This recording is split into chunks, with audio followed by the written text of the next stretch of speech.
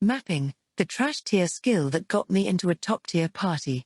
Volume 3. By Udon Kamono. Return. Fame, fortune, magic, wisdom. Endless treasure and bounty lay within the otherworldly depths of the land, depths yet to be conquered that beckon people with the intangible power of curiosity. Be it in the name of hopes and dreams or greed and self-interest, adventurers from all walks of life risk everything to challenge the dungeons. One of many daring groups was the Arrivers, who held the remarkable claim of being the closest to actually clearing a dungeon. They also happened to be the party that took me in. Our party, however, was currently in the midst of a grave, no, a completely ridiculous problem. Excuse you, Erin. Aren't you getting a little too close to note? Am I? This was totally normal for us when we were living on floor 20. Both sides glared at each other. Neither was backing down. The woman who'd spoken first was Rosalia Mincote, the Arriver's paladin.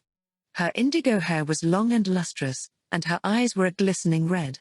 She was extremely well endowed, and her captivating figure was topped off by her lovely face.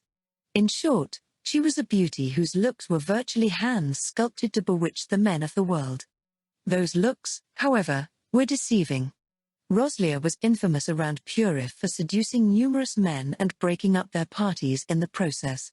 Nowadays she aggressively insisted that she was in love with me.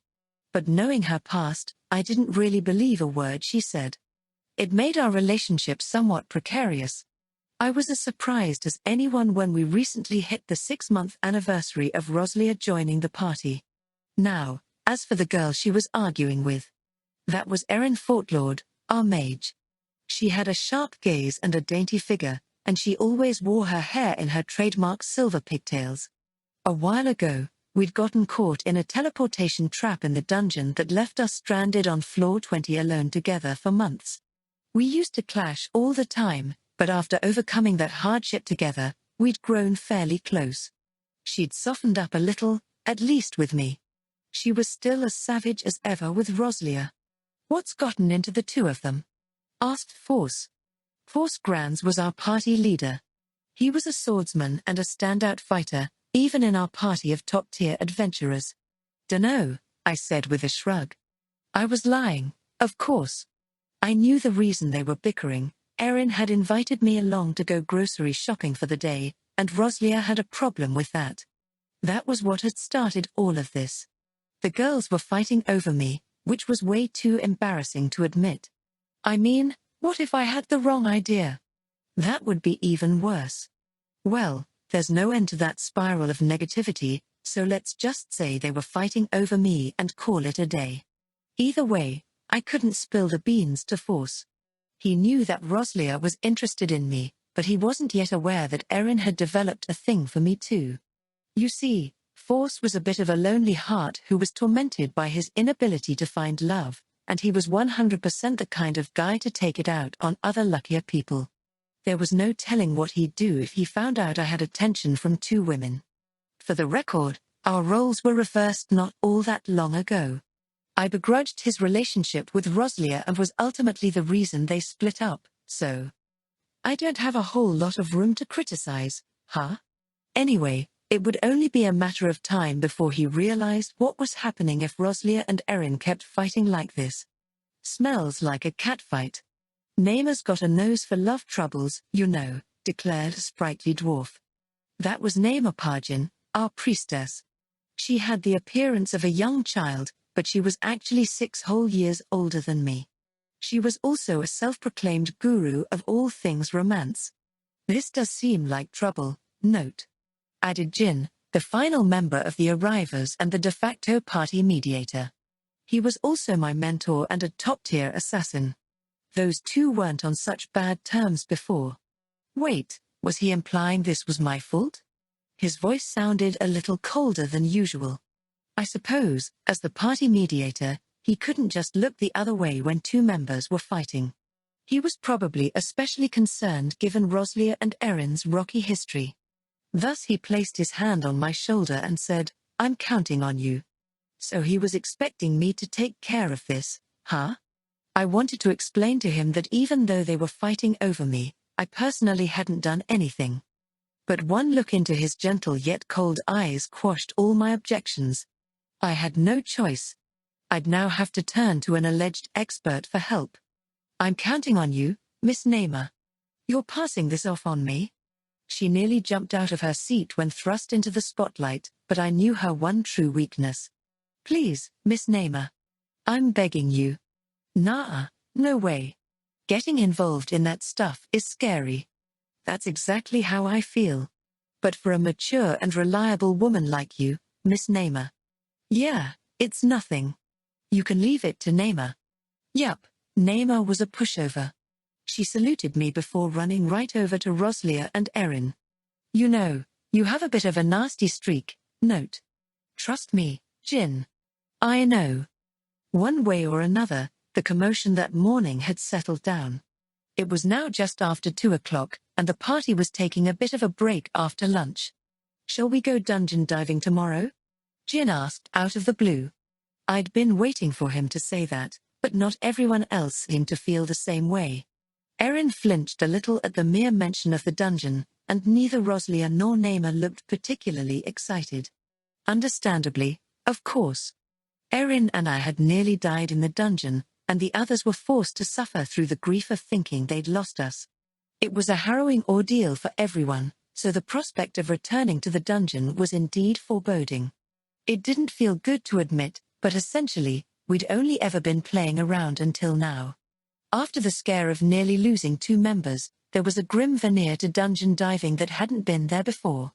Countless adventurers had lost their lives to the dungeon, and the arrivers now knew firsthand they weren't exempt from that danger. We could all die in the dungeon tomorrow, or maybe the day after that.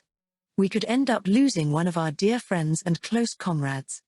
That reality fell upon each of us like a lead weight, Jin included. He knew perfectly well why everyone was getting cold feet, but this was an important crossroad for the arrivers. It's been an entire week now. If we don't get back to it, we're going to get rusty. If we stayed away from the dungeon any longer, it would likely elude us forever. Jin knew that, so he'd taken the thankless job of making such a heartless-sounding proposition to everyone. Sounds good to me. Let's go, I volunteered. I'd had a feeling this would happen, and I'd long made up my mind that I would be the first to speak up when it did. Force, Namer, and Roslia had all been spared the ordeal on floor 20, they were naturally hesitant to say anything, especially in front of me and Erin. So in order to assuage them, I made the first move. They seemed unsure how to respond, however, and much to everyone's surprise. It was Erin who spoke up next. Yeah, I agree. Her tone was contrary to what she said, but nevertheless. She'd technically consented. I couldn't help recalling the conversation we'd had the night I finally woke up after escaping floor 20. She told me she was going to quit dungeon diving, then changed her mind after hearing I was going to stick it out. It seemed there were lingering doubts in her heart, and she was doing her best to choke them back. Then we should start preparing right away. Roslia brightly volunteered next, clapping her hands together to dispel the gloomy atmosphere. To her credit, she knew how to read a room. She normally took a certain pleasure in disrupting the peace, but she could, thankfully, be incredibly considerate at times like this. She was acting like she and Erin had never fought this morning. Yeah, let's do it, Force agreed. Let's go to the dungeon, clamored Namer. And with the 2 of them on board, the decision was final. The arrivers would be returning to the dungeon. All right, then. It'll be our first excursion in a while, so we won't go too deep. Maybe just floor 10 or so, explained Jin. That was a kindness on his part. Instead of heading straight back to floor 17 where we'd abruptly left off, we'd be warming up on a comparatively easier floor. It was a good idea. Floor 10, huh? That's the one with all the golems, right? I asked. Yeah. The climate and terrain aren't terribly extreme, and the monsters aren't too strong either. It should be perfect, Jin confirmed. The environment of the dungeon changed with the floor. It had everything from volcanoes to snowy mountains, swampland to floating islands. Floor 10 was a simple mechanical factory, however, so the environmental hazards there were minimal. Like Jin had said, it should be perfect for getting back into the swing of things. The day we set out for floor 10, we all departed HQ in full gear. Our destination was the dungeon of Purif just outside of town. Perhaps it was because of the change in attitude, but something seemed different about the party. The most striking change was Erin, who was walking at the very back of the group. She had her head hung low and was sweating profusely along her brow. She was as pale as a sheet. Worried, I slowed my pace until I fell in line beside her. "You okay, Erin?" "I'm fine. Don't worry about me." Her reply was stiff and her voice lacked spirit. She didn't seem fine, which only made me worry more. "Are you feeling bad? If so, just let Jin know and we can call off the expedition." "I told you I'm fine. How are you so unfazed right now, Note?" "About what? How can you stay so calm when we're about to go back to that terrible place?" Ah, so that was what she meant. But when I stopped to think about it, she had a point.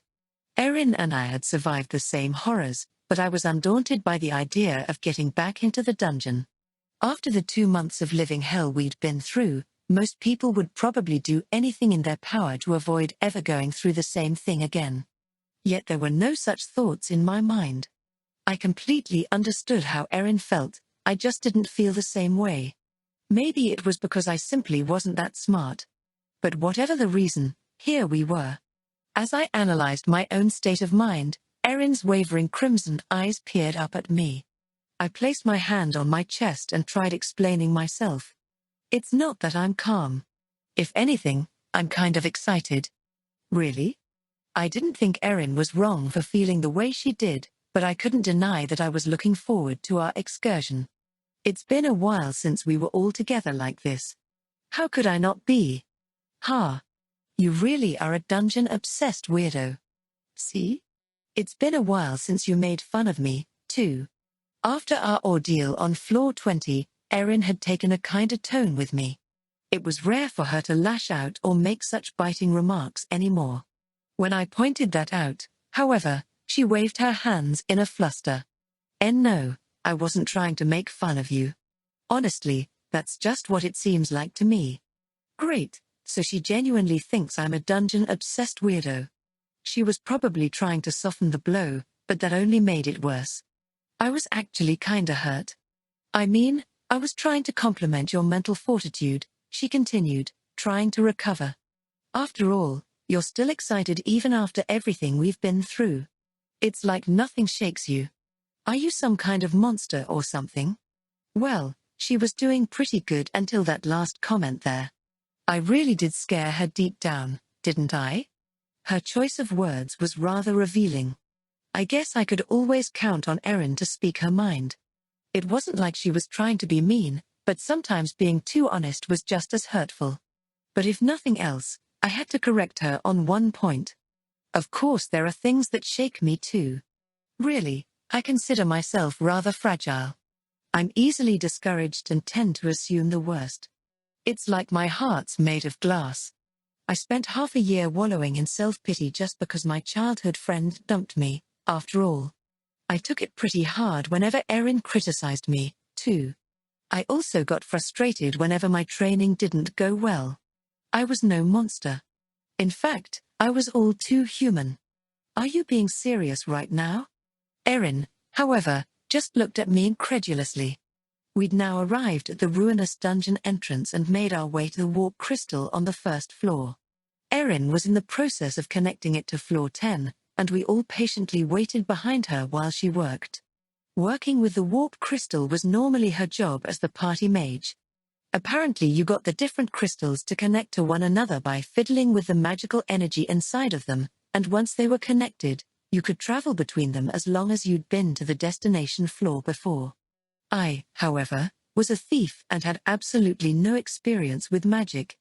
I had no idea what it really meant to connect the crystals. It seemed super complex to me, though Erin claimed it was fairly simple. The warp crystal system was made so any mage could use it. You didn't even have to be a mage, actually, anyone who could use spells could do it. I thus turned to Naima, a dedicated healer, for more details. I asked if she'd ever worked with a crystal or if she could, but all she said was, "I've never tried, but probably." I then tried asking Roslia, who was a paladin with a few spells up her sleeve. "I've never tried it either. I did a little bit of dungeon diving before I joined this party, but I always left all the busy work to the menfolk, so. Go figure. I shouldn't have bothered asking." Incidentally, the warp crystal on each floor of the dungeon was automatically connected back to this one at the start. There was no need to program them to return here. All you had to do was touch one and you'd be teleported back to the dungeon entrance. Once Erin was done working her magic, Force led the way and used the crystal first. Naima, Roslia, and Jin followed suit. But I hesitated. I stood there watching Erin as she stared at the crystal with a grim expression. "Aren't you going?" I asked. "I am. I thought I was ready. But now that I'm standing here, I'm scared," she muttered as she looked down. Months ago, I never could have imagined the assertive and confident Erin saying that. But things were different between us now. After what we'd been through together, we were a lot closer. She confided in me like she never had before. And when I reflected on our life on floor 20 together. "If you're that scared, do you want to hold hands when we go?" That was what I came up with. I think we held hands at every possible opportunity back then. I guess it wasn't all a living hell after all. Thanks, but no thanks. I don't want to hear what Force would have to say about it. Or Roslia, for that matter. Erin laughed, seeming to relax a little. "It's okay. I'm fine now." There, she waved at me and tapped the warp crystal. I was half joking when I suggested holding hands, but I was half serious too. I stared down at my lonely right hand. I wonder what exactly this is. I didn't have the leisure to stand around and contemplate our relationship, however. I quickly tapped the crystal myself and followed Erin. "You're late, note." Force ribbed. Yeah, I said, waving him off. Now that the arrivers were all together, we took our first steps outside of the safe zone around the warp crystal. We were officially on floor 10. To describe it in a single phrase, it was a golem factory. There were production lines running throughout the place, creating golems that would attack adventurers on sight. The farther in you went, the stronger the golems got. No surprise, then, that the boss on this floor was a golem too. It was a larger model that could produce smaller units itself, making it quite annoying to fight. But our goal today wasn't to clear the floor, so we wouldn't be going all the way to the boss room. Note: can you guide us to any unique golems or rainbow crystal golems if you detect them? Jin asked. Sure, but why? I asked in turn. Unique golems were special units that didn't come off the production lines. They often had special abilities and could be a real pain to fight because of it. The rainbow crystal golems, meanwhile, were a mass-produced variety that was notable for their elemental magic and shining crystal bodies. They were tough opponents that inhabited the depths of the factory. They both have parts that fetch a pretty high price on the market, Jin explained. So I thought we could work on replenishing our funds a little. Ah, that's right. The arrivers took a big hit recently thanks to me and Erin. You see, when we were stranded on floor 20, Jin hired other dungeon parties to search for us. And that came with a hefty price tag when we were talking top-tier adventuring groups. Out of the 50 or so dungeon diving parties in Purif, only about 4 were serious, and we'd hired 3 of them. The Labyrinth Knights were a group that had formed from multiple parties, essentially like an alliance. They were the biggest gig in town, and the most proactive about recruitment. Their abundance of skill, manpower, and wealth made them serious contenders when it came to dungeon conquest. Liberation was a veteran party that, rumor had it, had even challenged dungeons outside of Purif. The deadly dangers of dungeoneering kept the median age for divers relatively low, but the members of Liberation were considerably older than your average crew, proof of their survivability. And last but not least, there was Valkyrie. They were an odd party comprised exclusively of women. Many of them had magic-centric roles, and they were well known for dungeoneering without a dedicated healer. The fourth serious dungeon diving party in town was, of course, the Arrivers. That meant Jin had hired all of our best competitors to try to find me and Erin. At first he'd thought we were just somewhere on floor 17, so he'd gotten in touch with everyone he knew who could reach the floor. Hiring them for work, however, cost a fortune. And it wasn't just money we lost. To aid in the search, Jin had shared maps, advice, magic items, and advanced technology we'd gotten from the dungeoneering ourselves. We essentially sacrificed all of our competitive edge against our rival parties, including the well-kept secret that mapping worked inside the dungeon. It was no exaggeration to say this was a serious setback. I feel kind of bad. I'm sorry we made you squander so much on us, I apologized.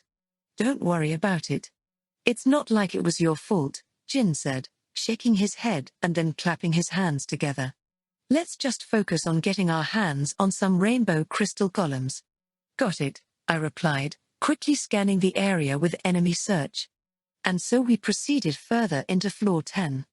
A group of red golems is approaching from the right. 12 of them, I warned the party. Everyone immediately moved. Roslia stood in front of Force. Jin took a step back and held his position. Erin charged her staff with magical energy as she prepared to cast a spell. Everyone then checked to make sure they were in the right place, a fitting action considering how long it had been since we fought together like this. On floor 10, enemy golems spawned frequently. Rather than attacking with a single powerful unit, they made use of their strength in numbers. Even as we fell into formation, 8 light golems were closing in behind us. It was only a matter of time before they caught up. I made note of them and then looked ahead. Erin had just finished eliminating the red golems with a spell. Her area of effect magic was critical on floors like this where enemies appeared in groups. If we were too slow to take the golems out, more would keep coming until we were overwhelmed and overrun. In that regard, Erin was doing well for herself today. Even though she'd seemed nervous when we first got here, she was now focused on annihilating golems before her with a glint in her eye. She looked just how she used to before the incident on floor 17. It seemed she was fine after all. I'd been worried for nothing. Roslia, light golems are approaching from behind. Could you take care of those? There's a group of 3 types in the square up ahead, too. 33 units or so. Yeah, this floor was totally loaded with mobs. They just kept coming too, so we weren't even stopping to pick up the loot. The red golems had sellable parts, but it was more efficient to head straight for the more valuable rainbow crystal golems. Maybe I should try to extend the range of enemy search a bit. I've projected enemy search past the kilometer range of mapping so I could see monster presences in my head, both on and off my mental map. I kept projecting enemy search farther and farther this way until found one. It was pretty far away, but it was unmistakably a rainbow crystal golem. I remembered its presence from the last time we were on floor 10. Guys, I found a rainbow crystal golem at 10 o'clock. There may be a production line in that direction. Should we head that way? That's our note. Naima cheered, slapping my back from where she was, slung over my shoulder. It's great to have you with us again.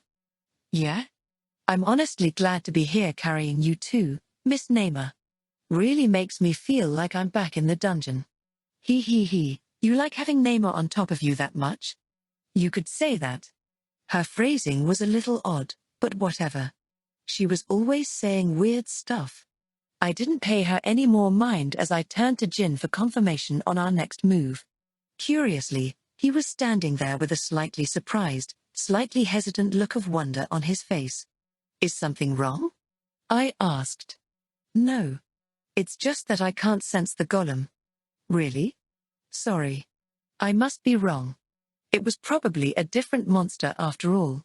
I was relying on a memory that was several months old, so I had no doubt that Jin knew better than me.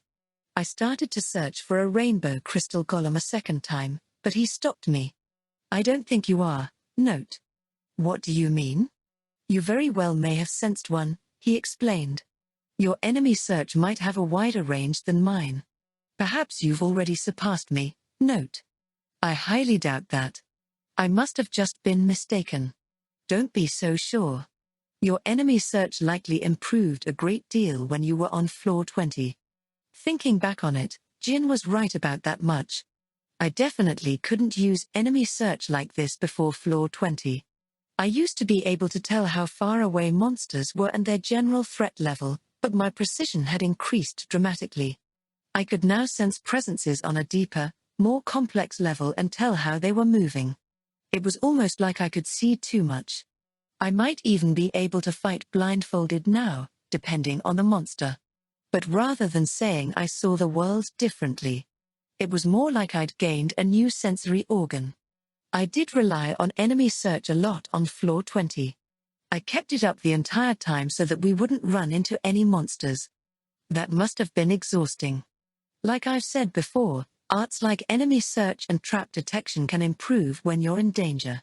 Since you kept them active for 2 whole months under such extreme circumstances, I'm sure the improvement was profound. Yeah? Jin's explanation kind of made sense, but kind of didn't. I could only give a vague reply. I mean, even I could tell my enemy search had improved, considerably, even. But there was no way I'd surpass Jin. He was the strongest assassin I knew. The ideal assassin, even. He was unreachable. I'd never catch up to him, let alone best him at something.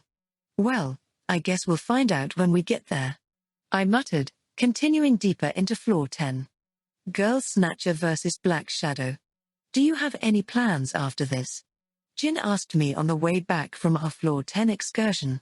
In the end, the presence I'd felt was indeed a rainbow crystal golem. We defeated it, along with several others, then decided to head home since it was getting late. We'd now made our way out of the dungeon and were walking the road back to town, which was bathed in the orange light of the waning evening. I certainly didn't have any plans for the rest of the night. I didn't know anyone in town outside of our party. I didn't even have any stores I liked to visit on the regular. Thinking about it, it was actually kind of sad. I mean, the only thing I ever did was train, so I guess my lack of a social life was an inevitability. I'd have to check myself the next time I made fun of Erin or Naima. For now, however, I turned my attention back to Jin. No, I'm free. Did you have something in mind? I asked. Great. I was thinking we could spar. It's been a while. Sounds good. My heart leapt at the suggestion. It had been 2 long months since we last sparred. It would have been weird if I wasn't excited about it. Say, Miss Naima, would you mind coming too? I asked the girl tottering along in front of us. She turned back and looked up at me, blinking in confusion as she asked, how come? Can I just say it's a secret? I get it. You want to fight Naima? Well, I won't say no to a challenge, she declared, throwing her fist at me several times like she was shadowboxing. Naima'll knock you out in one punch. Her enthusiasm was impressive, although she had the completely wrong idea. I tried setting her straight to prevent any future headaches. That's not it, Miss Naima. I'll tell you the real reason when we get there. Are you going to confess your love to me? No. How did she manage to make the misunderstanding worse? We then made our way to the clearing near the dungeon where Jin and I ordinarily trained. We took up our usual positions, several large steps apart from each other, eyes locked. The only thing different from normal was the presence of Naima, who glanced between us in puzzlement. Why am I here again? She asked. I wanted you on standby for healing, I explained. So it's not a confession? I told you that already. Geez, how did she still have the wrong idea? I was watching her disappointed reaction, unamused, when Jin called out to me. Does this mean one of us might be getting hurt? He asked curiously. Well, yeah, I replied. So you think you can land a blow on me now? I can't wait to see this, he said, his thin eyes narrowing even further as he smiled. I had a feeling things would play out differently from what he was imagining, but keeping him in the dark might mean I could catch him off guard. I simply nodded without a word to the contrary before turning back to our healer. Miss Naima, you might be in danger there, so can you retreat somewhere safer away from the action? Okay. Neymar scurried off to the outskirts of the clearing. Once he was in position, I drew the dagger on my belt and readied myself. Jin responded in kind, assuming his fighting stance with a slight lean forward. Though he hadn't drawn his weapon, he was perfectly ready for battle. If I dropped my guard against him now for even a split second, he'd close the distance between us and settle the match. I couldn't let my guard down at all, and I didn't intend to. I leaned forward like him, focusing utterly on his every movement. Jin's first play would be to activate Shadowrunner, and I sharpened all my senses to make sure I didn't miss it. He showed no sign of acting yet, probably out of caution. A top-tier assassin like Jin had no earthly reason to be afraid of someone like me, but after what had happened with our enemy searches this morning and me asking Neymar to come along, he was fairly wary. Perhaps he thought I had something up my sleeve. Of course, that wasn't actually the case. I hadn't prepared some sneaky plan to win, so he had nothing to be afraid of. I was walking into this match earnestly on my own strength. I exhaled and loosened my grip on my blade, a subtle indicator I had relaxed. An experienced fighter like Jin wouldn't fail to pick up on it. He'd definitely notice, and he'd definitely make a move. He might even know it was subterfuge on my part, but even so, I was sure he would take the initiative. A mere feint wasn't enough to keep a man of his skill away. That's why I was certain he would move, so I did the same. Pseudo Shadowrunner. Shadowrunner. My vision went black. I moved faster than my eyes could keep up with as I leapt backward. I then crouched down to avoid Jin's right hand as it reached for my neck. Even if I couldn't see, I could still follow my opponent with enemy search and the senses I'd trained to extremes on floor 20. I can sense Jin. The black shadow on my mental map trembled slightly. He was probably shocked. Shaken, even. But he didn't let that slow him down. He swiftly cast his surprise aside and moved as sharply as ever. No. His footwork, his feints, and everything else were even sharper than normal. In contrast, the best I could do was dodge him. Enemy search allowed me to read a target's hostility, so I knew exactly when his attacks were coming. Thanks to that, his feints didn't scare me. His footwork, however, was a different story. I took my distance to try to escape him. When he realized what I was up to, he drew his black shortsword. He was probably switching to his personalized fighting style that made use of mineral shapeshifting. That was bad news for me. He could extend and retract his blade at will, making it difficult to gauge its range. He could also control the blade as he pleased, making it impossible to read the direction of his attacks. It was no exaggeration to say this fighting style was designed to kill in close quarters. Can I evade it? With reckless abandon, Jin unleashed a merciless thrust. He stabbed several times at my face. Any one of those blows easily could have ended me. Honestly. Give me a break. He's going to kill me. As it turned out, it was a mistake to bring Neymar. I wanted her on standby to help me recover from the recoil of using pseudo Shadowrunner, but Jin took her presence as a free ticket to attack me without holding back. His blade came for my stomach next in the form of a dagger. I twisted to avoid it as it took the form of a sword again.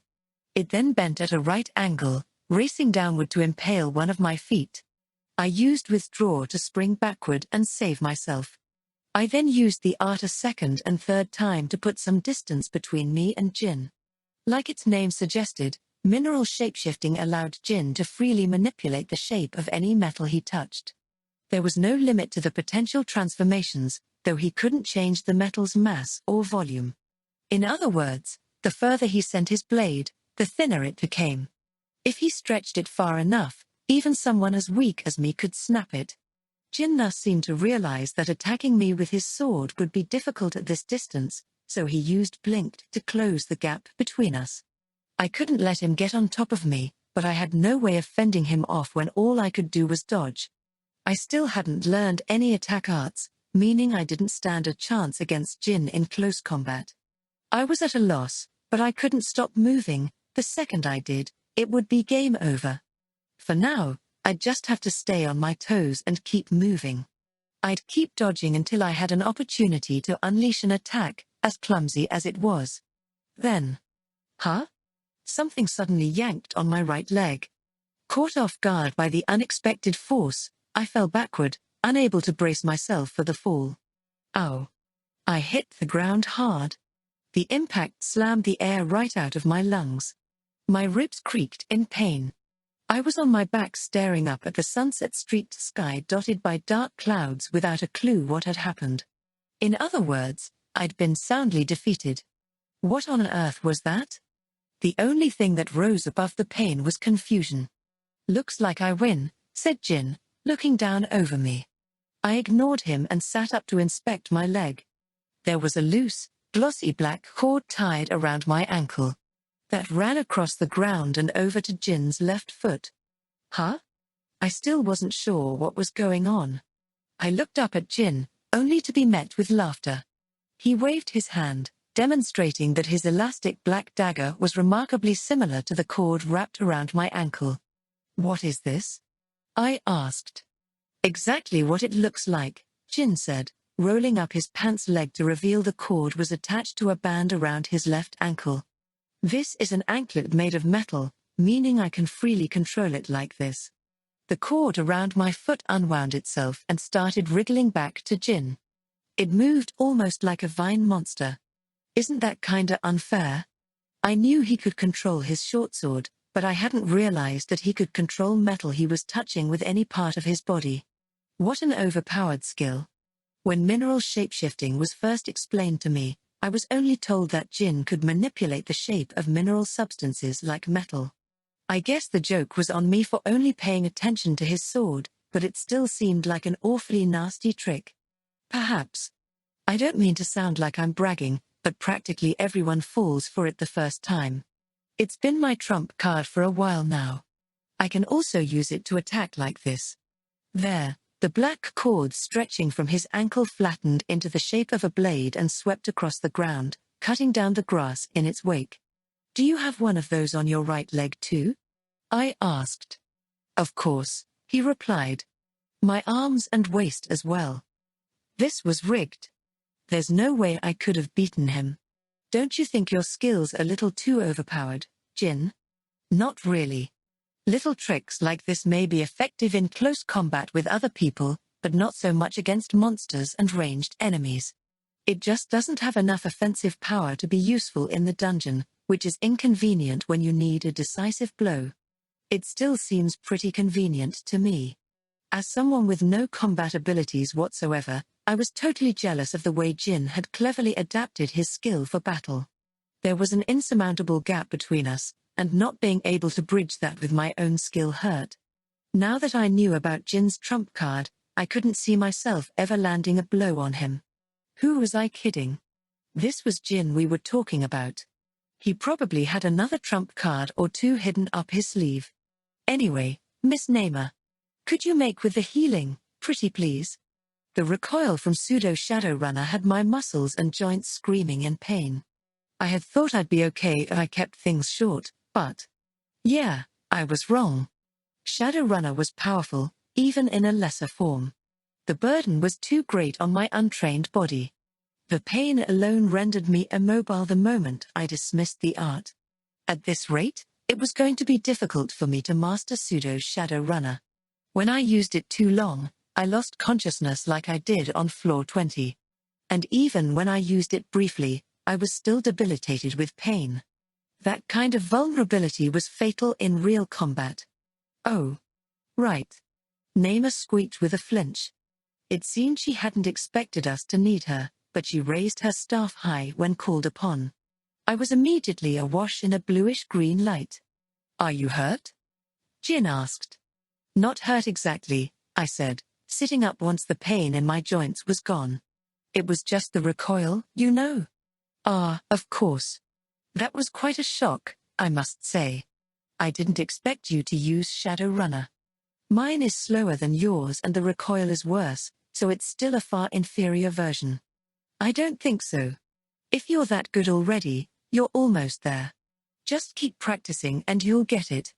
You may even be faster than me one day." "Yeah, that's not happening." "Really?" There, Jin sheathed his blade and offered me a hand. At any rate, I think it's time you start learning attack arts. Attack arts? My chest grew hot when I heard those words. Finally. It had been nearly a year since I joined the Arrivers. All this time, I'd been dedicated to learning arts like enemy search and trap detection. But what I'd wanted all along was combat potential. I wanted something to prove I was an adventurer and cement my role, my usefulness, in the party. I could learn all the supportive and evasive arts I wanted, but real adventurers knew their way around combat. And at long last, I was getting my wish. It felt like I was finally taking the giant leap from rookie to full-fledged adventurer. I knew I shouldn't have been so satisfied over just that, but I couldn't help the happiness I felt. Thank you, Jin. Thank you so much. Don't get ahead of yourself. I won't be the one teaching you. Huh? I unwittingly yelped in surprise. As you know, Jin began to explain, your role is actually thief. So instead of learning assassin arts from me, I'd like you to learn from a fellow thief. The jobs have a lot in common, of course, but they also have their differences. So, someone else is going to be teaching me? That's right. I've made arrangements with a well-known thief in town, so you won't need to worry about finding a mentor. Who? Is it someone I know? A young lady named Reese. You may have heard of her. She's a member of Valkyrie. Do you know her, Miss Namer? Of course I do. Everyone knows the Valkyrie girls. I'd heard their party name before, sure, but I honestly didn't bother keeping track of other parties' members. Even though I'd been living in Purif for a while now, I didn't exactly keep up on talk around town. I was kind of preoccupied with myself, you could say. I didn't have the leisure to bother with other people's business. So, what's she like, Miss Namer? I asked. Never met her. Namer's not good with new people, you know. Her fist pumped in the air and her smug grin seemed contrary to what she was saying, but I had honestly kind of forgotten that Namer was painfully shy. She's perfectly normal, note, so you don't need to worry. Well, more normal than any of us Arrivers, at least, Jin assured me. I see. I cast a glance over at the oddest Arriver of all. Only to find that we were awkwardly making eye contact. Why are you looking at me, Namer? No reason. The way she suddenly looked away certainly made it seem like there was a reason. Surely she didn't think I was the oddball here. I was absolutely confident I was more normal than she was. Well, if you say so, I said, turning back to Jin. Although I really would have liked to learn from you. My apologies, but I'm no expert in thief arts. I'm sure Reese will be a much better teacher. I understand. But what would be the harm in starting with assassin arts? I always figured the two were pretty similar. Assassin arts are techniques meant to kill people, so there are plenty of cases where they're unsuitable against monsters. Besides, the best way to learn arts is to put yourself in a situation where your life depends on it, and that's doubly true for assassins, who deal in death. Assassin arts are meant to be used in kill or be killed situations against other people, making them considerably more difficult to pick up and train than thief arts. But there have to be exceptions, right? I mean, you've mastered them all. It's true that there are exceptions, but unfortunately, I'm not one of them. Jin sternly shook his head at the thoughtless words I'd uttered. There was no light in his eyes, and the blithe tone was gone from his voice. He was dead serious. Does that mean? I muttered. Ignoring my apparent confusion, he continued, I'm a skilled assassin for a simple reason, I'm good at killing people. I'm not the nice guy you think I am, note. It's probably not even a stretch to say I'm the worst person in this town. Unable to find the words to reply, I simply stood there in silence. Jin? Killing someone? No, that's unthinkable. He's not that kind of guy. The Jin I know is trustworthy and gentle. There, it set in upon me that I truly knew nothing about my fellow party members. It wasn't just Jin.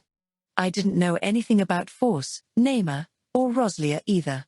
I couldn't tell you what anyone other than Erin was doing before they joined the Arrivers or how they'd ended up in Purif. That realization shook me like a punch to the gut. It was almost lonely. The assignment. There are two types of people in this world, those who are punctual, and those who aren't. I'm personally the former, but the woman I was meeting was evidently the latter. I'd been standing around waiting for half an hour already. Of course, I considered the possibility that I had the wrong place, but I double and triple checked the details before leaving, and Jin wasn't the kind of guy to give me the wrong information on purpose. That meant the problem was most likely the other party, Reese of Valkyrie. Plain and simple, she was late. This was the woman who was supposed to teach me thief arts today, so I was starting to get a little antsy. Was she irresponsible? Jin hadn't made her out to be that way, but I was starting to doubt she was going to show up at all. Worried, I glanced around. No one around here fits the description Jin gave me. Well, it's not like me freaking out is going to make her show up any faster. Guess I'll just have to be patient. It was another whole hour after I had that naive thought that Reese finally arrived. Heya. Sorry I'm a little late. The woman who approached me bowed her head casually, her hands pressed together in apology. She had short, black hair and wasn't very tall. She looked like she might be about Jin's age, and she was wearing a slightly rough ensemble consisting of a thin, white blouse and brown shorts. A little? You're a fussy one, aren't you? She laughed, slapping my shoulder in a friendly fashion. You ought to forgive a girl when she's late, you know? Be nice. Smile about it. Oh, shut up. I'm not nice enough to play niceties with a woman who was an hour and a half late for our first meeting. Why are you smiling so much, anyway? You should at least act a little sorry. Of course, I was nice enough not to say any of that out loud. Not like I was too chicken to stand my ground with a stranger, though. Nope. Definitely not. So you're Reese, then? I asked. Sure am. But since you're my student, that's Master Reese to you. Got it? Ha. I really wasn't a fan of the overly energetic type. We didn't exactly get along. I mean, we could, but it was exhausting. That said, I dealt with plenty of pushy people in my party grubbing days, so at least I knew my way around the block on this one. Reese, however, paid no mind to my overwhelmed silence and simply carried on. Now, you're the infamous girl snatcher, right? My name is Note Athlon. Yeah, the girl snatcher. I just gave you my name, you know. What's wrong with calling you by your nickname? Everyone knows you as the girl snatcher. Ugh. She's just messing with me, right? Right? What happened to courtesy? We are strangers meeting for the first time, geez. Do what you want. Personally, I'd prefer you call me Note, but whatever. Now, would you mind explaining to me why you wanted to meet here? The arranged location was a cafe in a relatively unpopular part of Purif. It was a good ways from HQ and across the city from the dungeon gate, so I'd never spent much time in this part of town. The whole district felt kind of deserted. There was barely a soul out on the streets, and Reese and I were the only customers here in the cafe. Isn't this place perfect? She said. I do like quiet places, but this is really out of the way for me. Or, don't be like that. There are plenty of good reasons to meet here. Like what? Well, you see, girl snatcher, you're technically a guy, so it'd be bad if I got caught with you. Technically? What do you mean, technically? I'm a grown-ass man, thank you. Ahem. I held back my retort and instead replied, you mean your boyfriend would be unhappy? That's not it. Wait, huh? Don't you know about my party leader? No? Who, exactly? I mostly kept to myself in Purif. I was out of the gossip loop, so I barely knew anything about the other parties in town.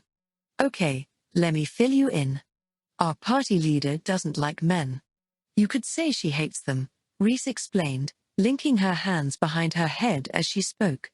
She's the daughter of this famous family of mages, but she fell for some marriage scam and ended up in big-time debt. Now she can't stand the thought of relationships, much less men. Sounds like she had it pretty rough. Well, She became an adventurer in order to pay off her debts. And that's how Valkyrie, an adventuring party of only women, came to be. Talk about initiative. She's in her late 20s, single, and she won't hesitate to expel members who show the faintest hint of involvement with men. Honestly, it's ridiculous. Yeah, it kind of was. Expulsion over that? Like, at this rate, I'm never gonna get married. But anyways, Jin made some deal with her for us to meet, but there's no telling what she'll do if she catches us together. Wait, what kind of deal did Jin make? It's just kind of an extension of the search and rescue mission for Girls Snatcher and Reckless Girl. See, Valkyrie's only ever reached as far as floor 14, which puts us behind the other serious dungeon parties, so we couldn't actually contribute much. We felt bad about taking all that money and intel for the job in spite of that, so our party leader finally caved and agreed to help Jin out. He's been asking for a while now, apparently. So that was the story. The more I heard, the more I felt for Jin. I'd put him through so much. Wait, who was Reckless Girl? Did she mean Erin? I was curious how she'd earned that nickname, but I chose not to ask. I had a pretty good guess anyway. Velp, there's no point in hanging around here to chat. How about we get moving and get to training? You came here to learn how to fight like a thief, so I bet you're itching to start. There, Reese raised her arms and stretched before downing her cup of coffee in one go. Mine was long gone. I'd been waiting an hour and a half, after all. Then would it hurt so much to have been on time? I couldn't help asking. I said I was sorry. Here, I'll pay for your drink as an apology. Reese then stood up and waved casually as she headed for the counter. I watched her go, admiring how mature she seemed in the moment. Several seconds later, she came rushing back. Sorry. I forgot my wallet since I was in such a rush. Can you spot me today? So this is what we're dealing with. Reese wanted to assess my combat potential before we began training, so we'd left Purif and headed into the woods outside of town. Her idea was to test me against some wild monsters, but... You're pretty weak, huh? I can't help it. I don't know how to use any attack arts. I had yet to defeat a single mob. I could successfully use my evasive arts to dodge every attack that came my way, but I was extremely limited in terms of retaliating. I tried my best to fight back, but my commitment to evading kept me locked in a permanent stalemate with the monsters. Reese had had to rescue me every single time. Even so, Girl Snatcher. Maybe it's because you've only ever trained in evasive arts, but you're avoiding really getting into it with the monsters. Is that a bad habit? Or do you just lack the sense for combat? Maybe the latter? You're not trained enough to tell either way. Just don't get your hopes up. That was a bit of a shock to hear, but I was confident things would work out if I put my mind to training. That was how I'd always managed to pull through so far. And if I didn't tell myself that, I wasn't sure I could make it. I gotta say, though, this is pretty twisted, Reese said before clarifying.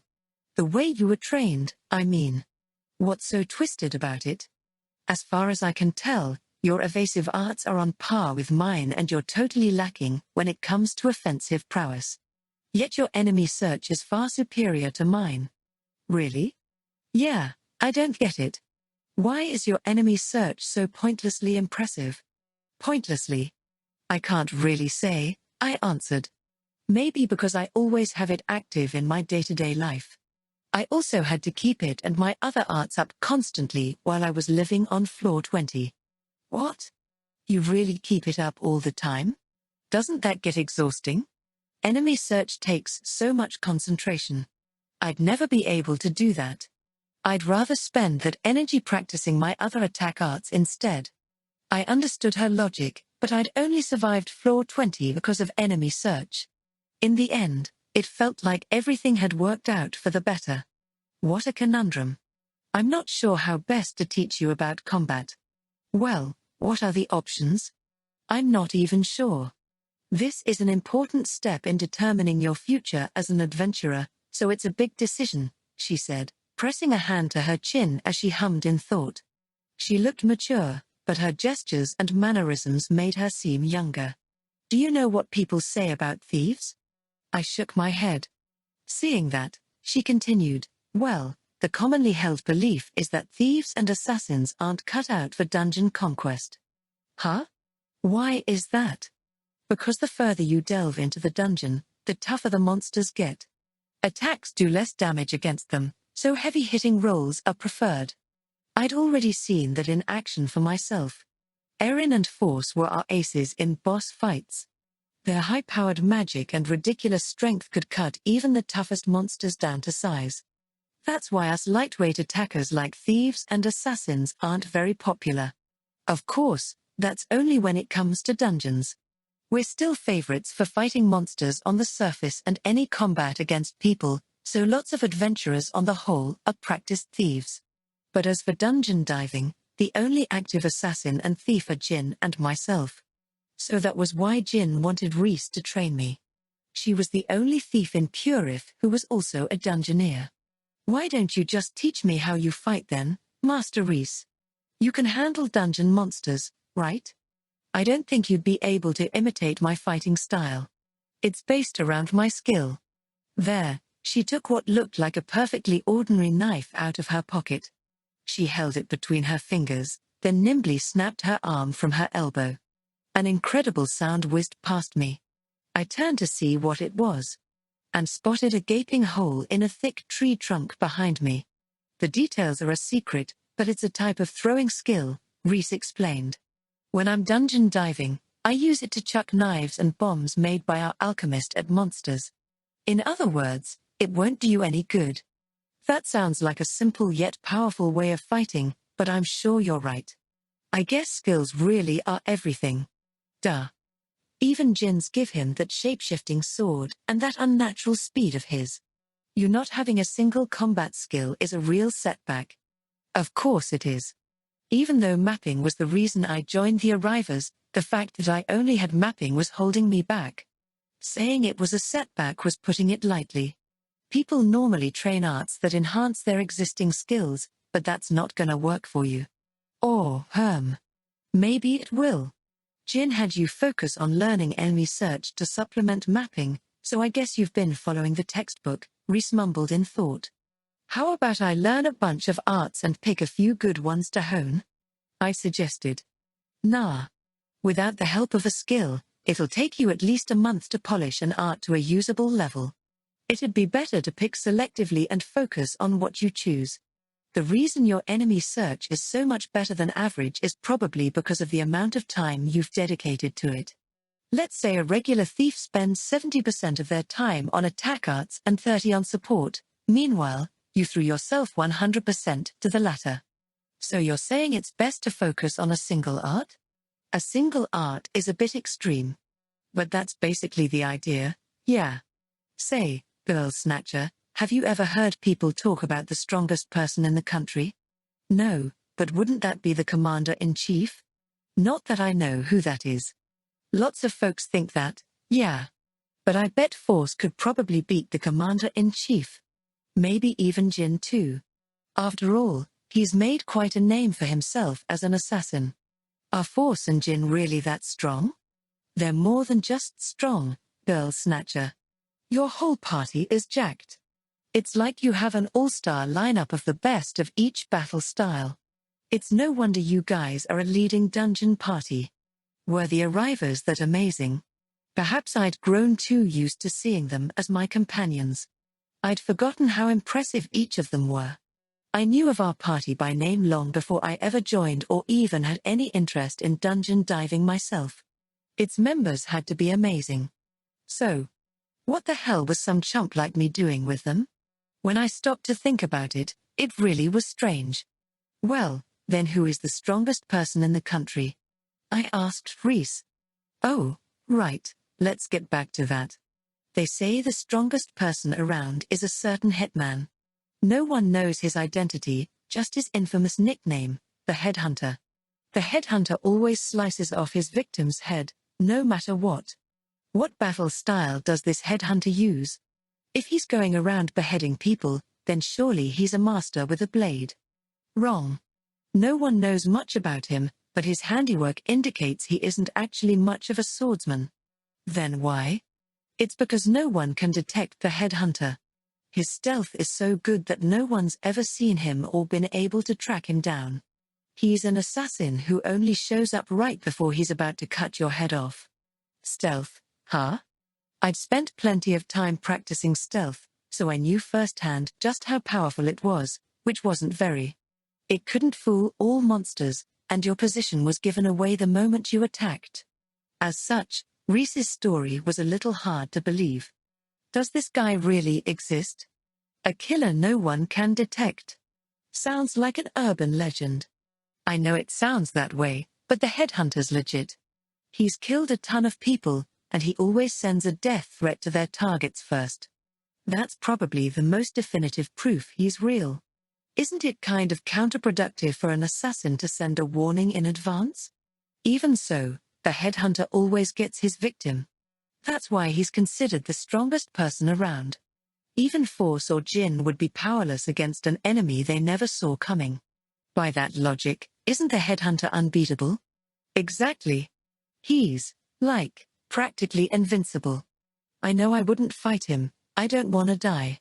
It's too bad, really. If only I had a crazy strong stealth skill instead of major throwing mastery, maybe I could have been the strongest. So your skill is major throwing mastery, huh? Ah, crap, now I've done it. That's supposed to be a secret, okay? If you tell anyone, I might accidentally snipe you with a knife, she said with a wink. That was an awfully violent thing to say with such a playful gesture. In fact, that was a downright threat. I already figured it was something along those lines, I assured her. And if it didn't take me that long to find out about it, I'm sure I'm not the only person you've spilled the beans to. I'm not that stupid. Anyway, what I was trying to say was that you should think long and hard about how you want to fight as a thief. You could end up a giant badass like the headhunter, or just part of the rabble. The possibilities are endless. That was a pretty fine way to recover from a blunder like that. I told you I'm not stupid. So, how do you think I should fight? Well, still don't know, huh? Bingo. Wait, bingo? What's she being all smug for? Doesn't that mean we're not getting anywhere with training today? Well, if you're okay with off-the-cuff training, why don't we start with critical? It's powerful and isn't too hard to pick up. This is all kinda slapdash, isn't it? Was I really going to be okay with this woman as my mentor? I was starting to have my doubts.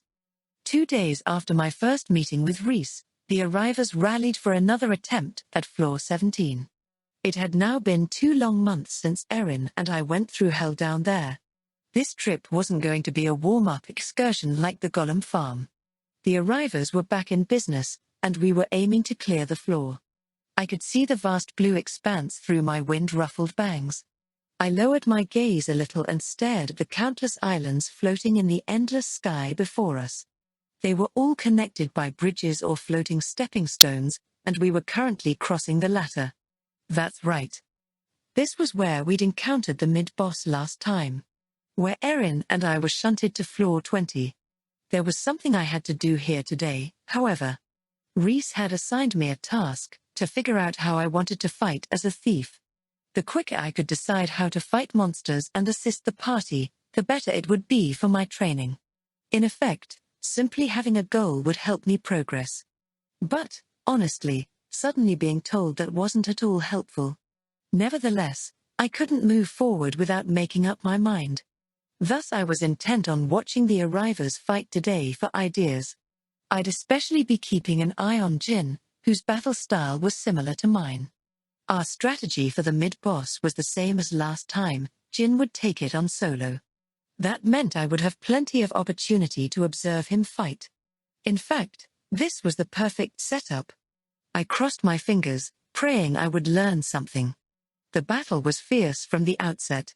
Bright blue blood splattered across the stones below as a black shadow, Jin, passed over the monster, leaving a gash across its neck. Then it was the mid-boss's turn. It unleashed a powerful gust of wind, which shattered several stepping stones and sent Rocky Grapeshot flying toward Jin. He wasn't about to just stand there and let it hit him, however. He artfully weaved his way forward through the incoming rocks and slashed at the monster. Speaking bluntly, this fight was insane. I thought I already knew how amazing Jin was, but he was on another level today.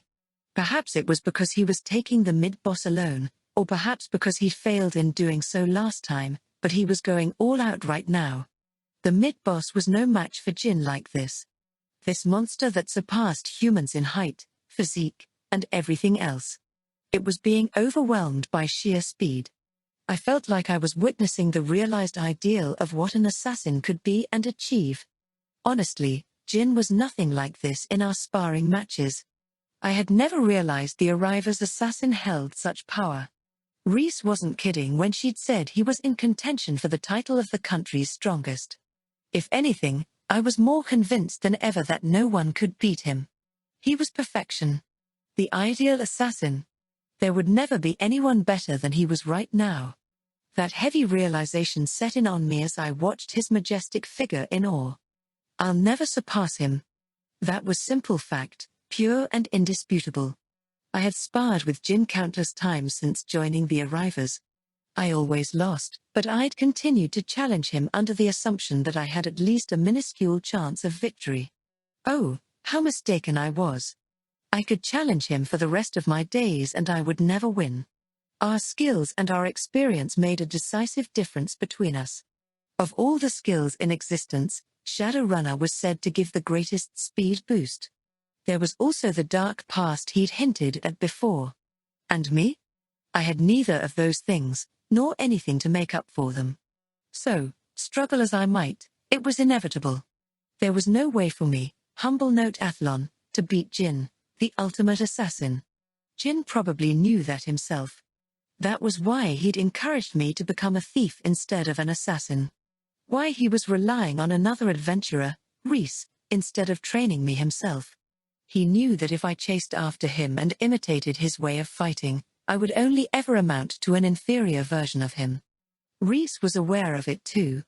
That was why she'd grilled me about the importance of deciding on my own fighting style. She'd even brought up the headhunter as an example to prove there was more to fighting as an assassin than just what Jin could do. The message was loud and clear, I should choose a different path.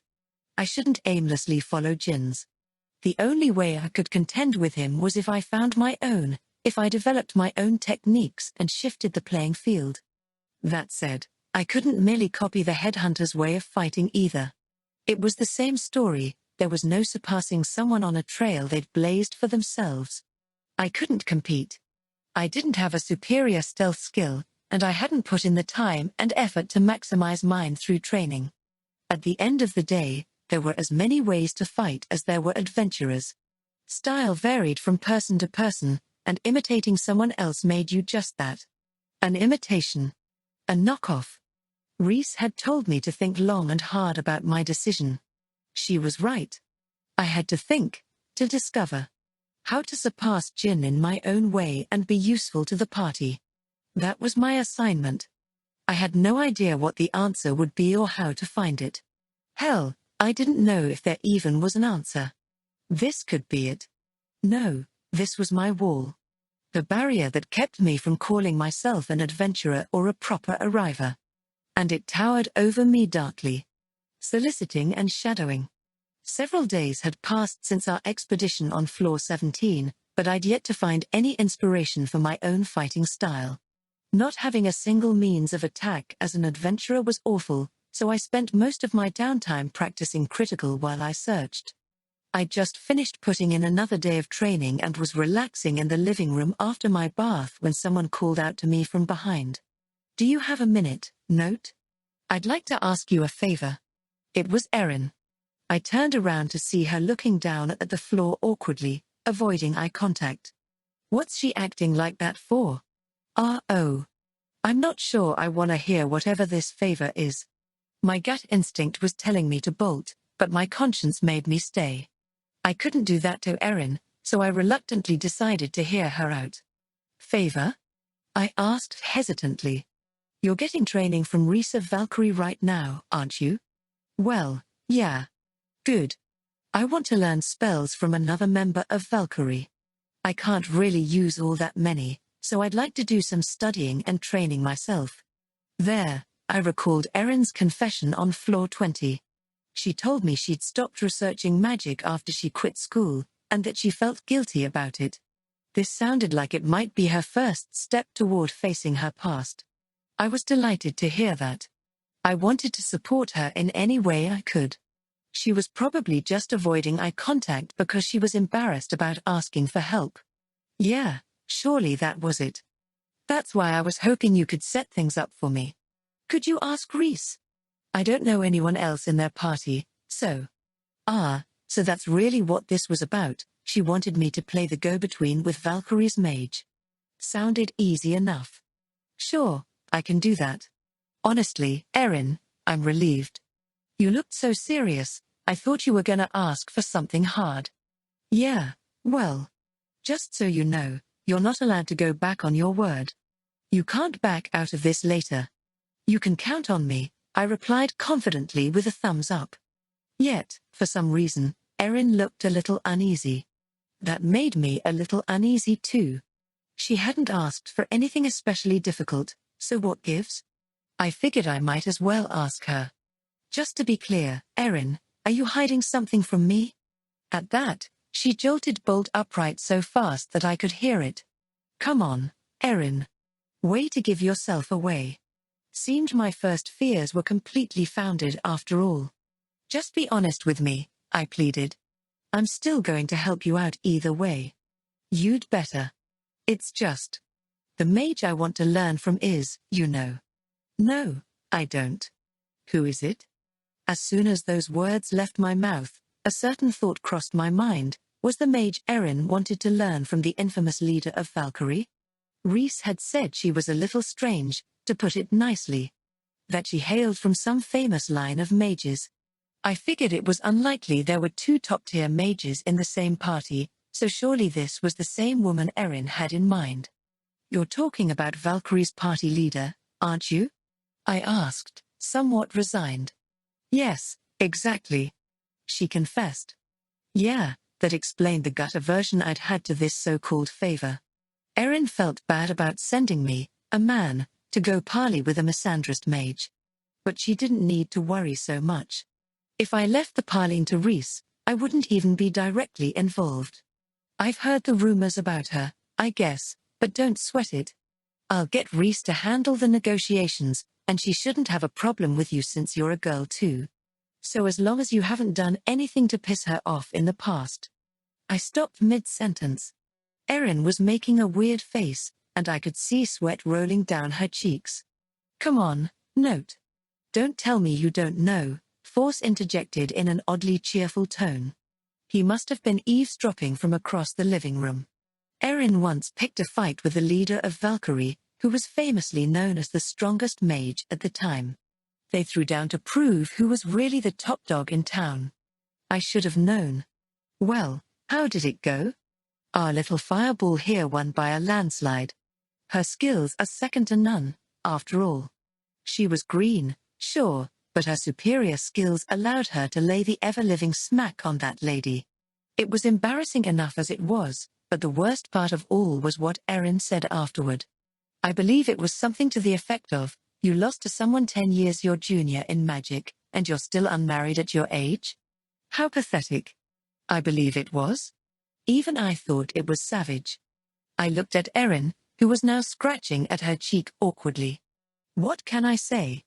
I was young and going through a touchy period. I've repented since then.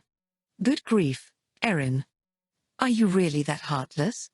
Geez, and now she was throwing me right into the middle of it all, a proverbial minefield of her own making. She really was heartless. Can't you just study with someone else? I asked. I know I promised to help out, but this is a lot. Even for me. That's why I said you couldn't go back on your word. You said you'd do it. I know I said it, but you didn't tell me you were trying to pull a fast one on me. Gosh, she was worse than heartless. I should have known when Reese called her reckless girl that there was some sort of history between Erin and Valkyrie. Wait, who am I kidding? There was no way I could have picked up on such a subtle hint. But this was it. I'd backed myself into a corner. I'd promised Erin I'd do this, so I just had to buck up and be a man about it. Except, Erin, why don't you come with me and negotiate things with Master Reese tomorrow? I was too scared to go alone, so I made Erin go with me. Yeah, go ahead, call me a loser. And that's the gist of it. The next day, I explained everything to Reese. Erin sat silently beside me the entire time, scrutinizing Reese's reaction. The thief then sighed and said, "You should ask someone else." I figured as much. Heck, even I would have turned Erin down in Reese's position. "Please help us work something out, Master," I begged, lowering my head. Erin followed suit. Why was I kowtowing? I wasn't even really sure myself, but it was a moot point now. "Look, I get that our leader is your only choice since the Labyrinth Knights are out of town searching for a mapping user and Liberation doesn't have a mage, but still." The Labyrinth Knights had decided to recruit a member with mapping when they learned from Jin how useful it was in the dungeon. It was part of the deal. Jin had traded them information in exchange for their help with the search and rescue mission. So, once that was all said and done, they put their dungeon diving activities on hold like the arrivers once had in order to search out a new member. As for Liberation, they were a party of long-time veterans. Each of its members had a personal wealth of experience and knowledge themselves, so they must have decided that collectively trumped any need to recruit a new member with mapping. Besides, Erin challenged our leader and won, you know. Reese continued, still trying to refuse Erin's rash request. Does she really need to learn anything from Kathy? I was also curious about that. It's true that I beat her. I am a better mage, of course. Erin finally spoke up for herself. But Kathy knows a lot more about magic than I do, thanks to all the years she's squandered on it. She specializes in magic trickery, too. She's got lots up her sleeve that I don't, so there's plenty I can learn from her petty ways. Wait, huh? Was Erin trying to praise her or slam her? I was really starting to worry about what would happen if she and Kathy actually met face to face again. Yeah, okay, Reese said with a strained smile. I thought she had quite a mouth on her at first, but in truth, she had absolutely nothing on Erin. Moreover, where was all her usual banter? It seemed like she was letting Erin talk her into this. As I was wondering about that, Reese gestured for me to lean in. "Don't drag me into this crap. What am I supposed to do here?" she asked in a frantic whisper. "I don't know. I came to you because I got dragged into this crap. So, as your precious student, I'm begging you. Please do something." Precious, my foot. If anything, I'm starting to regret taking you on. "What are you two whispering about?" Erin asked, her eyes narrowed. "Nothing fishy, I hope." "No, not at all. Master says she'll handle the rest by herself," I replied, waving my hands. "Wait, girl snatcher. You can't abandon me like this. Our fates are intertwined, remember. We swore we'd be together in our final moments." "Yeah, I'm quite confident I never said anything of the sort." "You monster," Reese shouted as she grabbed me by the shoulders. Hard. She was really digging into me. "You two have sure gotten close," Erin murmured, the look in her eyes turning icy cold. "Just let me be clear for a second here. Reese and I were not flirting.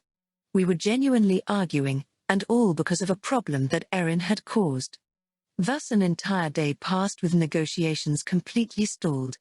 "Are you sure this is gonna work, Master?" I asked skeptically. "It's our only option. I couldn't think of anything else. Besides, the plan's all laid out and everything.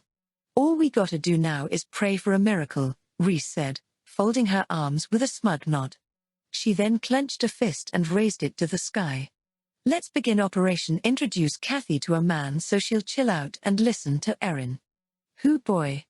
Yeah, there was no way this was gonna work. "Let's go over the steps one more time," Reese said, turning to the building in front of us. We were currently standing outside of the Dungeon Guild, which existed to serve adventurers who specialized in dungeon diving. It circulated information, sold equipment, and purchased loot. Their wholesale prices meant great rates for both buying and selling things. The guild didn't really have much to offer top-tier parties like the Arrivers, but it was an invaluable resource for rookies and mid-grade parties who needed the support. One of the other services the guild offered was mediation, where they would match parties looking for new members with new or freelance adventurers looking for work. Unlike adventuring on the surface, dungeon diving was notoriously deadly. So, for everyone's safety, the guild put extra thought and care into examining and arranging parties. For the record, I had essentially bypassed the guild altogether since the Arrivers had scouted me personally. That also spared me the paperwork, procedures, and other headaches that usually came with dungeon diving. Now, as for why Reese and I were at the guild today. We were looking for new adventurers who wanted to try dungeon diving. We're gonna catch an adventurer who's new in town and hasn't heard the rumors about Kathy yet. Then we'll introduce him to her. Bam. The end.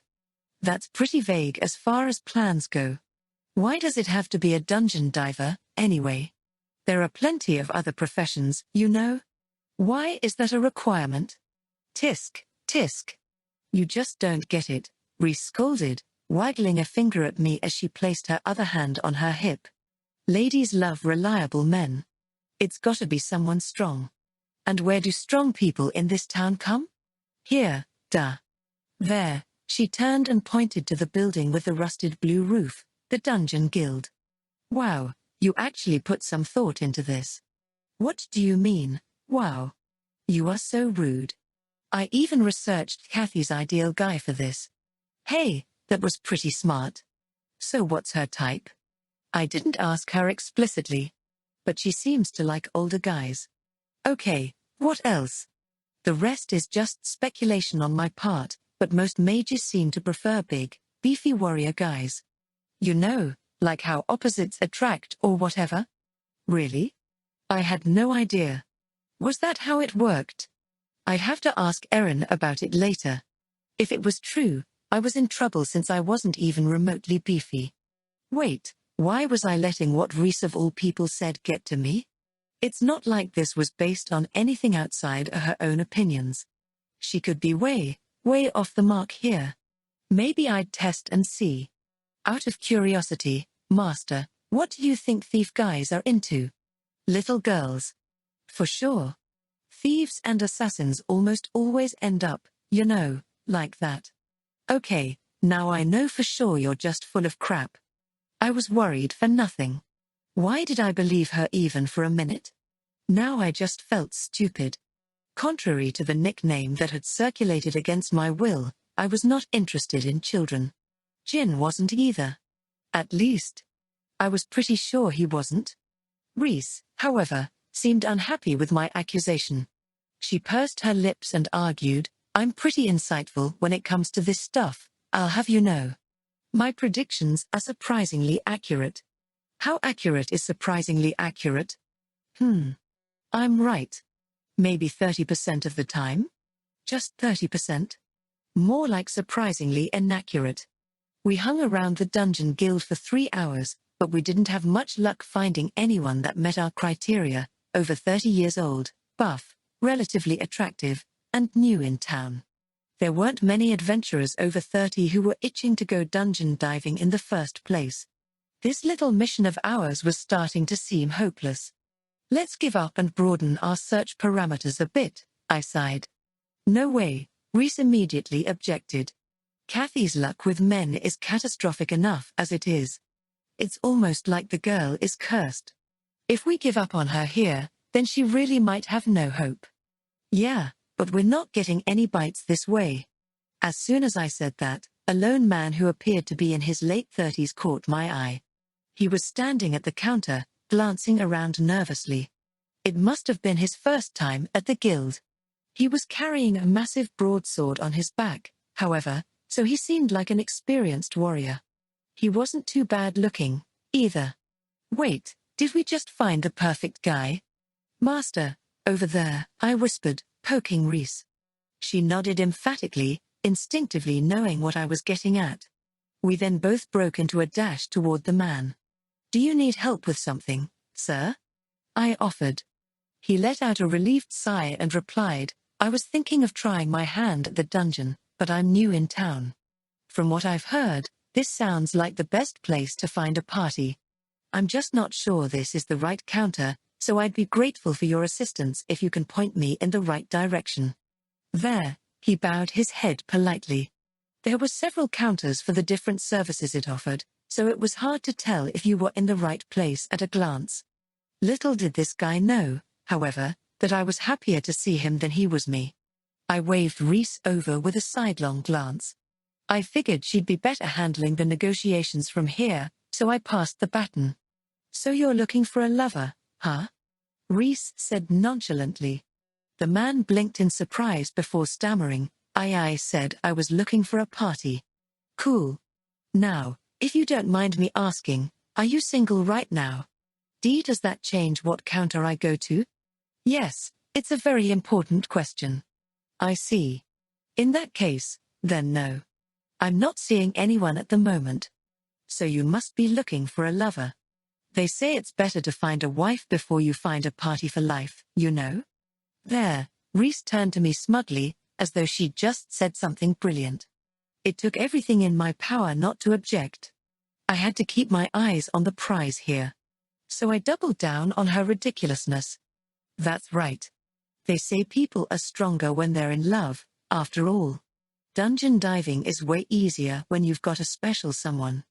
"Is that based on personal experience?" "Please don't interrupt me, Master." "Yeah, you're right. Sorry. Let's get back to the important business here. I know the perfect gal for you, mister. I can introduce you to her right now as a special treat since you're new in town and all." I'm still not sure that I need one, exactly."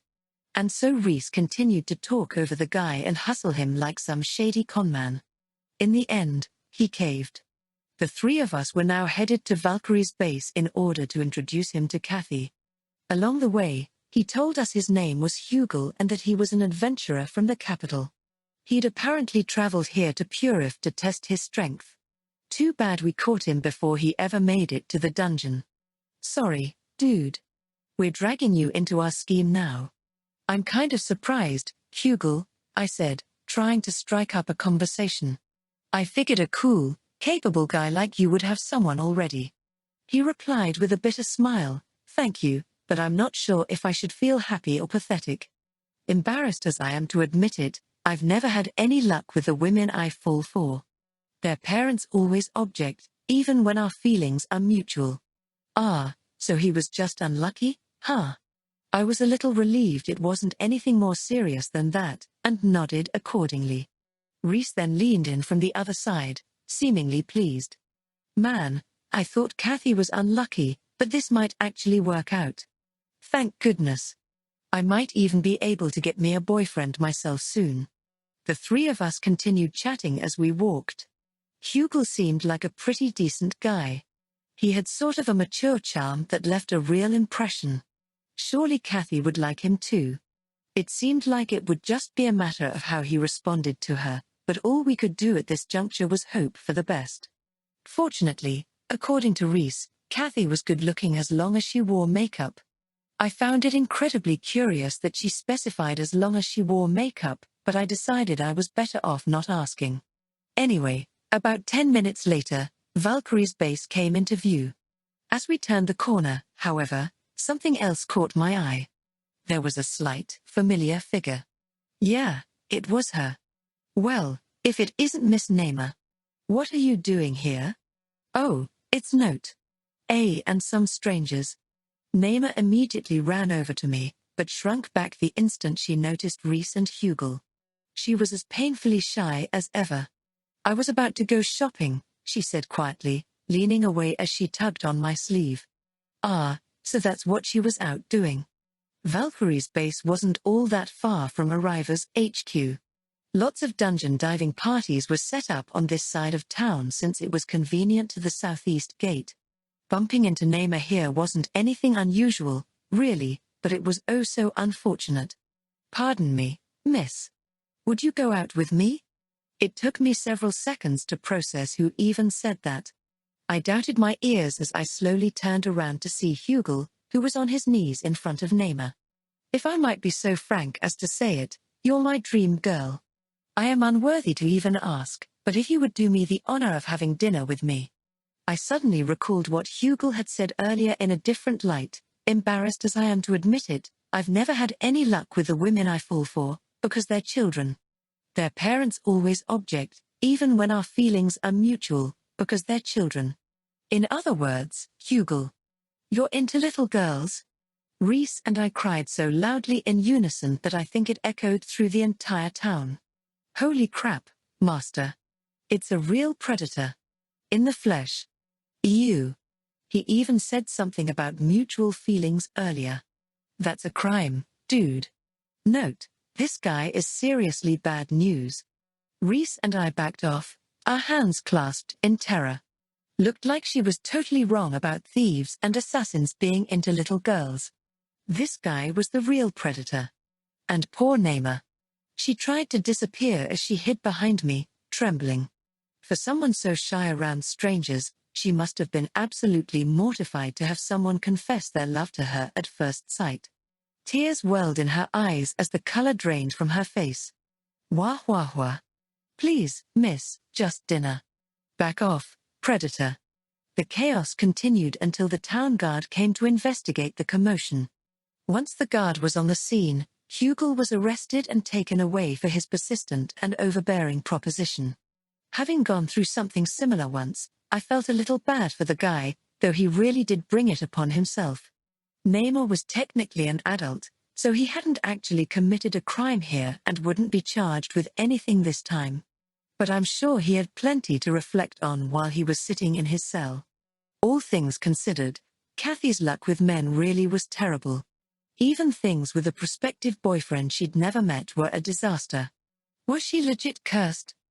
In the end, the plan for Erin to study magic with Kathy was a disaster too. It was probably impossible from the start. Kathy resented Erin like a mortal enemy. Reese just asking about it completely flipped her out. She said getting the situation under control was a nightmare. No one was to blame, really, except for Erin's younger self. Reese said she'd wait for the right time to try asking again, but we didn't have high hopes. For now, Erin would be studying by herself. It was less efficient than working under or with someone, but it was better than nothing. Probably less dangerous, too.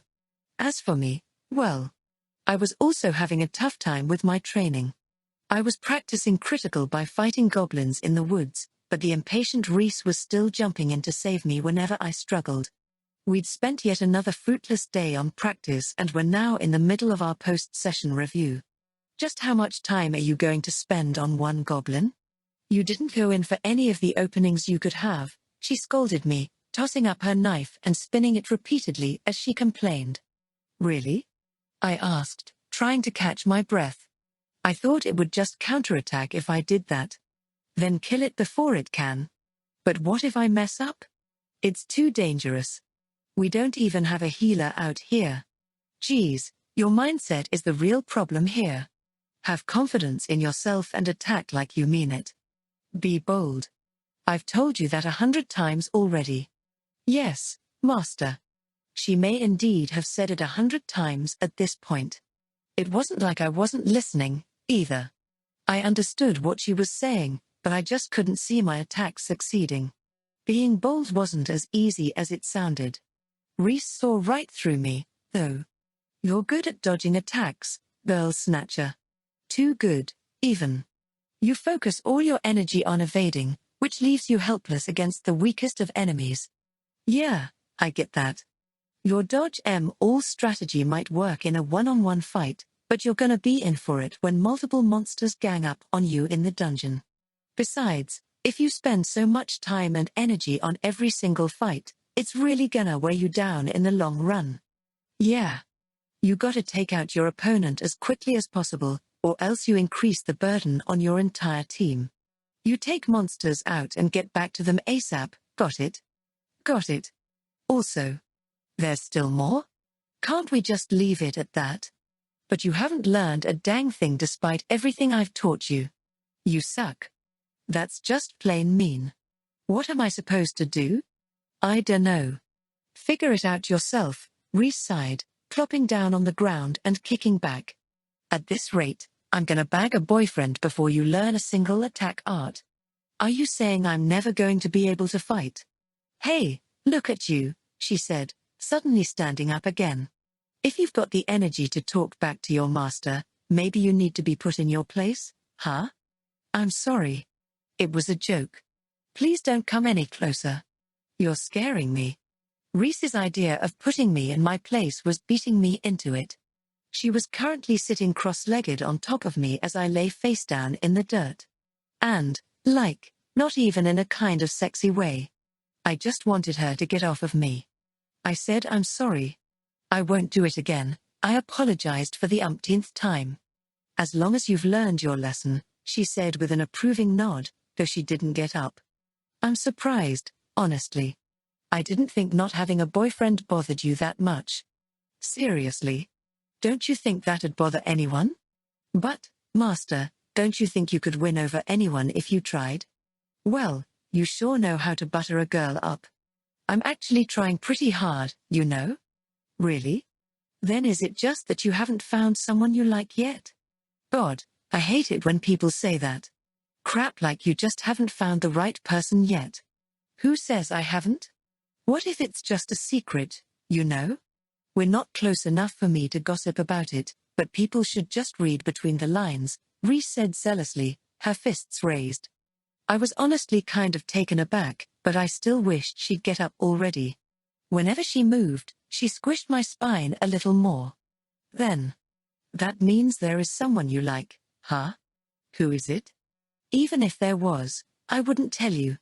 That's fair. I probably wouldn't know them anyway. I don't really know any of the adventurers in town outside of my own party. So unless it's Force or Jin. There, Reese suddenly toppled off of me. She'd apparently lost her balance and flopped backward, face up on the ground. Was she okay? Had she hit her head? I'd never seen someone look so blatantly stricken. Even Neymar was better at keeping it together. Is it Jin? I couldn't help asking. No. Why would you think that? She yelped. Is it Force, then? Ew, no. So it's definitely Jin. Is not. I'm telling you. Don't worry. Your secret's safe with me. That's what someone says before they go blabbing. This is just between us. Don't worry. Yeah, right. Seriously, I'm not that kind of guy. You can trust me. So, you like Jin? I don't like him. I just think he's kind of nice. Yeah. He's pretty cool, isn't he? Totally. He's so cool and kind and strong. Wait, you tricked me into saying all that. Sorry. You walked right into that one, Master. Shut up. Arg, whatever. Since we're already this deep into it, do you know if he has a lover? Who was to say? I'd been in the party for a good while now, but I barely knew anything about anyone else's private life. I'd never talked to Jin about romance or anything like that. No idea. He's never acted like he had one, and I can't imagine it myself, but it's possible he's seeing someone already. At that, Reese stood up and pointed an emphatic finger at me. Then this is an order from your master, she declared. Find out if Jin has a lover. Isn't that an abuse of power? And that's the short of it. So, do you think Jin has a girlfriend, Roslia? Could I ask one thing first? Is Reese okay with you telling me that she has feelings for Jin? Crap. I promised to keep that a secret. Whoops. She'd probably be pretty pissed if she found out I told you, so let's keep that part just between us. Yeah, sure. Just remind me never to share any of my secrets with you in the future. Moreover, why did you come to me about this? Roslia asked, cocking her head. The sparkle in her big, pleading eyes really capitalized on her charm. I figured it'd be best to ask a professional who knows their way around men. What are you saying, Note? I'm absolutely devoted to one man. Huh? Who are we talking about again? Me. Roslia Mincoat. All joking aside, do you have any good suggestions for figuring out if Jin's single or not? There's something I've always wanted to try. Ahem. I mean, yes, I have a great idea. Situations like these call for shadowing, that's the standard. Really? The standard? She was purely motivated by her own curiosity, wasn't she? She'd just said she'd always wanted to try it. You want to shadow Jin? That's right. If we tail him on his day off, we should be able to find out who he's seeing, if anyone. Tailing him, huh? It wouldn't be my proudest moment, but it did sound interesting. I had no idea what he did on his days off, so I was admittedly pretty curious myself. I'd always kind of wanted to try shadowing someone too. Well, it sounds fun, so why not? We happen to have tomorrow off, so we can try it then. What a go-getter. Pleased to be working with you, note. There, Roslia offered me her right hand. I took it and shook it firmly.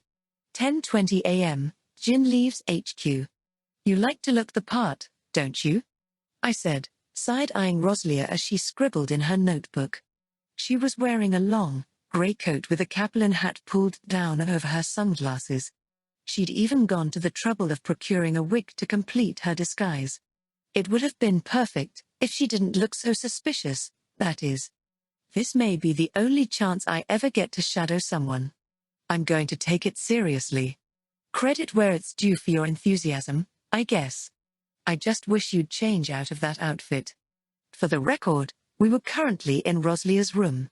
We were kneeling on her bed, peeking out of the window as we observed Jin leave. He seemed completely unaware he was being watched as he set off down the road toward the center of town. I then took my eyes off the window and looked around the place. 3 impressions struck me. 1, that I was in a girl's room. 2, that she had some really expensive-looking jewelry on her vanity. And 3, whoa, that her bed smelled really nice. None of it was consequential to the mission at hand, but I couldn't help noticing. This was like uncharted territory for me. Roslia, however, was on the ball. All right, let's get to it, she declared, practically leaping up from the bed. I grabbed her by the arm to stop her. Huh? You don't want to go? She asked in an unusually quiet voice, seemingly surprised. Why don't we stay here a little longer? Ooh, so you're finally in the mood for that. In the mood for what? How naughty of you to try and make me say it out loud. Wait, that's what you meant? No, just no. I'm saying we should give Jin a little bit of a head start. So you misled an innocent young lady on purpose. She was just reading too much into it. I, for one, wasn't having any naughty thoughts right now. That outfit of hers. It was just terrible.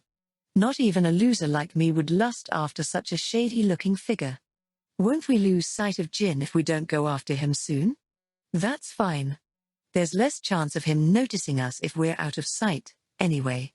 But then we're not really shadowing him. Don't worry. Between enemy search and mapping, I can track him anywhere within a kilometer of us. We'll tail him with that and stealth. Note. You have the perfect skill set for a stalker. Geez, lay off. All thieves have arts like that. Also, Jin was really at fault here for making me learn them. It's not like I wanted to. I am not a stalker. 10:40 a.m., Jin enters the Dungeon Guild. I'm at a cafe with note. Was that second part really necessary? I asked, side-eyeing Roslia from across the table as she continued to scribble in her notebook. What else can I do? You won't let me do any shadowing, so I have nothing else to write about. I get that, but... Roslia puffed her cheeks out in a pout. Her problem, really, was with my chosen method for shadowing Jin. I wanted to play it safe and tail him from a distance via enemy search and mapping. I made sure we stayed out of sight, too. Right now, we were 3 blocks away. It was the perfect plan for maximum discretion, which apparently took all the fun out of it for Roslia. She'd whined this entire time that this wasn't shadowing at all. She was so bored, in fact, that she'd resorted to playing footsie with me under the table. I couldn't shake her off either, since that would negate stealth. She'd completely entwined her feet with mine at this point. Fortunately, Jin hadn't noticed us following him around yet. Had he been alerted to us, I would have picked up on a subtle change in his hostility courtesy of enemy search. That hadn't happened, however, so I was sure we were in the clear. Ever since Jin had pointed it out, I was surprised by how much my enemy search had improved since my time on floor 20. I could now confidently see everything around me even without looking directly at it. According to Reese, it was weird to keep enemy search active throughout your daily life. And I could kind of see her point. It wasn't like there were monsters in town. Nevertheless, it was just second nature for me now. Jin probably didn't have his active, however, or else he would have been onto us already. I was trying to keep my and Roslia's presences concealed with my half-baked stealth, but I knew that wouldn't be enough to hide us from Jin's enemy search. So, what's Jin doing in the dungeon guild? Roslia asked. I'm not sure. He's talking to someone, I answered honestly. Is it a girl? I can't tell that with enemy search, but he's not just talking to one person. He seems to be doing the rounds. With that news, Roslia despondently slumped over the table. He's probably handling some paperwork or some other business, then. How boring. She quickly changed her tone, however, when the parfait she'd ordered came. She sat up, her eyes gleaming as she picked up her spoon. It seemed dessert mattered more than the mission all of a sudden. 1:30 p.m., lunch with note. Jin arrives at the weapon shop. Shouldn't that be the other way around? I couldn't help asking as Roslia scribbled some more in her notebook. She quickly finished up, put her pen down, and turned to me. Food was spread out on the table before us. I can't help it. I nearly forgot altogether that we were shadowing someone. And I said I was sorry. I know this isn't how you would have chosen to do things. It's fine. This is sort of fun too. It's almost like we're on a date. With you in that outfit? I'm just not seeing it. She had insisted on sticking to her disguise all this time. I wished she'd consider how awkward it was for me to sit down to lunch with such a suspicious character. People were staring at us funny, you know? I mean, we looked like we were tailing someone. That aside, I'm surprised you ordered such a huge steak. Didn't you just have that large parfait? You know ladies have a separate stomach for dessert. Considering the order of operations here, doesn't that make the steak your dessert? Roslia ignored me, however, and proceeded to stuff her cheeks. Well, whatever. So, what's Jin doing now? Looking at weapons, I guess. By himself? Yeah. The shopkeep is the only other person in the store with him. That isn't very interesting at all. Shadowing is a game of patience. Something could happen at any time. I suppose. 3:34 p.m., shopping with note. We're not here to shop, Roslia. Take notes about the shadow mission too. Sorry, the shadow mission? What are you talking about? So you're acting like it never even happened. Wait, why am I dressed so suspiciously? What am I even doing with this notebook? That's what I want to know. I can't keep up with this comedy routine. Someone save me. When I used mapping to locate Jin now, I could see that he was inside a store that specialized in adventurer equipment. He was responsible for procuring all the food and supplies the arrivers needed, so he was probably stocking up for tomorrow's dungeon excursion. Come to think of it, his earlier visit to the Dungeon Guild was probably to report our plans to dive to floor 18. He'd also probably stopped to browse the weapons shop for daggers that would be useful against new monsters we might find. And now he was here, securing provisions for our trip tomorrow. Why are we doing this stupid shadow mission again? It is pretty stupid, yeah. We should have been over there helping Jin, not following him around in secret. For better or worse, we were utterly dependent on him. Neither I, Force, Erin, Naima, nor Roslia had a hand in managing the party. We left absolutely everything to Jin. I doubt there were many parties out there who let that burden fall on the shoulders of just one member. But, in truth, we didn't have much recourse. Force, Erin, and Neymar weren't all that reliable, and Roslia couldn't be trusted. As for me, I didn't really have what it took to manage a party. So Jin had to work overtime to make up for all our incompetence. The arrivals centered entirely on him, and today made me appreciate that more than ever before. "Let's head home," I said. "What? We're going back already?" Roslia asked. "Yeah. We don't need to follow him anymore." "I see," she sighed, removing her hat and sunglasses before stripping off her coat. "It sure was stuffy in this getup. I'm glad I can finally take it off. You shouldn't have worn it in the first place." Roslia was. How should I put this? She had a remarkable talent for ruining the mood when other people were trying to be serious, you could say. Gosh, I thought I was going to overheat in that thing. "Is there anywhere we can take a load off and rest for a bit?" Upon closer inspection, Roslia's shirt was damp with sweat and nearly see-through. I could see the faint outline of her blue bra. It was kind of sexy. "How about over there?" she suddenly suggested. She was pointing to one of those garishly flashy hotels. You know, the kind that clearly rents rooms by the hour. "Yeah, I'm going home." "You're so mean." Note. "After I mustered all of my courage to invite you, too. And you just..." Hick. "I know those are fake tears." "What? How? That's not really the issue at hand here." At that, Roslia stuck her tongue out childishly. I wish she'd cut the antics already. To passers-by, it probably did look like I was picking on her. Who cares? The rest of the party's not around, so no one would find out. Again, not the issue here. Well, once we're in a relationship, I'm gonna tell the whole world. So I don't really care if anyone sees us or not, you know? Wow, are you intent on destroying the arrivals with your party-wrecking ways too? I can almost see Erin's distraught face now. It'll be great. Let's go right away. Nope, not going. Roslia was persistently tugging on my arm, and I was desperately resisting her. A discarded coat and sunglasses lay on the ground beside us. A crowd was forming, watching us squabble. What the hell was this? The main character's untold backstory. In all, it took us 4 days to clear floor 18.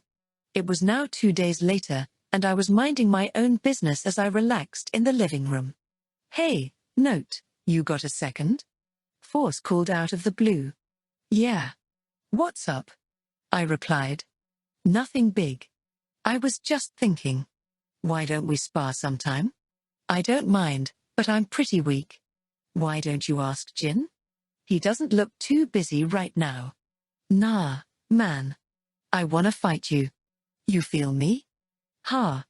After the incident with Erin the other day, I'd grown a little wary of people approaching me for favors in the living room. Force's request, however, was perfectly agreeable to me. He was ready to go and everything, geared up with his sword hanging at his waist. I went upstairs to change into my dungeon gear too and grab my daggers. After returning downstairs from my room, I found Force waiting for me in the hall. "Ready to go?" he asked. "Yeah. Where are we sparring today?" "Where you usually spar with Jin should be fine, right?" "Sure. We've sparred there before, after all." "Have we? You don't remember. You offered to help me train, then challenged me to a duel over Roslia." "Ah, right. Something like that did happen. Don't tell me that's where this is going to. What would make you think that? Way to start acting suspicious." Now I was worried. And sure enough, as soon as we got there. "Wahaha. You've fallen for it now, Note. I called you out today to dispense your divine punishment at my hands," Force declared, arrogantly leveling his silver sword at me. "I figured it'd come to this." I grumbled. "So, what is it this time?" "I don't recall doing anything deserving of divine punishment." "Still playing innocent, huh?" "I've got eyewitness testimony, you know. But I haven't done anything. Especially not anything I'd be ashamed of someone else witnessing. Nevertheless, I'll ask anyway, what offense am I charged with?"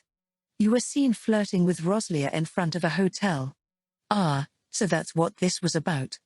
Our shadowing mission had devolved and, yes, it's true that we ended up outside of a hotel. We even stopped to talk for a bit. I guess that could look like flirting to an onlooker. I take your silence as an admission of guilt, then. Force-pressed, practically surging bloodlust. Scary. Why, you see, what happened is, I stammered in a fluster. I don't need your excuses. Just the truth. So come clean. Did you or did you not do it with Roslia? Is that really any of your business? Well, did you lose your V card? Moreover, did you take Roslia's? Geez, just how crass could he be? This part of him really made him seem like a lame virgin. Not that I had any room to talk. No, nothing happened. We didn't do it. I assured him. Ha, I knew it. There's no way you're out of the club so soon, he sighed with profound relief.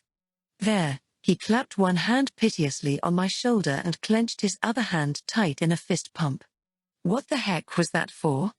Was he happy I was still a virgin? I still have to kick your ass, though, he said suddenly. Why? I yelped.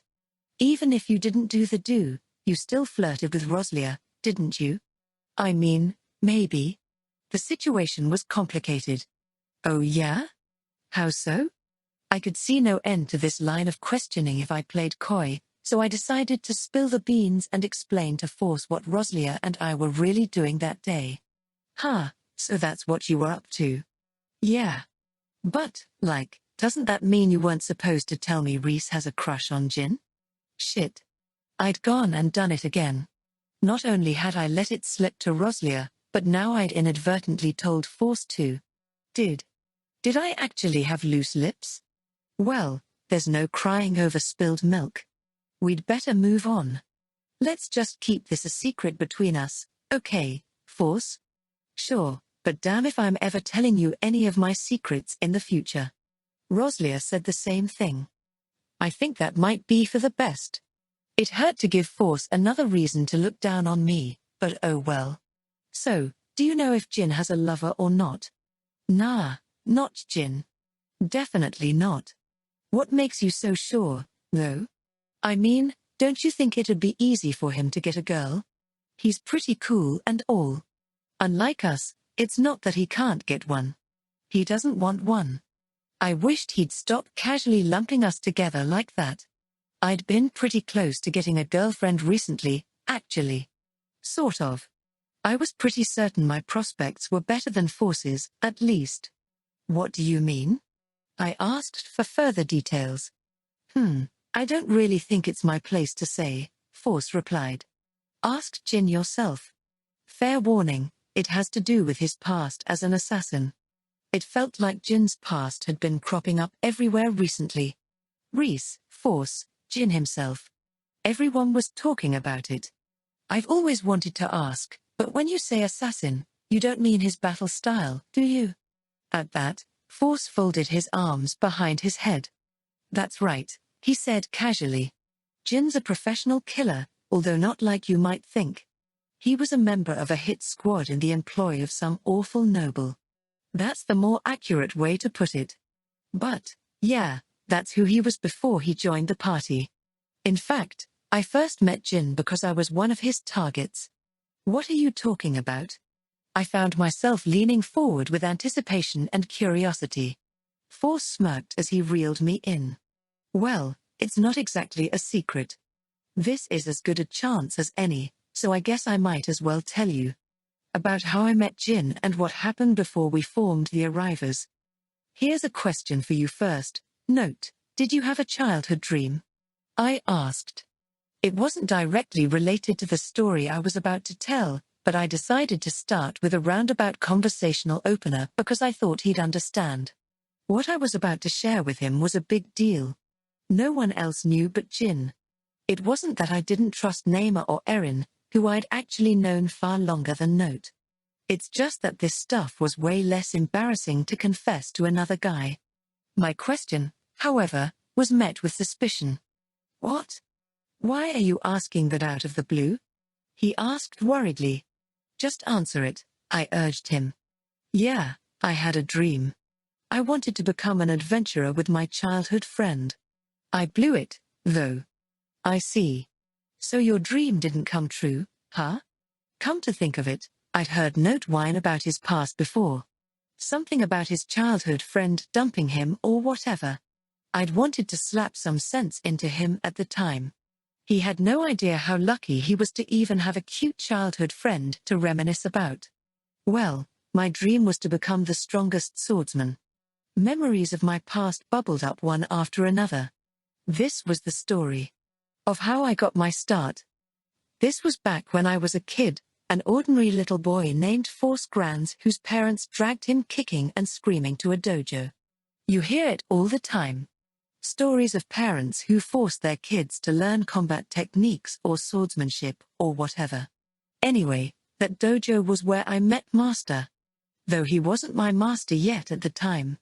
I just saw this guy using his sword, and I knew it. I knew he was the strongest swordsman. I wanted to be like him. I idly kicked away the pebbles on the ground by my feet and took a seat. Note followed suit. After that, I devoted myself to learning my way around a blade. While everyone else my age was distracted with girls, I put everything I had into swordsmanship without a spare thought for romance.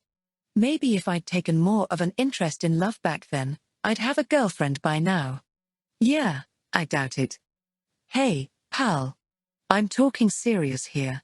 Keep your stupid rebuttals to yourself, thanks. I'm not even a bad-looking guy, mind you. As soon as I learned how to talk up the ladies, I was sure I'd bag a girlfriend or two. Hell, maybe even 5. Anyway, we were getting off topic here, so I decided to get back to the point. My efforts started to pay off as I gradually got better and better with a sword. I could tell I was getting stronger. I first surpassed my peers, and then I started competing with the older kids. That was the life, man. It felt like every day meant something. If I couldn't do something one day, I'd come back to it several weeks later and crush it. And by then, I'd be faced with a whole new set of challenges and hurdles. It was never-ending, but I believed I'd one day surpass even my master if I could just keep overcoming them. Talking about those days stirred something deep inside me. I kicked away another stone as if beating back my restlessness. It tumbled along feebly before hitting Note's feet. After that, silence hung over us for a moment. Does that mean something happened? He finally asked. I turned 15 and got my skills. That's all. That can't seriously be all it took. It seriously was. When I pulled those skills, I surpassed my master instantly. I achieved my dream without lifting a finger. Honestly, it sucks. This world where skills dictate everything is so freaking boring. No matter how hard anyone trains, sword mastery will never beat superior sword mastery. That's just how it is. And I spent so long thinking I was no match for him. It's almost laughable. When I turned 15, I found out the hard way that my master wasn't really the strongest swordsman in the world. He just looked that way to my ignorant eyes as a child. He was, at best, average among the masses in a world where skills reign supreme. People'll tell you your dreams'll come true as long as you never give up. And I think they're right. But even so, the cold truth is that you don't always get what you want. Take me, for example. I became the strongest swordsman just like I'd dreamed, but I didn't get what I wanted out of it. Sometimes those are two different things. When I said I wanted to be like my master, what I meant was that I wanted to hone that level of skill through years of training and hard work like he had. That was what I truly wanted. And I only came to realize it when I turned 15 and got my skills. Lots of people would love to have that problem, you know? People with trash skills like you, maybe. But it doesn't change how I feel, you know? Screw consideration. I'm gonna say what's on my mind and tell people what I think. Yeah, thanks, I totally didn't know that. After that, I started traveling. I was trying to find another swordsman to pursue. But no matter who I fought, I couldn't find anyone stronger than me. Careful. That sounds infuriatingly close to bragging. It's not bragging, it's the truth. I was bored out of my mind back then. Without anyone worthy to fight, I grew tired of the sword and started chasing women instead. But with my lack of experience, that didn't go well either. In those days, I regretted taking up the sword so many times. It pained me just to hold a blade. But there was still a small part of me that thought it was fun.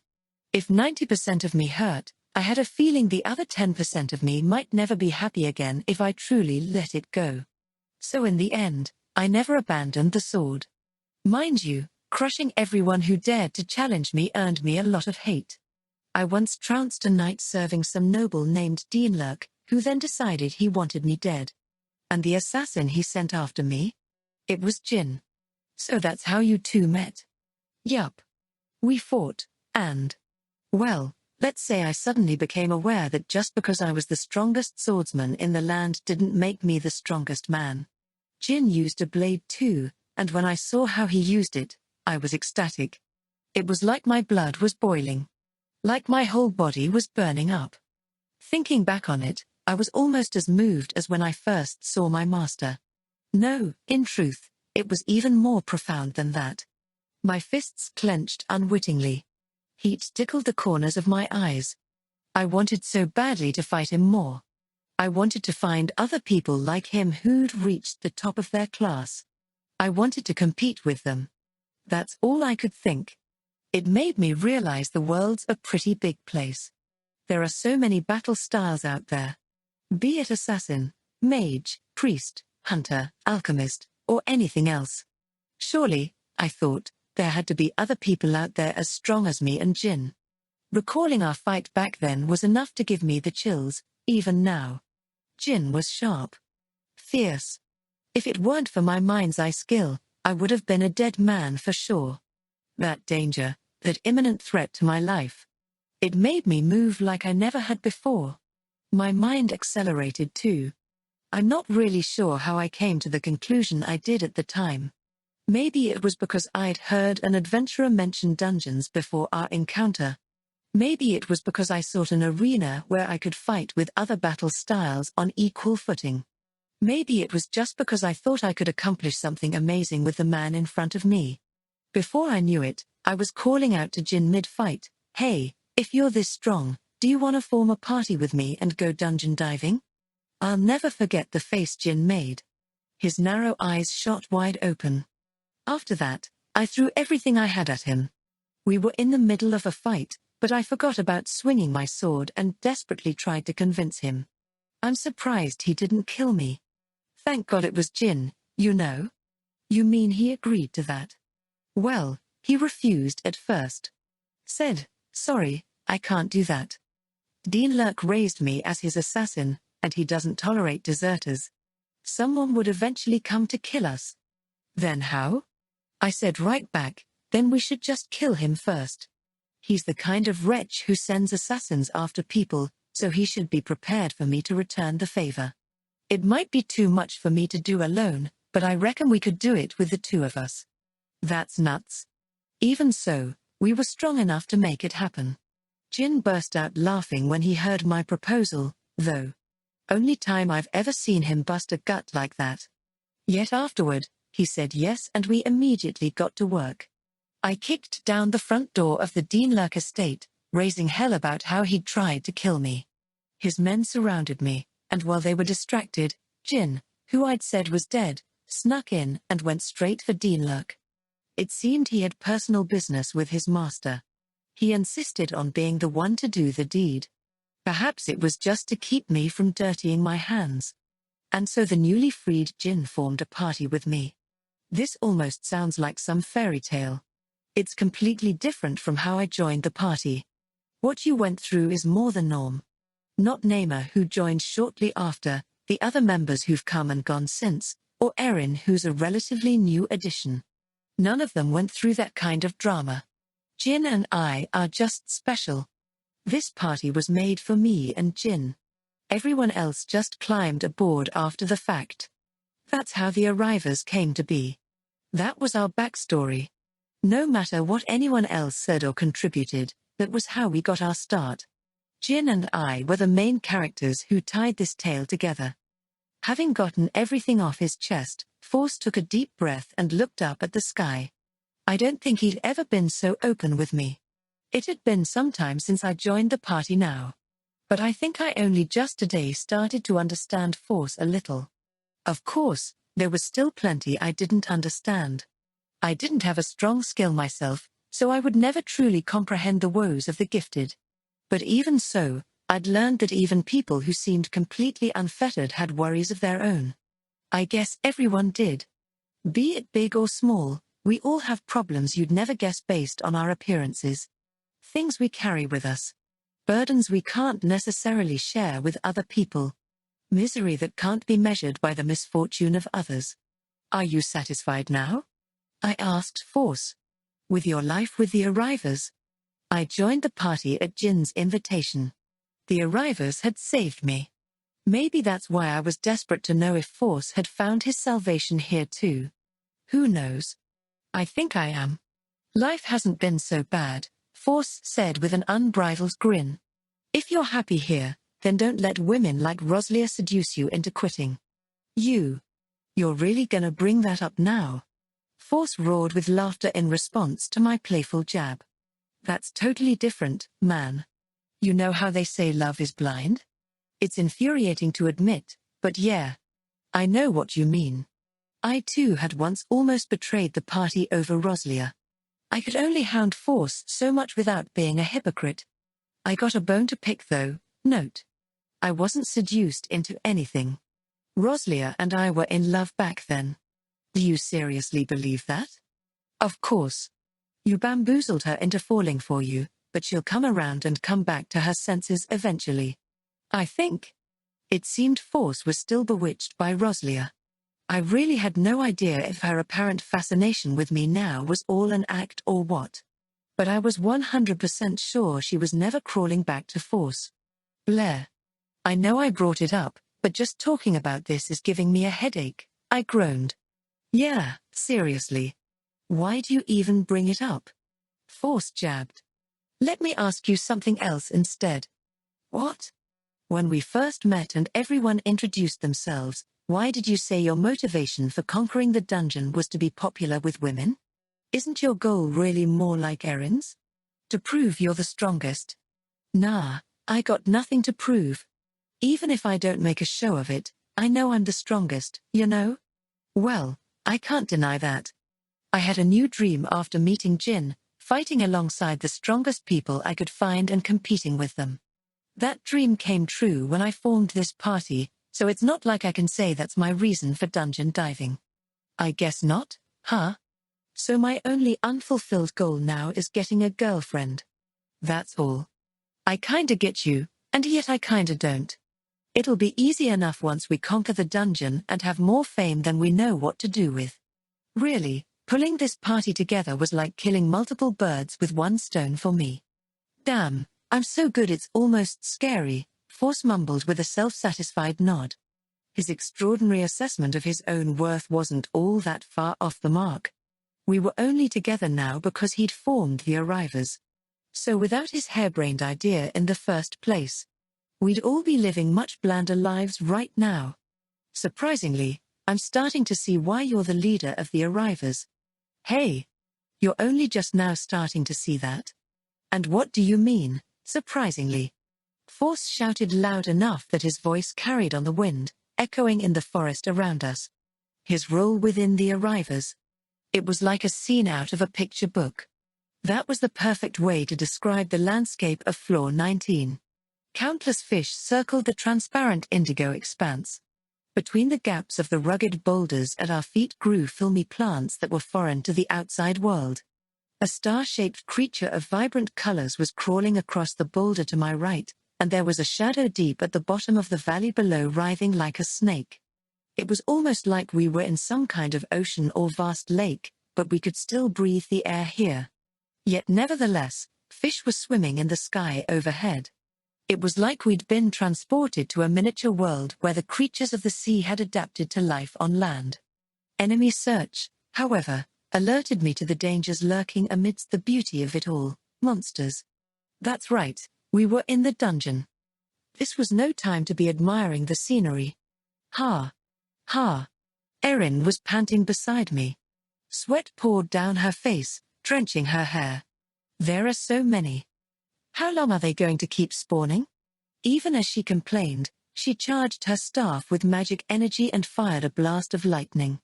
The fish closing in on us were all fried to a crisp, dropping lifelessly to the ground. Yet we were in the middle of an onslaught, and there was still more coming. How many did this make now? The number of large fish monsters Erin had wiped out so far was well into the double digits. The most notable trait of the monsters on this floor was their ability to swim through the air. That made it difficult to approach them, which put our close combat fighters, Force and Jin, at a serious disadvantage. That was why we were relying so heavily on Erin's ranged spells right now. I watched her as she continued to strike down the enemies approaching from the front. I then swiftly turned to Roslia. There are more coming from behind. I'm counting on you. Roslia had some long-ranged attacks too. Her spells weren't as powerful as Erin's, but she could easily take out smaller monsters on her own. Can you hold out here by yourself, Erin? Roslia teased with a wicked grin. Shut up. It's not a problem, Erin snapped back. You look like you're struggling to me. I told you it's not a problem. I'm fine. Perfectly fine. I just look tired because I didn't get much sleep last night. Isn't that excuse a little too forced? I had to agree with Roslia's exasperation there. No matter how you looked at it, Erin was spent from using too much magic. This begged a question in my mind, so I turned to Nema, who was presently draped over my shoulder. Erin has superior mana pool, right? So why is she so exhausted? Erin was blessed with unlimited magic energy thanks to her skill. With it, at least hypothetically, she should be able to cast spells endlessly. But she sure didn't look like that was the case right now. Simply casting spells is exhausting, stupid note. That's just how it is. Nema will teach you in a way that even your silly brain can understand. Nema sounded pretty full of herself, but proceeded to unload an explanation that made about as little sense as I expected.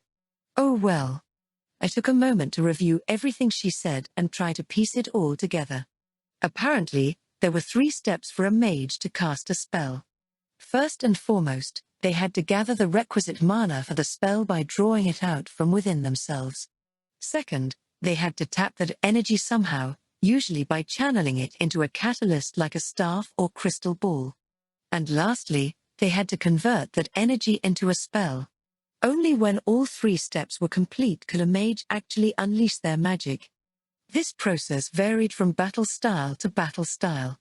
Whereas mages converted their own mana into magic, for example, priests and paladins used their magic energy to beseech divine power from on high. According to Nema, it was totally different. That was how they could heal people, enhance physical abilities, and even smite their foes. Since I wasn't a magic user myself, though, the distinctions were all pretty vague. But what you're telling me, Miss Nema, is that no matter how much mana Erin has, she still has to refine that mana and convert it into magic. And that's why she gets tired? Exactly. That's what Nema was trying to say. So even if she has limitless magic, she can't use it limitlessly. As I stood there nodding to myself, I suddenly noticed a disturbing presence. It was approaching from the front. What? What is that? I muttered, alarmed and confused. What is what? Nema asked in response. Can you see that? I asked, pointing ahead of us. That black hazy thing? Yeah. I think that might be the mid-boss. I had my suspicions, and what I could detect via enemy search only fueled them. The mid-boss? Erin reacted poorly to hearing that word. Nah. No way. I already have my hands full enough as it is. Ooh? What was that? I thought you said earlier that you were perfectly F. Note. Roslia's being mean again. Don't go crying to Note. You're making me look like the bad guy. With that, they started glaring daggers at each other. I wished they wouldn't drag me into the middle of it. Seriously. Trouble was closing in by the second. This wasn't the time to be joking around. My job was to diligently relay the information I detected via enemy search to the party. If I couldn't even do that, I was just dead weight. Thus I ignored the girls and announced, "There's a school of smaller fish heading this way. Maybe 10,000 of them. They're weak individually, but they have the strength of a boss altogether." "Now you're being mean to me too?" Erin whimpered like an abandoned kitten. "Have you no heart?" Note. Roslia asked coldly. "Don't hold it against me, ladies. This is literally my job. You know, Erin, if this is too much for you, we can always retreat," Roslia continued with a sly grin. "I don't need your full sympathy," Erin roared. "I can do this, damn it. Just watch me. Goodness, and here I am trying to be nice. Don't you think that's a little rude? Geez, do they get along or not? Stop teasing each other and get ready for battle," I barked. "We are not teasing each other. What part of this looks like teasing to you?" Still griping, the girls reluctantly took their positions as the party fell into combat formation. "Here we go," Erin yelled, raising her staff that was now overflowing with magic energy. "Sweeping bolt." When she incanted those words, a grating screech rang through the air. The high-pitched explosion pierced my eardrums and rattled my brain. The entire area was flooded with light. It burned my eyes and painted my vision white, temporarily blinding me. I could only rely on enemy search for now.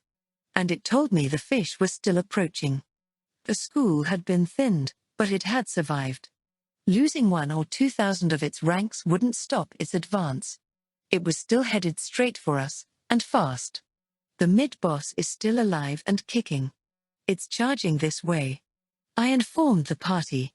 Or at least, I tried. I realized the moment I opened my mouth that I could barely hear myself. My ears were still pounding from the roar of Erin's spell. Shit. There was no way my voice would reach anyone like this. "Control the power of your magic, Erin," I grumbled, not that she could hear me. I found Roslia with enemy search and urgently tapped her on the back. She understood the gesture, thank goodness, and swiftly activated Impenetrable Fortress, her protective barrier spell. The school of fish hammered against it as they swam by, slowly but surely wearing it down. Roslia's Impenetrable Fortress was one of the best defensive spells out there, but not even it would hold up forever against the mid-boss of floor 19. What do we do? Think. Note, think. Neither my vision nor my hearing had completely returned to me yet. I could only vaguely perceive my surroundings thanks to enemy search. Jin was probably in a similar position. He and I will probably have to be the ones to. While I was frantically trying to formulate a plan, Force made his move. He drew one of his swords, Gleaming Beast, and the next moment, it was like the world split in two. I could tell even through my blurry vision that he'd cut through the wall of light, the school of fish, and everything else. There was a defined gap in the mid-boss's presence now. He must have used some kind of art, but he'd done so with great precision. It was like he had a perfect grasp of the situation. He must have regained his sight. No, wait. I recalled Force's skill Mind's Eye, which allowed him to perceive all attacks. That must have mitigated the sensory damage Erin's spell had caused, much like enemy search did for me. But I didn't have to rely on the art for much longer. As I scrutinized Force's movements, my sight returned to me. I could suddenly see myself and everything around me again. The rapid influx of visual information was accompanied by a peculiar sensation. My body felt light, like I was restless. It was probably the effect of Neyma's healing spell. She must have activated it as soon as she recovered from the initial disorientation of being blinded. With my newly recovered eyes and ears, I could see and hear as clearly as ever. I'd honestly never considered that Neyma might be the one to save us here. It was times like this that healing magic really stole the show. "Pass M," Force yelled as he started running. We could all readily hear him now. Jin and the girls quickly chased after him, darting through the path he'd cut open for us. I grabbed Neyma and followed suit. Fleeing in the opposite direction of their charge, we quickly made it out of the school of fish. The fish at the lead of the pack, however, was already turning around. They had no intention of letting us get away. They were coming right back for us. We were in for a second wave. I looked over at Erin, who was glaring at the lead fish. Her staff was already loaded with magic. All she had left to do was convert it into a spell. I then glanced at Naima, who was also readying another spell of her own. Seconds later, an incredible burst of lightning and thunder erupted around us, Erin's sweeping bolt. It ate away at the fish as it radiated outward. The cycle then continued to repeat itself. Roslia raised her impenetrable fortress, and Naima activated her recovery spell. Unfortunately, however, Roslia's barrier this time around wasn't as stalwart. She hadn't been able to pour as much magical energy into it. Arrow-headed fish needled their way through the cracks in it, hurtling toward us like projectiles. Jin used his Shadow Runner to take out the ones Erin missed. But the situation was deteriorating. At this rate, we'd be overwhelmed by their numbers. Erin's second shot had only taken out 500 or so of the fish. If we kept this up, Roslia would run out of magic before we... Wait, 500? Did she really only take out 500 fish with that spell? Doubt suddenly filled my head. Erin's second shot of sweeping bolt was just as powerful as the first, so why the discrepancy? We were at closer range now, so if anything, it should have taken out more. What was going on? I had a bad feeling about this. Force cut open a path through the swarming school of fish again, and we followed him through it. We were getting desperate now. Jin and Force took care of the stray fish that darted toward us, while Naima supported the party with her buffs. Roslia had her hands full preparing her next casting of Impenetrable Fortress. As for Erin, she charged up another sweeping bolt. And when she unleashed it, my worst fear came to fruition. Her third shot took out even fewer than the second. It's not working. You think so too? It seemed Jin had noticed the same thing. He likely had a good handle on their numbers thanks to enemy search too. Erin, use a different spell each time you attack. The fish that have survived are probably resistant to lightning, he called out.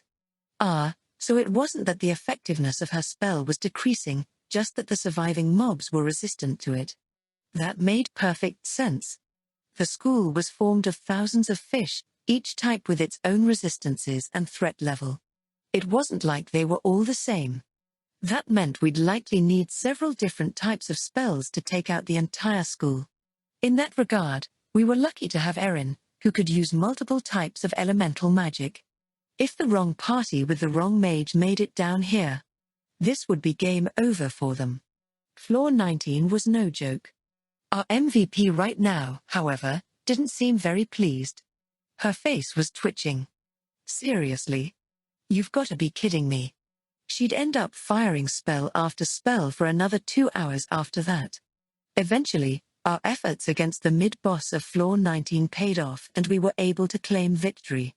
The price we paid, however, was a hefty one.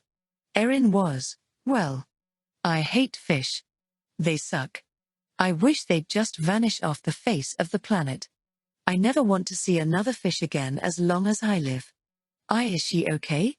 In spite of our triumph, the light was gone from her eyes. Each subsequent battle had drained more from her until she ended up like this, some kind of robotic husk of herself. Still, that didn't change or negate what she'd accomplished. The helpless Erin I'd met on floor 20 seemed like nothing more than a forgotten dream. She might be muttering strangely to herself now, but she'd certainly proved her mettle as a reliable top-tier mage. All right, let's get through the boss room and go home, I suggested. We're fighting again? She whined. This'll be our last battle. You want to get home, don't you? Fine. But I want a nice, long break after this. Yeah, that was fair. Erin had more than pulled her weight on this floor. She deserved a good respite. Her silver pigtails danced as she walked forward. Watching her reminded me just how amazing she was. No, just how amazing the arrivers were. During the mid-boss battle, she, Roslia, Force, Jin, and Naima had all contributed. They understood their roles within the party and fulfilled them flawlessly.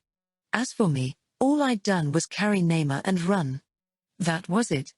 Did I really have a place with this party? I couldn't help wondering. I had mapping and all, but that was only useful while we were exploring. In actual combat, I was like thin air. I was just sort of there. I was technically accomplishing what the arrivers had asked of me, but I wasn't satisfied with the status quo. My desire to be useful in combat grew stronger by the day, yet I couldn't even use critical properly as things stood. And since I didn't have any combat skills, I wouldn't hold a candle to the other members even if I did learn attack arts. In the time it'd take me to defeat one monster, they could polish off a dozen or more. I had to find a fighting style that would allow me to contribute something to the party. Something that would make me an asset. That was my assignment from Reese. And it was starting to seem like an impossible task. Let's get going, then. I looked around at the party and put my hand against the stone door to the boss room. My uselessness in battle wasn't new to me or them, so there was no point in dwelling on it here. That could wait until we got home. For now, it was time to concentrate on the boss battle. Enemy search revealed to me that there were 2 monsters inside the chamber. I couldn't tell what kind, but they were both strong, each easily the equivalent of any previous boss. The bosses we'd been facing recently had been giving us enough trouble as it was, and now we were up against 2. This would be a dangerous fight indeed. I metered my breathing and focused my mind, flipping a switch within myself. Once I had my heartbeat under control, I opened the door. A gust of wind greeted us. It was a warm and humid sensation, ruffling my hair as it blew past. 2 mermaids occupied the center of the chamber. One was red and the other blue. I met the gaze of the latter, its round, amber eyes staring back at me. The faces, fins, and physiques of the 2 mermaids seemed to indicate they were different species.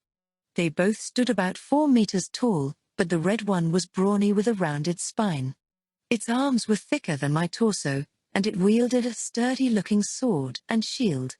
In contrast, the blue one was slender and stood fully on guard with a spear in hand. There was a momentary flash of overwhelming hostility from the front, the blue mermaid. It was more than ready to kill. I could barely follow the movement of its tail with my eyes. Stream. My instincts reacted faster than my conscious mind. I leaned into the art, twisting my upper body like I was gliding and using my momentum to throw my legs up. Spiraling through the air, I spun right over the trajectory of the spear. My lower body narrowly avoided the tip. TCH. I continued to lean into the rotation, knowing I couldn't stop. The moment I hesitated, I'd be killed. Don't stress the details. Think only of survival. Predicting I'd land on my right leg, I tensed my ankle and calf. I was poised. Ready. I just had to hold it like that, and now. I activated withdraw the second I hit the ground. The mermaid's spear zeroed in on me. I felt an impact on my left shoulder. There was a gash, but it was superficial. It had to be, otherwise I would have been dead. Such jumbled thoughts ran through my head as I sailed backward through the air. I'd activated withdraw from such an unsteady stance that I couldn't control my direction or momentum well, and ended up slamming into the wall behind me. Note. I heard Erin yell. Just then, Jin unleashed his bloodlust on the blue mermaid. It immediately switched targets and turned to face him. Once I saw that, I activated stealth. With a little room to breathe, I took a moment to pull myself together and review the situation. The blue mermaid attacked before we were in formation. Before Roslia could draw their attention. That was why it went for the closest target, me. Jin's bloodlust had redirected its attention and given me a chance to use stealth, which allowed me to get to safety. If he hadn't done that, I would have had no recourse but to stay in combat and keep dodging. If I'd used stealth without Jin taking point, the mermaid would have gone for Erin or Neymar instead. In other words, he'd saved us. If he'd acted just 2 seconds later, I, for one, would have been a goner. I was pretty certain I couldn't have evaded the blue mermaid's attack from where I was slumped on the floor. I'm sorry, note. That was my fault. Roslia called out as she activated her aggro-attracting beacon. The red mermaid instantly swooped for her with a slash of its sword. The clanging of metal on metal rang in my ears. Roslia had caught the mermaid's blade with her shield. She staggered half a step back. She was completely outmatched in terms of strength. Force immediately moved to cover her, while Nema channeled magic energy into her staff. She was preparing a regeneration plus spell so that he could use purgatory. Force carried 2 swords when we were in the dungeon, each with its own purpose. He primarily relied on Gleaming Beast, which was an incredibly fine blade. But his preferred weapon, purgatory, was much stronger. It was a cursed blade that consumed its wielder in ominous flames. It wasn't entirely safe for him to use it without Nema's buffs. She knew the drill. The moment she raised her staff to cast her spell, however, the blue mermaid whipped around to face her. Jin noticed and swiftly grabbed Nema, leaping away faster than the incoming spear. It thrust through the air where she'd just been standing moments ago. "Erin, hold off on any spells," Jin yelled. Erin blinked in puzzlement, but willingly dismissed the magic energy she'd been gathering in her staff. "These mermaids changed targets too easily," he explained as he delivered Nema to safety and returned to the fray. "Don't cast anything carelessly." His judgment was always rapid and precise. I had only the deepest respect for the way he could give sound orders in the heat of a fight. It was something only he could do, thanks to his wealth of experience and know-how. "Force, can you lend me a hand? I want to take this blue one down quickly," he asked. "No can do," responded Roslia. "We've got our hands full over here." The red mermaid she and Force were fighting was tough enough that it was keeping both of them occupied. If Force stepped away, Roslia would easily be in over her head. The red mermaid, a brute force melee opponent, was a bad matchup for her. Roslia's mo was to capitalize on her spells to safely finish off her foes with her holy sword. But the red mermaid kept breaking through her barriers. At this rate, she wouldn't be able to use her holy sword to its full potential. Force also had his hands full covering for her. They could probably get the upper hand if Force could use purgatory, but that would be a risky maneuver without Nema's healing on tap. "Note, I need a favor." Jin suddenly called my way. "Switch places with Force." For a moment, I was certain I misheard him. "Huh?" I asked reflexively. But, oh, how wrong I was. "Switch places with Force and cover for Roslia," he repeated as he evaded the blue mermaid's spear. Hold on. I couldn't do that. First and foremost, I had no means of attacking. That meant I was absolutely powerless against the mermaid. "There's no way I can defeat that thing, Jin." "You don't have to defeat it. Just keep its attention on you." "What? You can use bloodlust, right?" "Yeah. That was the art I'd picked up during the disaster on floor 20. It allowed me to draw a monster's attention to myself. Use it with your evasive arts to pull attacks away from and off of Roslia. That should make things much easier for her. But it's okay. I know you can do it." Note: I saw you dodge that first attack. It was true I'd managed to avoid the blue mermaid's first attack on an absolute fluke. But just maybe. I glanced over to where Roslia and Force were fighting. Maybe I can do this. Unlike with the blue mermaid, I could easily follow the red one's attacks. It was certainly a powerful foe, it just wasn't as fast as the blue one. Really, this should be a cakewalk compared to the mid-boss I faced on floor 20. Memories of that fight started flashing through my head. The gears of my brain were turning furiously. My blood was heating up. I wanted to fight. That desire welled up within me, wholly unrelated to my desperation to help out the party or comply with Jin's orders. I wanted another taste of that fleeting sensation I'd experienced when confronting the armored warrior. I wanted to put everything on the line against an overwhelmingly strong opponent. I was excited. And surprised at myself. I could hardly believe I was so amped for a life or death situation. Never in my wildest dreams would I have even thought note Athlon, had it in me. Common folk had a saying about the likes of us, dungeon adventurers live and die fast. It was fair, considering the monsters of the dungeon were far more dangerous than anything that walked the surface. And here I was, willingly hurling myself into the fast lane. It wasn't that I had a death wish. I wanted to do everything in my power to keep myself alive, yet my desire to fight was simply stronger. Like this, I could finally stand as an equal with the arrivers. If I took a single hit from one of the mermaids, I'd be torn to shreds. But so what? I just had to make sure I didn't get hit. There was no point in visualizing my potential failures. I would stay in the moment and cross that bridge if we ever got there. I took a deep breath, stepped forward, and called out to Force. Switch with me? You got it. She's all yours. Force stepped back, allowing me to take his position. When we passed, I couldn't help noticing the corner of his mouth was curled into a smirk for some reason. I then focused my attention on the red mermaid and activated Bloodlust. But Roslia's beacon seemed to be stronger. The mermaid was entirely focused on her. If your Bloodlust isn't powerful enough, use stealth first. The contrast should be enough to get any monster's attention, called Jin from afar. He was currently soloing the blue mermaid, yet he had the leisure to be giving me advice? Just how amazing was he? I immediately did what he suggested, activating stealth and Bloodlust in turn. The red mermaid suddenly looked my way. Here it comes. I evaded its attack with plenty of clearance using Stream. That was a relief. It meant I could handle this without resorting to pseudo-shadow runner. In truth, both Force and I were at a disadvantage without Nameless healing magic at the ready. Neither of us could utilize our full potential this way.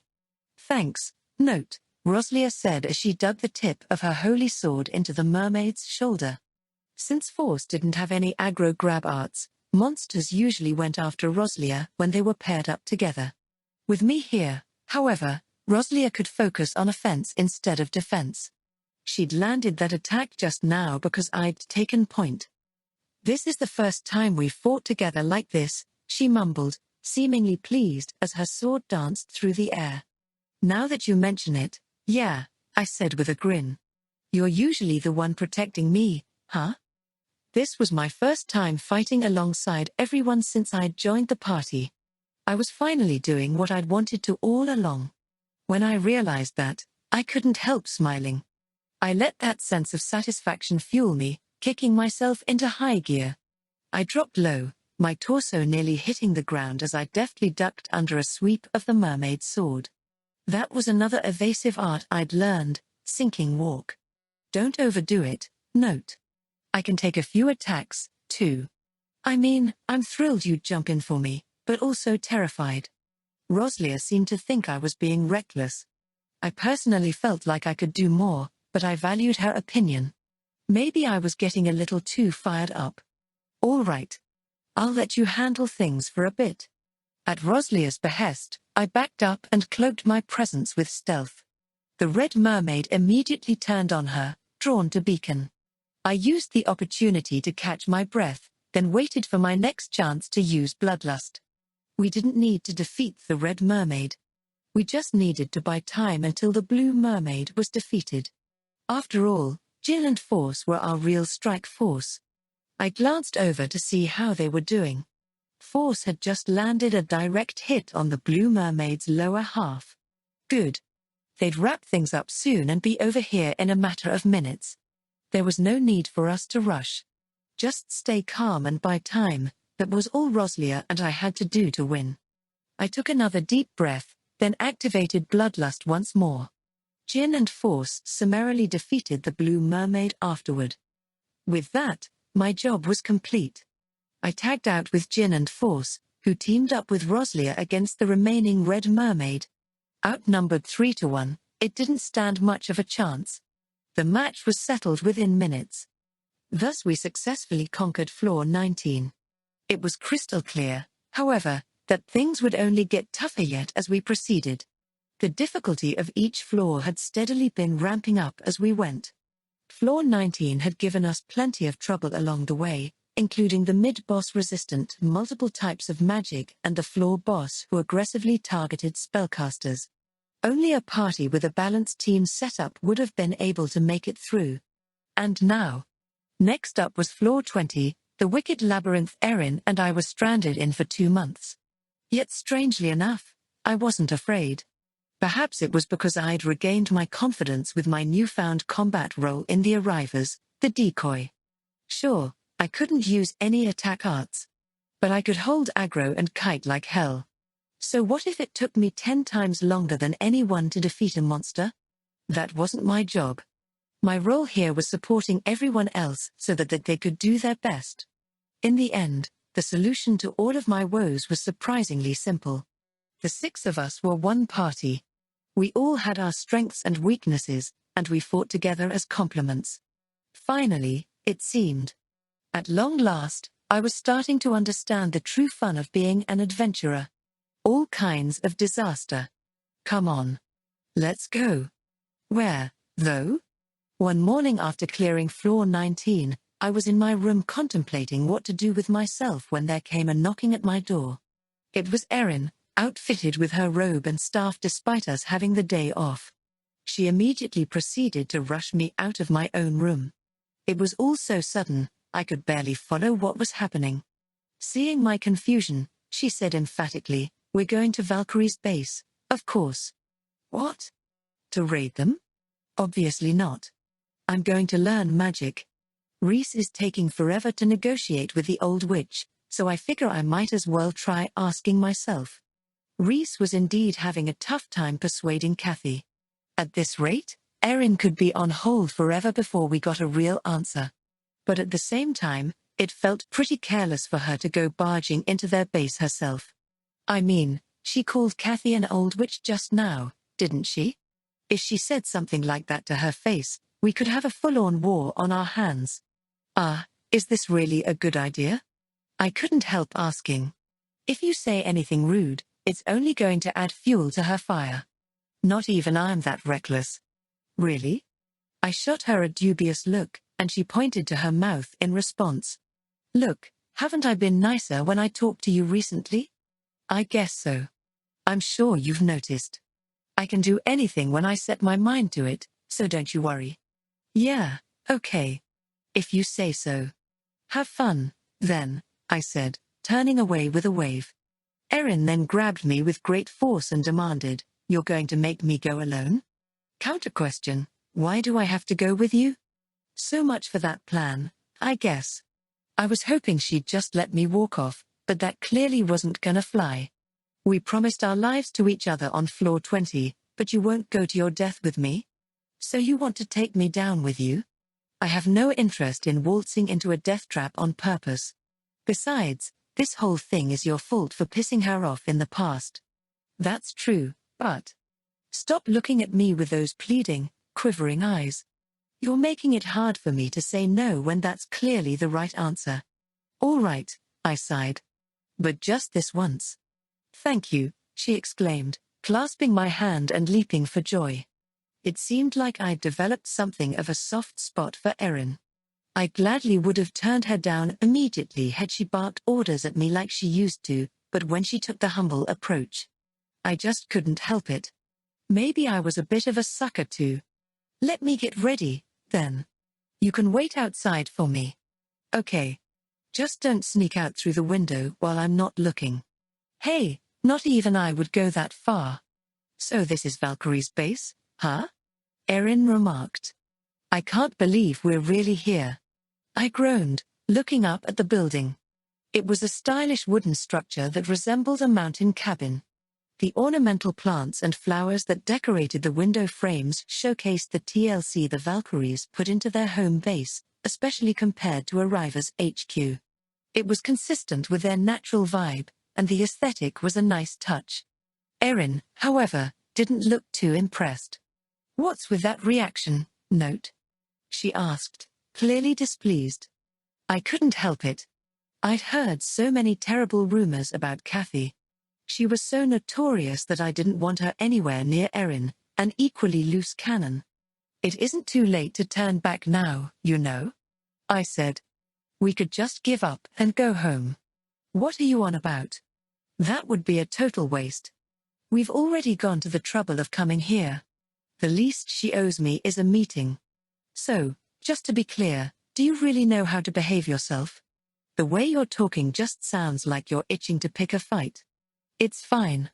I've got this, she insisted with a thumbs up. Honestly, I had no idea what was fine about this, but I could tell she had absolutely no intention of backing down now. Okay, I'm counting on you, Erin.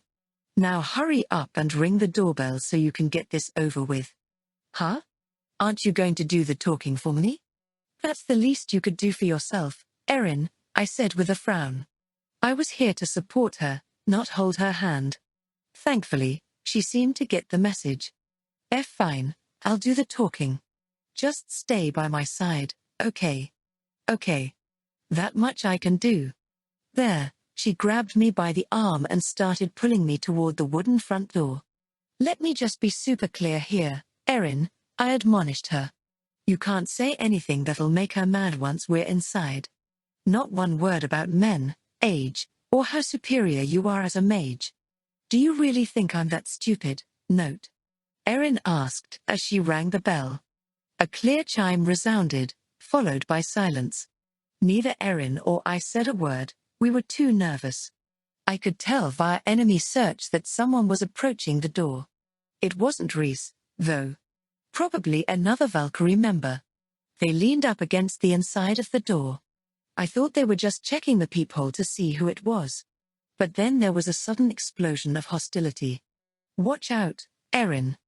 I grabbed her and made a mad dive to get us out from in front of the door. It wasn't a second too soon. A thunderous roar immediately slammed into my back with a shockwave. I quickly looked back to see a small crater where we'd just been standing. Huh? What? What just happened? Erin asked, looking around in confusion. A single shadow stood amidst the smoke cloaking the area now. What are you here for, lass? To pick another fight? It yelled. The smoke cleared just enough for me to see a woman with long hair and veins furiously protruding from her temples. She was dressed in a loose-fitting t-shirt and a pair of cropped navy pants, clearly her loungewear, and she was holding a long staff in her hand. This had to be the infamous Kathy. I'd never met her before, but I recognized her instantly thanks to the hostility she was channeling directly at Erin. I mean, who else would fire at her on sight? She'd even blown up her own front door to do it. Moreover, this was the first time I'd ever heard anyone call someone lass in real life. I honestly thought people only talked like that in stories. No. I'm here to ask for a favor.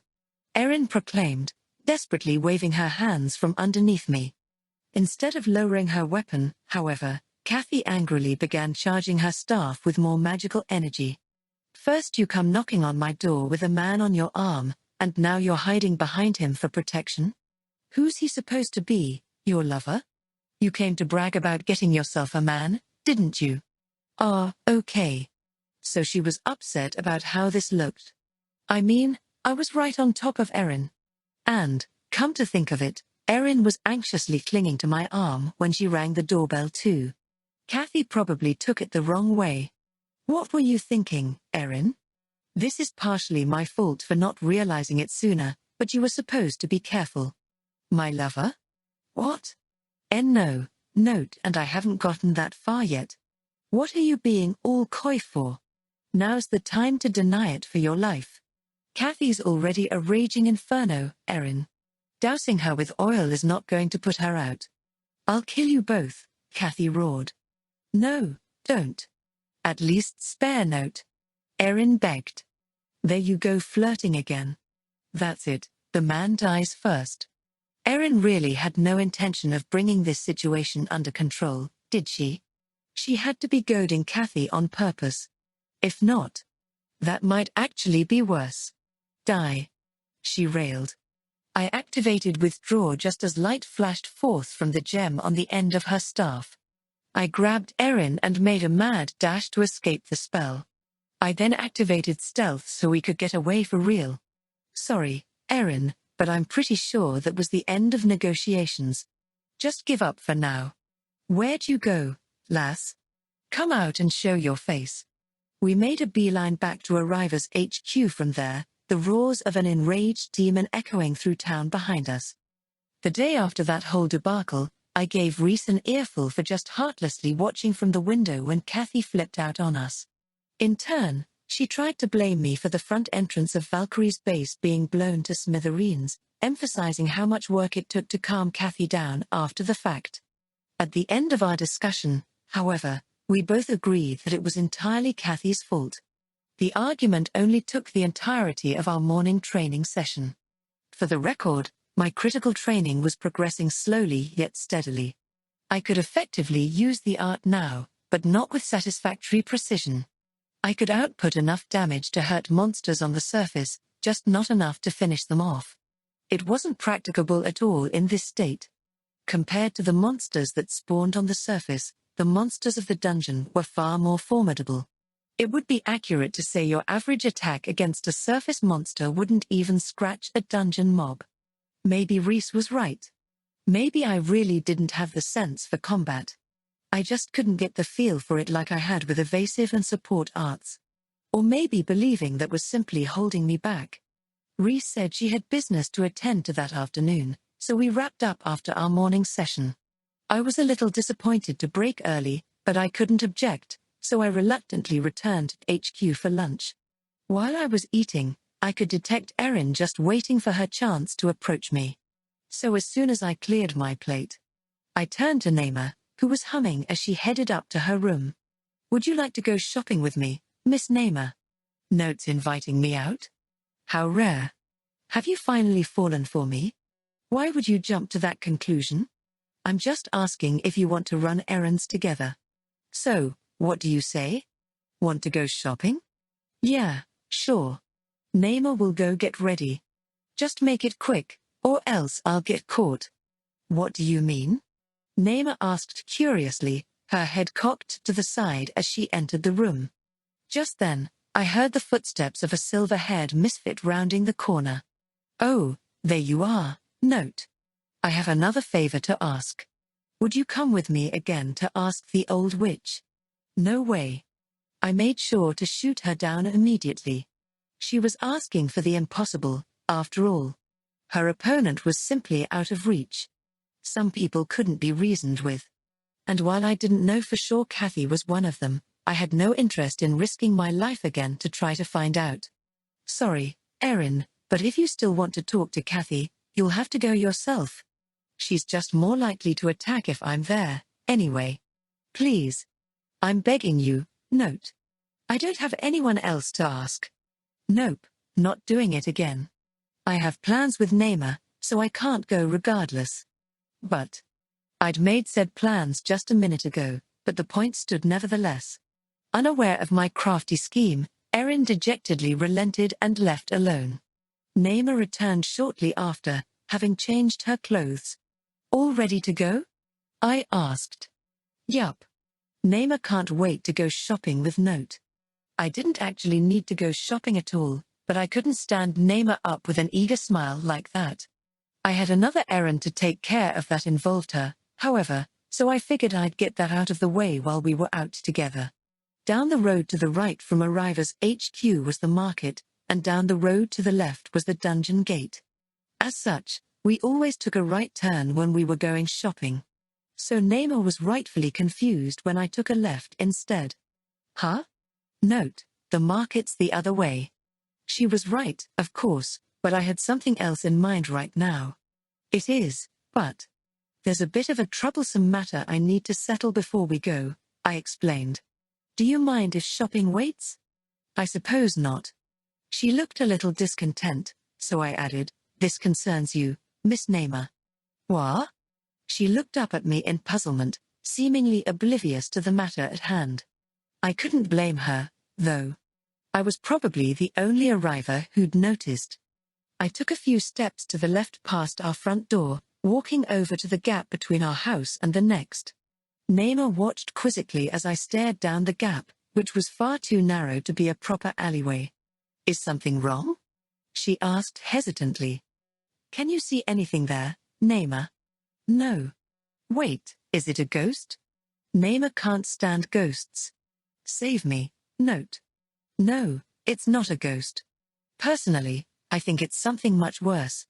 What could possibly be worse than a ghost? Have you had a bad experience or something? We weren't getting anywhere just talking like this, so I decided to be a little more proactive. I looked down the corridor and said loudly, "Why don't you show yourself? I know you're hiding there. If you don't come on out, I'll just shout your name and..." "Hold on a minute. Can you actually see me?" A low voice called from the darkness.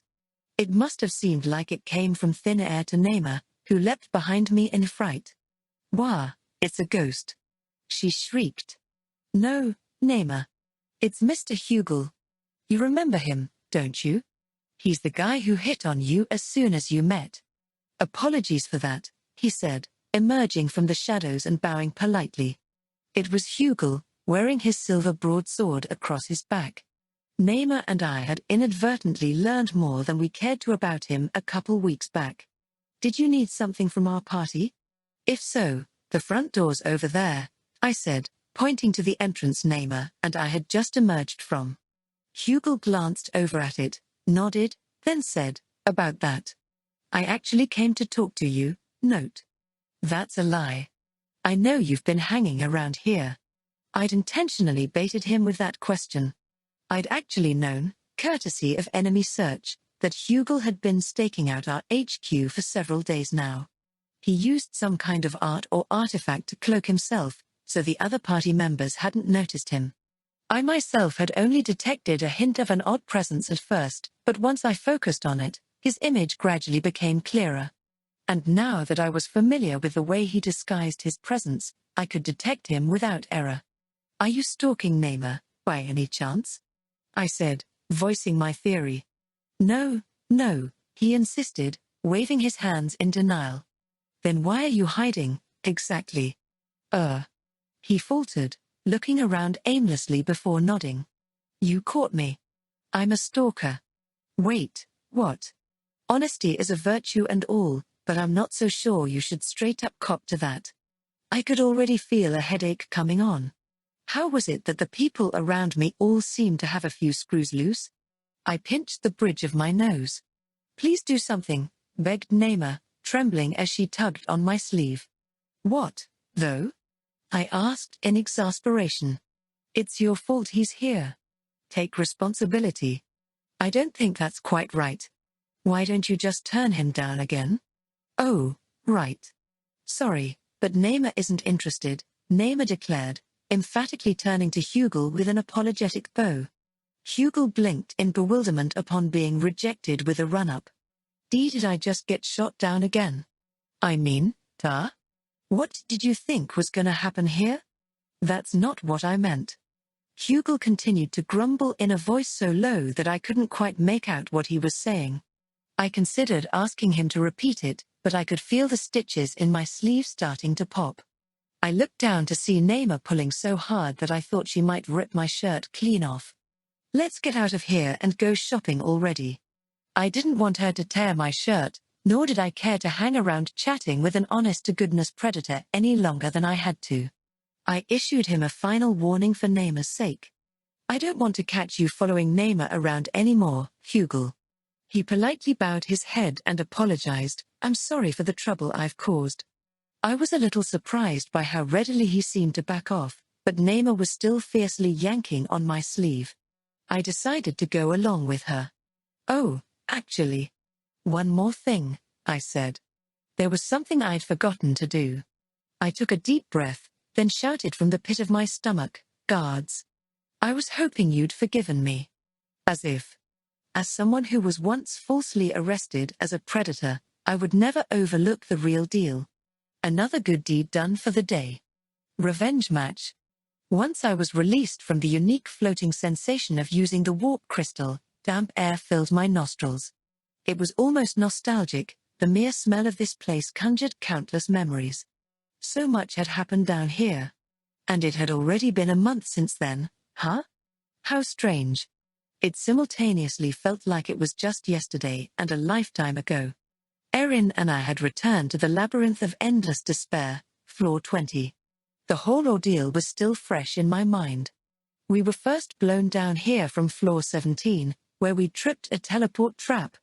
The two of us, a mapping thief with no combat skill and a ranged-only mage, came together to survive, somehow, by the skin of our teeth. I could laugh looking back on it now, but I'd seriously thought we were goners at the time. Even now, Erin had a somber look on her face. The other arrivals were reverent, too. No one was joking around like usual. I decided to speak up in an attempt to dispel the heavy gloom in the air. "Let's do this just like we planned," I said with gusto, my words echoing down the silent corridor. I personally didn't see this trip pessimistically. If anything, I felt like we had a huge advantage. 2 of the 6 of us were already familiar with this floor, which was a considerable boon compared to the other floors we'd gone into completely cold. Moreover, with the exception of the boss and mid-boss, the monsters here weren't actually as tough as the ones on floor 19. There were fewer, both in type and number. In exchange, floor 20 was ridiculously long and complicated. It would take several days to reach the exit even on the shortest route, not that that would be a problem for the arrivals. We would never get lost with my mapping, and our item bags were packed full of rations for a long expedition. We'd brought all the necessities we could possibly need. And even if we happened to run out of food, Erin could rustle us up some monster meat meals with minor cooking. We literally couldn't be more prepared for this. For starters, I already had about half of the floor mentally mapped. There was no way we'd run out of supplies before we made it through. That was why I wasn't worried, but my fellow floor 20 veteran seemed to feel differently. Her normally stern look was exacerbated by a deep furrow in her brow. I couldn't just let that go unaddressed, so I tried talking to her. "You okay, Erin?" "I'm fine. It's you I'm worried about," she said, looking into my eyes. "Are you seriously going to fight the mid-boss?" "Of course. I finally found my role. I recalled our boss battle on floor 19 the other day. I'd thrown myself into playing the decoy, distracting and kiting the Red Mermaid. It was the one thing I was capable of contributing in combat without any attack arts. I wanted to make use of that and participate in the mid-boss battle as a makeshift evasion tank. I would have been lying if I said I wasn't scared at all, but my desire to try overrode the fear. My evasive arts were good enough to use in the dungeon now. I'd learned that much tangling with a mid-boss here last time. If I focused wholly on evading without even trying to attack, I was pretty sure I could hold my ground.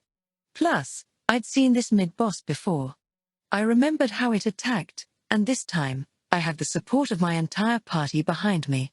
I couldn't call myself a dungeon diver if I ran away under such perfect conditions. But there was another reason I wanted to challenge the floor 20 mid-boss, too. It was simple: revenge. This was a grudge match for me. The yearning to face such a formidable foe once again smoldered deep within my chest, unquenchable.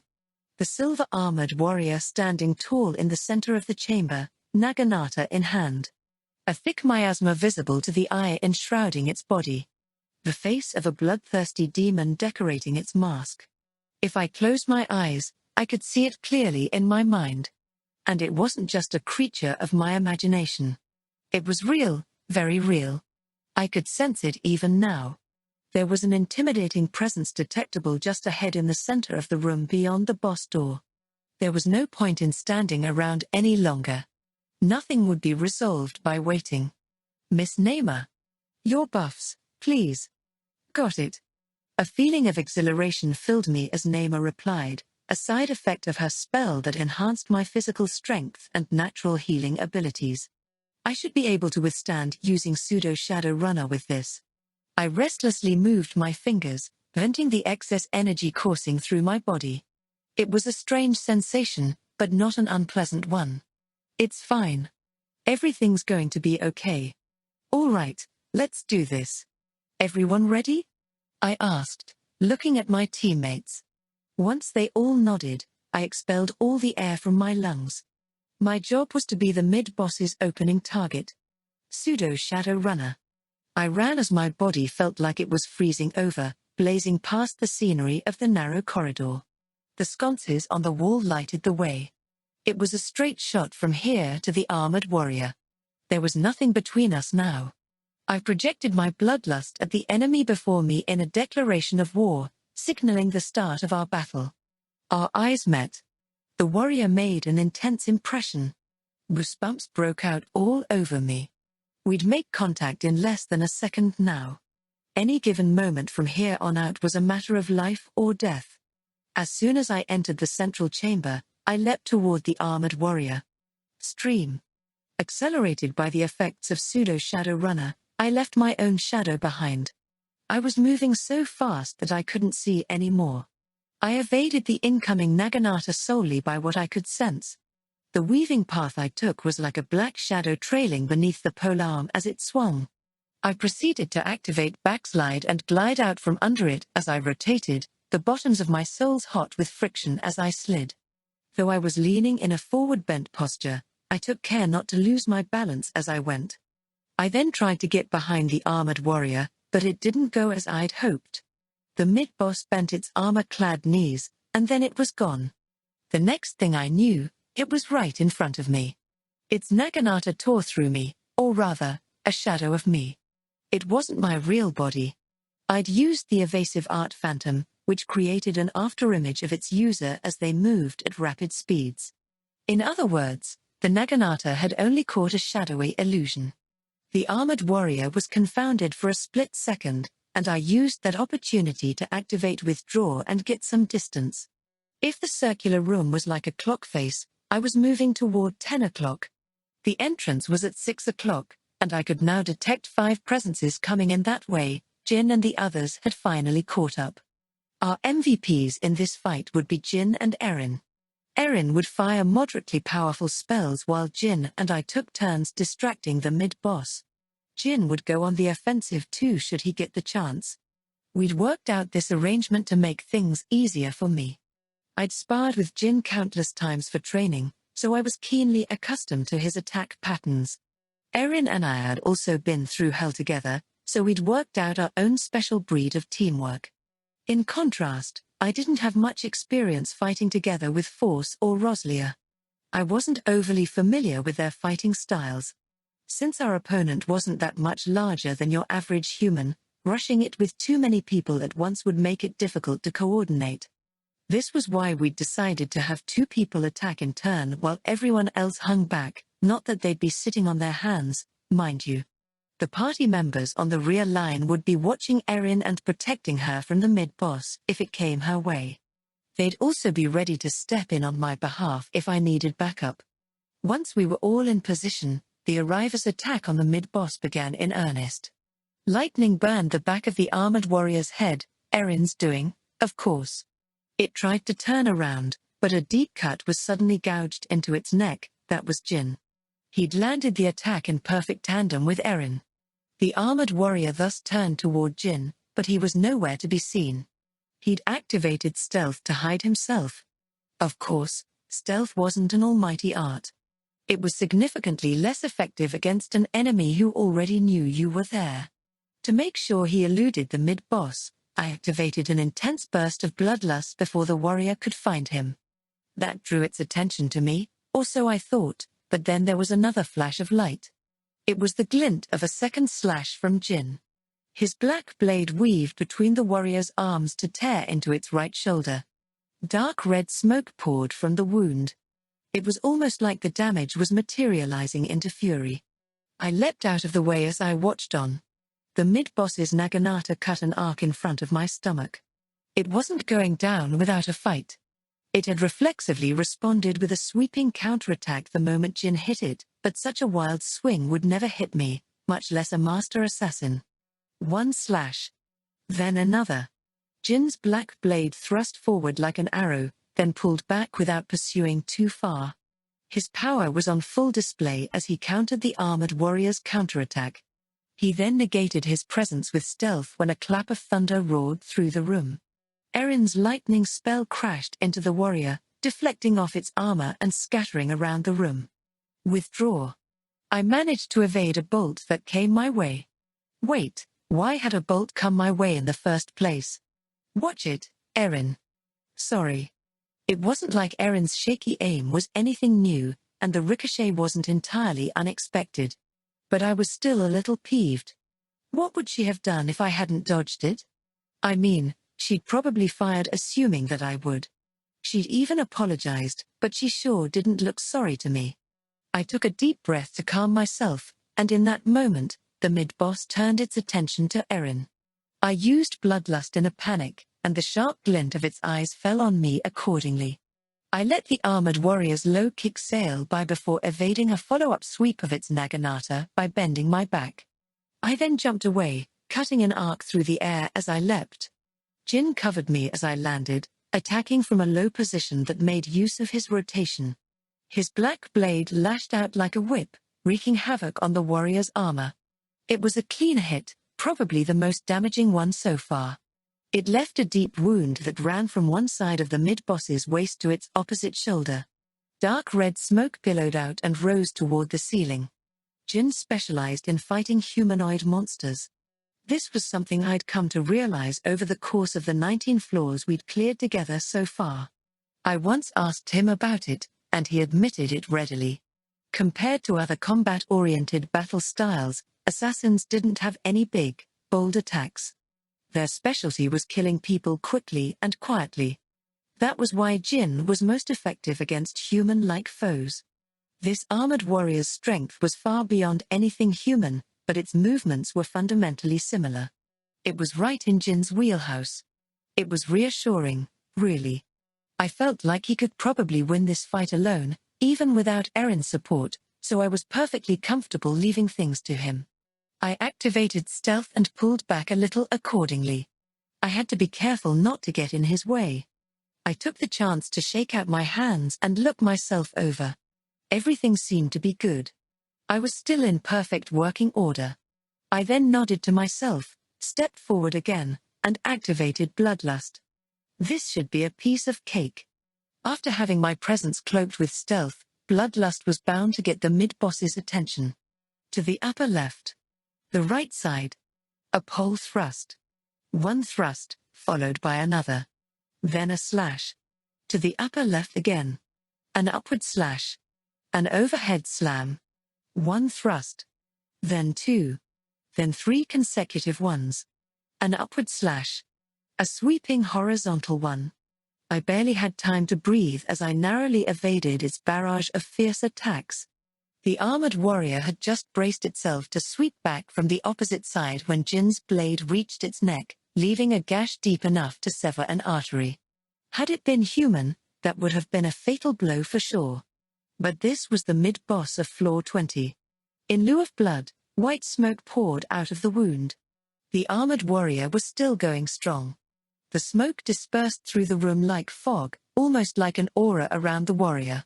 It now truly looked like an enraged demon. Thanks to enemy search, I could feel its threat level skyrocket.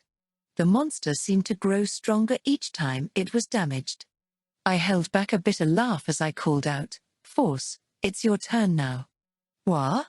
Come on, Note. You can do better than that. Show us some guts." While I'd love nothing more than to oblige, this guy's gonna be a real thorn in our side if you don't take it down in one go. The original idea was for Jin and I to whittle it down gradually, but it would only gain momentum if we took our time that way. We couldn't let that happen, so it was time for a quick change of plans. We had to think on our feet since we'd never been through this mid-boss fight before. I quickly pulled myself together so that my disappointment wouldn't affect my performance. Only use heavy attacks. It gets stronger every time it takes damage. So that's the deal. With that, Force seemed to understand. He swiftly drew Purgatory from its sheath like he was flipping a switch inside himself. He was now in serious mode. A blazing demon against an armored one. A swordsman consumed by the flames of hell against a warrior burning with hatred. It was a melee from there. Force and Jin double-teamed the warrior while Erin continued to fire from range. The mid-boss had to change directions continuously to try to attack, making it difficult to track its opponents. It was difficult for me to keep up with, even.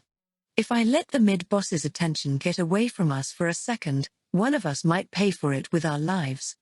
This was floor 20. Even indirect hits could kill. I had to stay on my toes right behind Jin and force every step of the way. A tempest. A shockwave that could be described no other way forced me to stoop forward. It was the vicious after-effect of the armored warrior's naginata, which far outperformed what any normal weapon could do. I thought I'd evaded the attack with room to spare, but my back was scratched up. The cuts weren't too deep, but they weren't anything to sneeze at either. Light sparkled around my body. It was Nema's healing spell. And it wasn't just around me, either. Jin and Force hadn't gotten this far into the fight unscathed. The armored warrior was getting stronger each time we hit it. Its left arm had now been torn to shreds, and its right hand wasn't entirely intact. Its helmet had been smashed in, and large gashes ran up and down its torso. It would have been dead long ago if it were human. But in this battered state, its unique ability powered it to the max. Its silver armor was now black with miasma, emitting a sinister glow. It looked like some apparition. A ghost that continued to fight even after death. Nowhere in the chamber was safe any longer. A single slash from the armored warrior's blade could now reach the walls of the room with deadly effect. It heaved its naginata upward, aiming for Nema as she continued to cast healing magic. She was roughly 50 meters away, well within reach. Roslia activated her signature barrier, Impenetrable Fortress, from behind Nema. It was the strongest defensive spell she had. The naginata collided violently with it at full force. It skidded up the wall of light, crashing into the ceiling.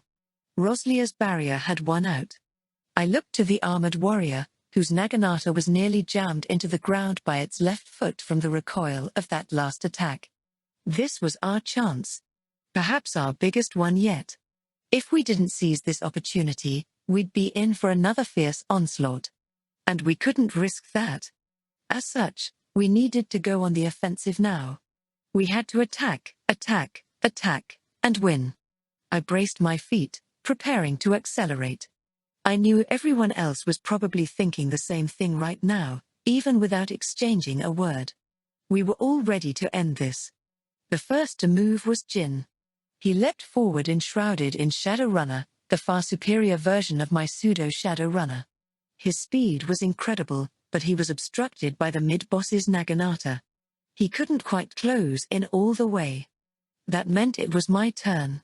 I zipped ahead, going from 0 to 100 in a single burst. My thighs burned. I could tell my muscles were screaming. But I didn't care. I'd be fine as long as I had Nema's regenerate. So I continued to charge at that high speed. The armored warrior's eyes locked onto me. Here it comes. I stopped short and used withdraw.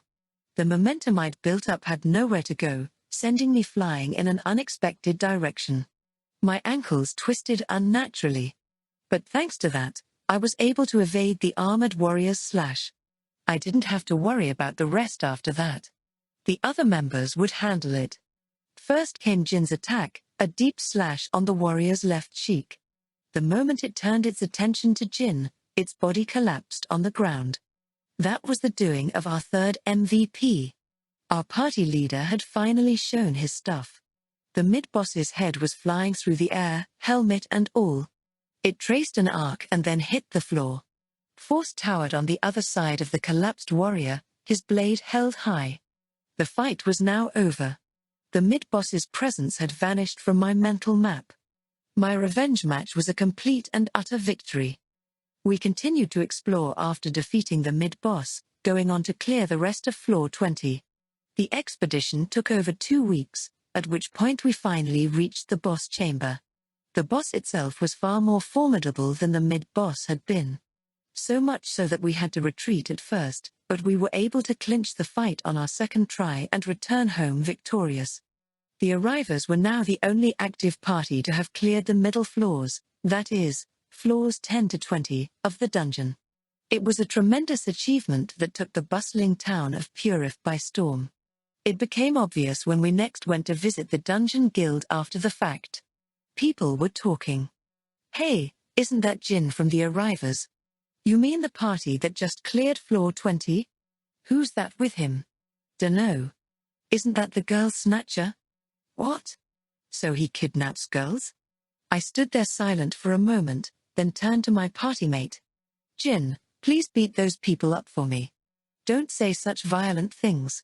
Also, that's not really the kind of thing you should ask someone to do in your stead. But I'd never win on my own. I glared at the adventurers watching us from the corner of the room. They all looked bigger and stronger than me. And if they were here at the guild, they were probably dungeon divers, a cut above your average adventurer. No way in hell was I picking a fight with them. Anyway, it sure has been a while since I visited the dungeon guild. Huh? This isn't your first time here, note. No, I came here once on some minor business.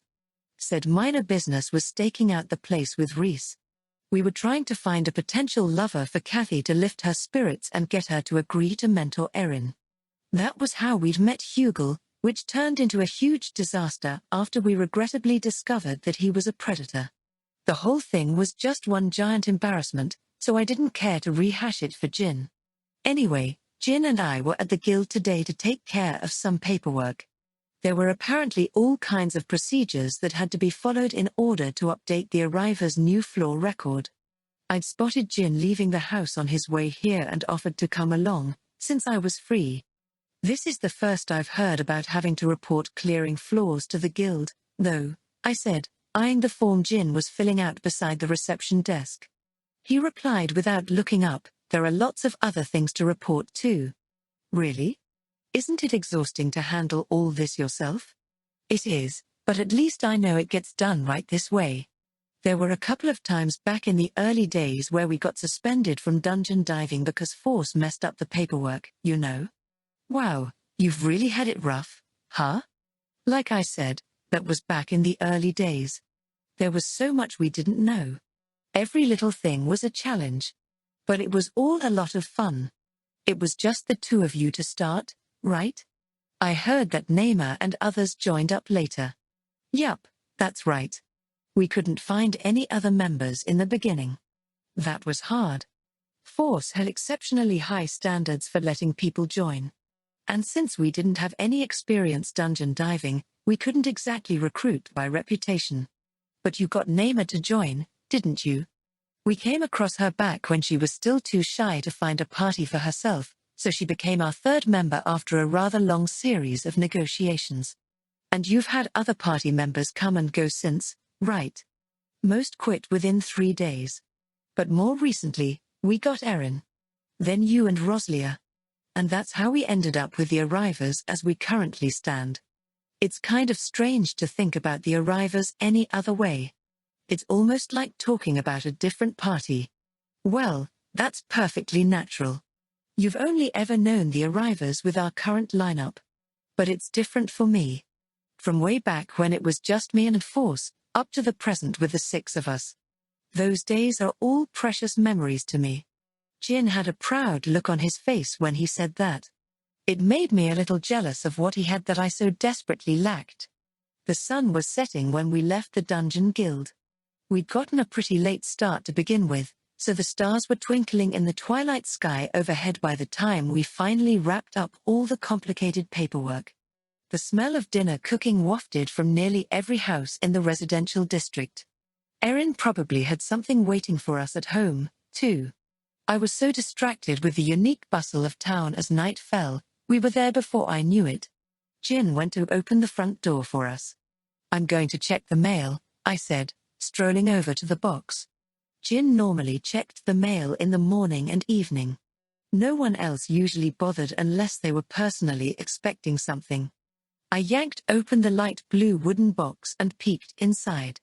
There was a single piece of mail. It was a regular, rectangular envelope, unremarkable except for the fact that it was jet black. There's a letter for you, Jin, I called to him. He was just about to step inside, but stopped and turned around to take the letter from me. Here you go, I said. When I handed him the black envelope, he raised an eyebrow.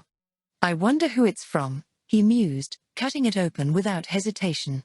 I wasn't expecting mail. Come to think of it, there was no sender or return address on the letter. Not even our address, just Jin's short name. I was about to point that out to him. But I swallowed my words when I looked up and saw the expression on his face. His lips were trembling as he read the letter, his narrow eyes were opened wide, and his mouth hung half open. He looked afraid and surprised at the same time. I'd never seen him so shaken. Confused, I uttered the first question that came to mind, "What does it say?" I never expected him to simply hand me the letter in response. I was a little taken aback, but I accepted it from him. I couldn't help remarking how weak his grip on it seemed. Something was very strange here. Slowly, hesitantly, I looked down at the letter. Jin. I will be coming for your head tomorrow evening. You already know the reason why. The headhunter. Jin, what is this? I asked hoarsely. The quivering in my voice shocked even me. We both stood there silently for a long moment with nothing but the ambient noises of the city at night hanging in the air between us.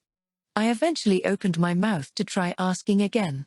But Jin answered first in a soft voice, "It seems to be a death threat from the headhunter." The headhunter. That was the hitman Reese had mentioned the other day. According to her, he was the strongest in all the nation. He would use stealth to completely conceal his presence, then cleanly decapitate his target without ever being detected. Mastery of that one tactic ensured a kill every single time. Not even top-class fighters like Force and Jin would stand a chance against him, or so Reese claimed. But one way or another, this so-called ultimate assassin had apparently just declared Jin his next target. It was a bit hard to swallow. Is this even real? I blurted in unthinking denial. Most likely, Jin replied, having regained his cool. I was surprised by how quickly he'd pulled himself together. But his usual calm, collected manner belied the gravity of the current situation. It felt out of place right now.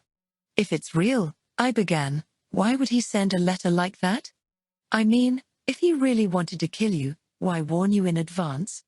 This has just got to be some sick prank or an imposter or something. No, that's simply the kind of assassin he is.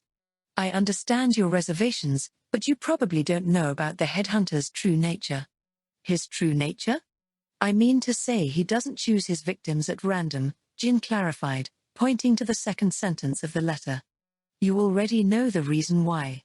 There was something truly unsettling about that. I couldn't think of a single reason someone would want Jin dead. But for the headhunter to use such vague language, Jin must have had some idea what it was about. Maybe something from his past. I wanted to ask about it, but Jin spoke up again before I could. The headhunter is actually a vigilante. A hitman for justice, you could say. What? I had a really hard time parsing hitman for justice. Hearing those words together was as bizarre as a midsummer snow. He normally only kills on request, but all his targets are limited to criminals. He carefully investigates each case himself, then visits punishment on those he deems to be truly evil. That's why he goes out of his way to send letters like this, to pronounce a death sentence and inspire regret for one's crimes. Then why is he after you? Because. I stared at my reflection in Jin's eyes, which were gradually adjusting to the oncoming dark of night. I've killed many, many people, he said. More than even the headhunter. Some of them were completely innocent. There was a self-deprecating tone in his voice, but even deeper emotion beneath that. Glimpses of Jin's past flickered in and out of view. This was the first time I'd truly seen them for myself, but I didn't care.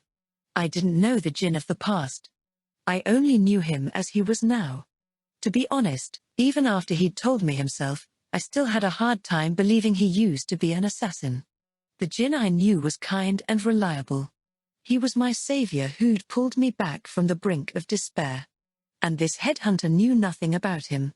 To want to cut him down based on some misguided sense of justice. It was absurd. You live a perfectly respectable life now, Jin. He has absolutely no right to murder. That's where you're wrong, note. As long as there's a client, he has a reason to kill. And there are plenty of people who resent me. Too many, in fact. I have no way of narrowing it down to any one person. Nor can I blame them for the way they feel. Each of them was robbed of a family member, loved one, or other precious friend. By my hand. I hardly knew what to say to that. Jin was precious to me, but he'd taken away people that were equally precious to others. That truth was a frightfully heavy weight on my chest. Something that I could only appreciate now that I had people precious to me. I didn't want to lose Jin, Erin, or anyone else. The very idea was repugnant. Are you just going to accept your death? I mustered the courage to ask. Nope, he responded flatly, much to my surprise. It's true I bear a certain guilt for what I've done, but that's another matter entirely. Honestly, I want to keep on adventuring with you and the rest of the arrivers. I wouldn't trade that dream for anything, so I'm certainly not going to sit back and let myself be killed. Not even after what I've done. I'm not that much of a saint, note. There, Jin tried to force a smile. The corners of his mouth turned up in a grin, but there was no light in his eyes. He was just putting on a brave face. However, he said, inhaling deeply, should this be my demise, I leave the arrivers in your hands. Why would you even say such a thing? As if I'd allow that to happen. Even hypothetically speaking, I wasn't about to agree to that. No way in hell. There were certain lines you just didn't cross. In fact, I was a little irritated he'd even suggested it. It showed in my voice. You're not alone, Jin, I said, a little rougher than I ordinarily would have. We've got Force, Roslia, Erin, and Naima. With our strength, with the 6 of us, we can handle the headhunter. Sorry, but I don't intend on relying on the party for this. Why not? The headhunter isn't an enemy that can be defeated simply by surrounding him. Outnumbering him yields no advantage if no one can even detect him. In truth, getting more people involved only increases the risk we'd be taking. Moreover, this is a personal problem. I have no intention of dragging anyone else into it. But. No buts. Please, note. I need you to keep this between us. You wouldn't want to lose anyone precious to you because you got them caught up in your business, would you? I hope you can understand. That was fair. If any of our teammates died because of me, it would probably be the regret of a lifetime. Besides, it wasn't really my place to defy Jin's resolution. I'd asked something similar of Erin once when we were stuck on floor 20. I'd forced her to run ahead while I faced the mid-boss alone. Back then, I wasn't even really thinking about the possibility of my own death. I was mostly focused on Erin's survival. Luck was on our side and we both ended up making it out of there alive. Only in retrospect did I realize just how dangerous a risk I'd taken. But I would do it all over again in a heartbeat. My life was a small price to pay for the safety of someone I cared about, plain and simple. That being the case, I understood how Jin felt all too well. Nevertheless, there was something flawed about that line of thinking. It didn't take into consideration the feelings of those left behind. That was the cruelty I'd foisted upon Erin. Something I hadn't truly appreciated until just now. Don't look so sad, note. It's not like my death is a foregone conclusion. That much was true, but I still didn't like this. I didn't even want to think about life without Jin. He'd saved me, given me hopes and dreams for the future when I was at my lowest. He'd taken me in when I had nowhere else to belong. He'd changed my world. He was the first arriver I met, and the one who'd taught me everything I knew about being an adventurer. Whenever I had a fight with Erin or got sick of things, he was always there for me.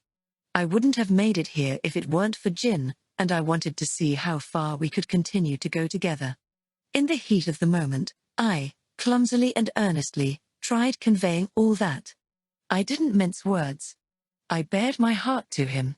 One embarrassing thing after another came flowing out of my mouth. When I was done, he scratched his head bashfully and said, "I'm glad you feel that way, note. It's a little bit of a weight off my shoulders. Maybe it was worth washing my hands of assassination and forming the arrivers after all. You know, I started this party because I wanted to leave something behind." "What do you mean?"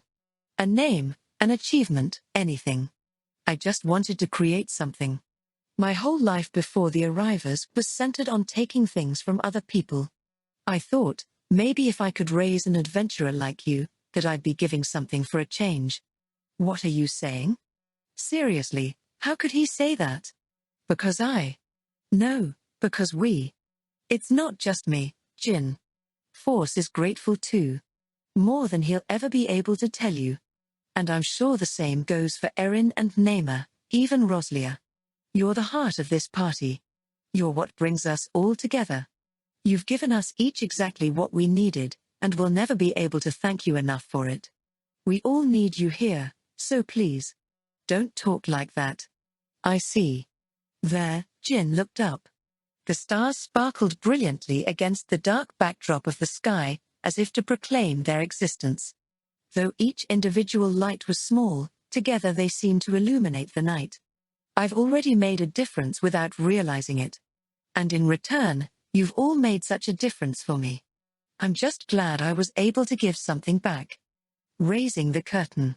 As far as the nameless boy was concerned, names were just symbols. His parents were dead by the time he was 2 years old, so he had no way of knowing the name he was born with. After being placed in an orphanage, he was given the name Zenon, but that only lasted for a few years. He had sharp reflexes and quick wits, but a certain noble decided to take him in primarily due to his lack of living relatives. He was then assigned not a name, but a number 168. From now on, you are no longer your own person. You're subhuman. A mere puppet of Lord Dienlurks, the man who retrieved number 168 from the orphanage said. And it certainly seemed true, for the facility the boy was taken to was by no means fit for humans. There, he had combat techniques beaten into him day and night. And when that was over, he was forced to spend hours studying how to survive in his world. The meals were tasteless, provided solely for the purpose of replenishing energy. Toilet breaks were only allowed at fixed times. Cold water baths were given once a week. No one slept well there, for they could all be called to training at a moment's notice. In short, it was a prison meant to manufacture soldiers for the service of the noble who ran it. Number 168 was brought in with others like him, but none of them survived. Number 165 caught a cold and died of dehydration. Number 166 suffered internal injuries during a training exercise and was discovered cold the next morning. Number 167 was 50 seconds late to assembly and killed for it. Numbers 169 and 170 tried to escape the facility and were hung before the lot of them as an example. To number 168, the deaths of his fellow trainees weren't worth his tears. He regarded them with the same indifference as his shoelaces.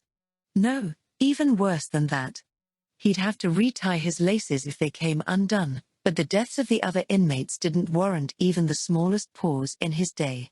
Number 168 happened to be more nimble than most, a talent that allowed him to survive the grueling training he was put through.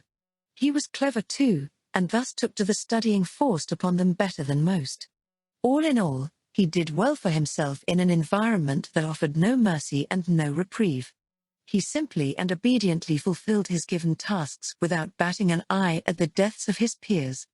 There were others that were stronger or smarter than number 168, but none of them outlived him. They all perished for some blunder or another. Number 168 continued to live under such treacherous conditions until the day he turned 12, old enough to become a full-fledged soldier. Most people considered the presentation ceremony at the age of 15 a rite of passage into adulthood, but Dienlurk liked to start early. He put children through hell to cultivate agents every bit as good as skill holders, then put them to work young enough that they posed no threat to him. His unit at the time consisted of 20 people. Each member was assigned all kinds of tasks including intelligence gathering, reconnaissance, honey trapping, and assassination. By trying their hand at each job, their individual aptitude for them could be measured. Number 168 executed every mission given to him without exception. And for better or worse, the job he excelled at the most was assassination. Perhaps it was because of his indifference to the taking of human life, which set him apart from the other agents. The brutal training they'd all been through wasn't enough to completely harden their hearts to murder. Several other agents were successfully able to complete assassination missions, but it took a toll on them mentally. Most avoided such jobs like the plague. But that didn't mean they would go away. Someone had to do them. It only stood to reason that the agent who didn't mind dirtying their hands should handle them. That was what number 168 thought. It wasn't that he felt no remorse whatsoever on such jobs, it was more so simply resignation. If the target was fated to die one way or another, then their death was inevitable, even if it wasn't by his hand. On top of that, assassinations required comparatively less interaction with a target than other jobs. There was no prolonged contact like on undercover intelligence missions. In other words, number 168 and his target could remain complete strangers. After all, it was easier to kill a stranger than to deceive someone who trusted you. Number 168 couldn't understand the agents who eagerly snatched up undercover work. He himself contentedly stuck to taking up the assassination jobs. Each time he completed another one, he further refined his technique. He became intimately familiar with where and how to fatally wound someone. Thus, number 168 went on to become a prolific, peerless killer. Obtaining his skills at age 15 only abetted his craft. He continued to kill, even as people fearfully began whispering in the streets about Dean Lurk's deadly assassin. That was simply how he lived until one day sometime after his 20th birthday. That was the day he failed a mission for the first time. The day he abandoned his work for good. The day he made a deal with a certain swordsman. On that particular mission, the name number 168 had been using was Jin. It would be the first name that grew to have any meaning to him. The end-defying choice. The sun began its climb through the sky the next morning as the town woke into its usual hustle and bustle. I gazed at my clock vacantly as I got ready to go. I fully armed myself, though I only had a single dagger. I donned my combat gear for the dungeon, including my leather gloves and shoes. I then went for the door, which was when someone called out to me. "Huh? Are you going out?" It was Erin. She had just finished cleaning up after breakfast and was currently drying off her hands. "Didn't I tell you?" I replied. "I've got a training session with Reese." "Ah, right, you did mention that yesterday." "Yeah, so I'm headed out. Things could run late today, so don't wait for me for dinner." "Sure. When do you think you'll be back, then?" "Couldn't call it. I might be back right away, or I might not come back at all." "What is that supposed to mean? Are you camping out or something?" "Yeah, you could say that. Don't worry about it." "Fine. Have a good day," she said with a wave. It was a perfunctory, routine greeting. But today, it felt especially precious. "I'm off," I said, pushing open our front door. It felt even heavier than usual. I left the party house without looking back so that Erin couldn't see my face as I walked away. Jin and I actually had a lot in common. We were both unfair to the people we cared about. Rather, we were both quick to put our lives on the line for the people we cared about. If he's not going to rely on the party, neither will I. It's as simple as that. Long time no see. Or so I'd say, but it hasn't really been that long, I remarked, greeting the man in front of me flatly. "What's up?" "It's rather early in the morning to be meeting up like this," he replied in a slightly rougher tone than usual. He seemed to be on guard. We were presently standing in the clearing outside of town where I normally trained with Reese. The area was sparse of vegetation and people, so it was ideal for combat practice. It hadn't been difficult to bring the man here, either. I could track him down instantly between mapping and enemy search, and we were acquainted well enough. All I'd had to do was ask him to follow me. But now that we were here, there was no point in beating around the bush. I cut straight to the point. "I have a favor to ask of you, Hugel," I said. "Or should I just call you Mr. Headhunter?" He immediately dropped his center of gravity and reached for the broadsword on his back, a combat stance. That was as good as copping to it. I braced myself for a fight, but the only thing that came at me was a question. "How did you know?" he asked pointedly. Honestly, the clincher was simple. Your stealth is too good. At first, I thought Hugel had staked out our party house because he was stalking Naima. But after seeing the envelope with no address and hearing about the headhunter's mo from Jin, I realized I had the wrong idea. If that letter had come without postage or even an address, that meant someone had put it in our mailbox directly.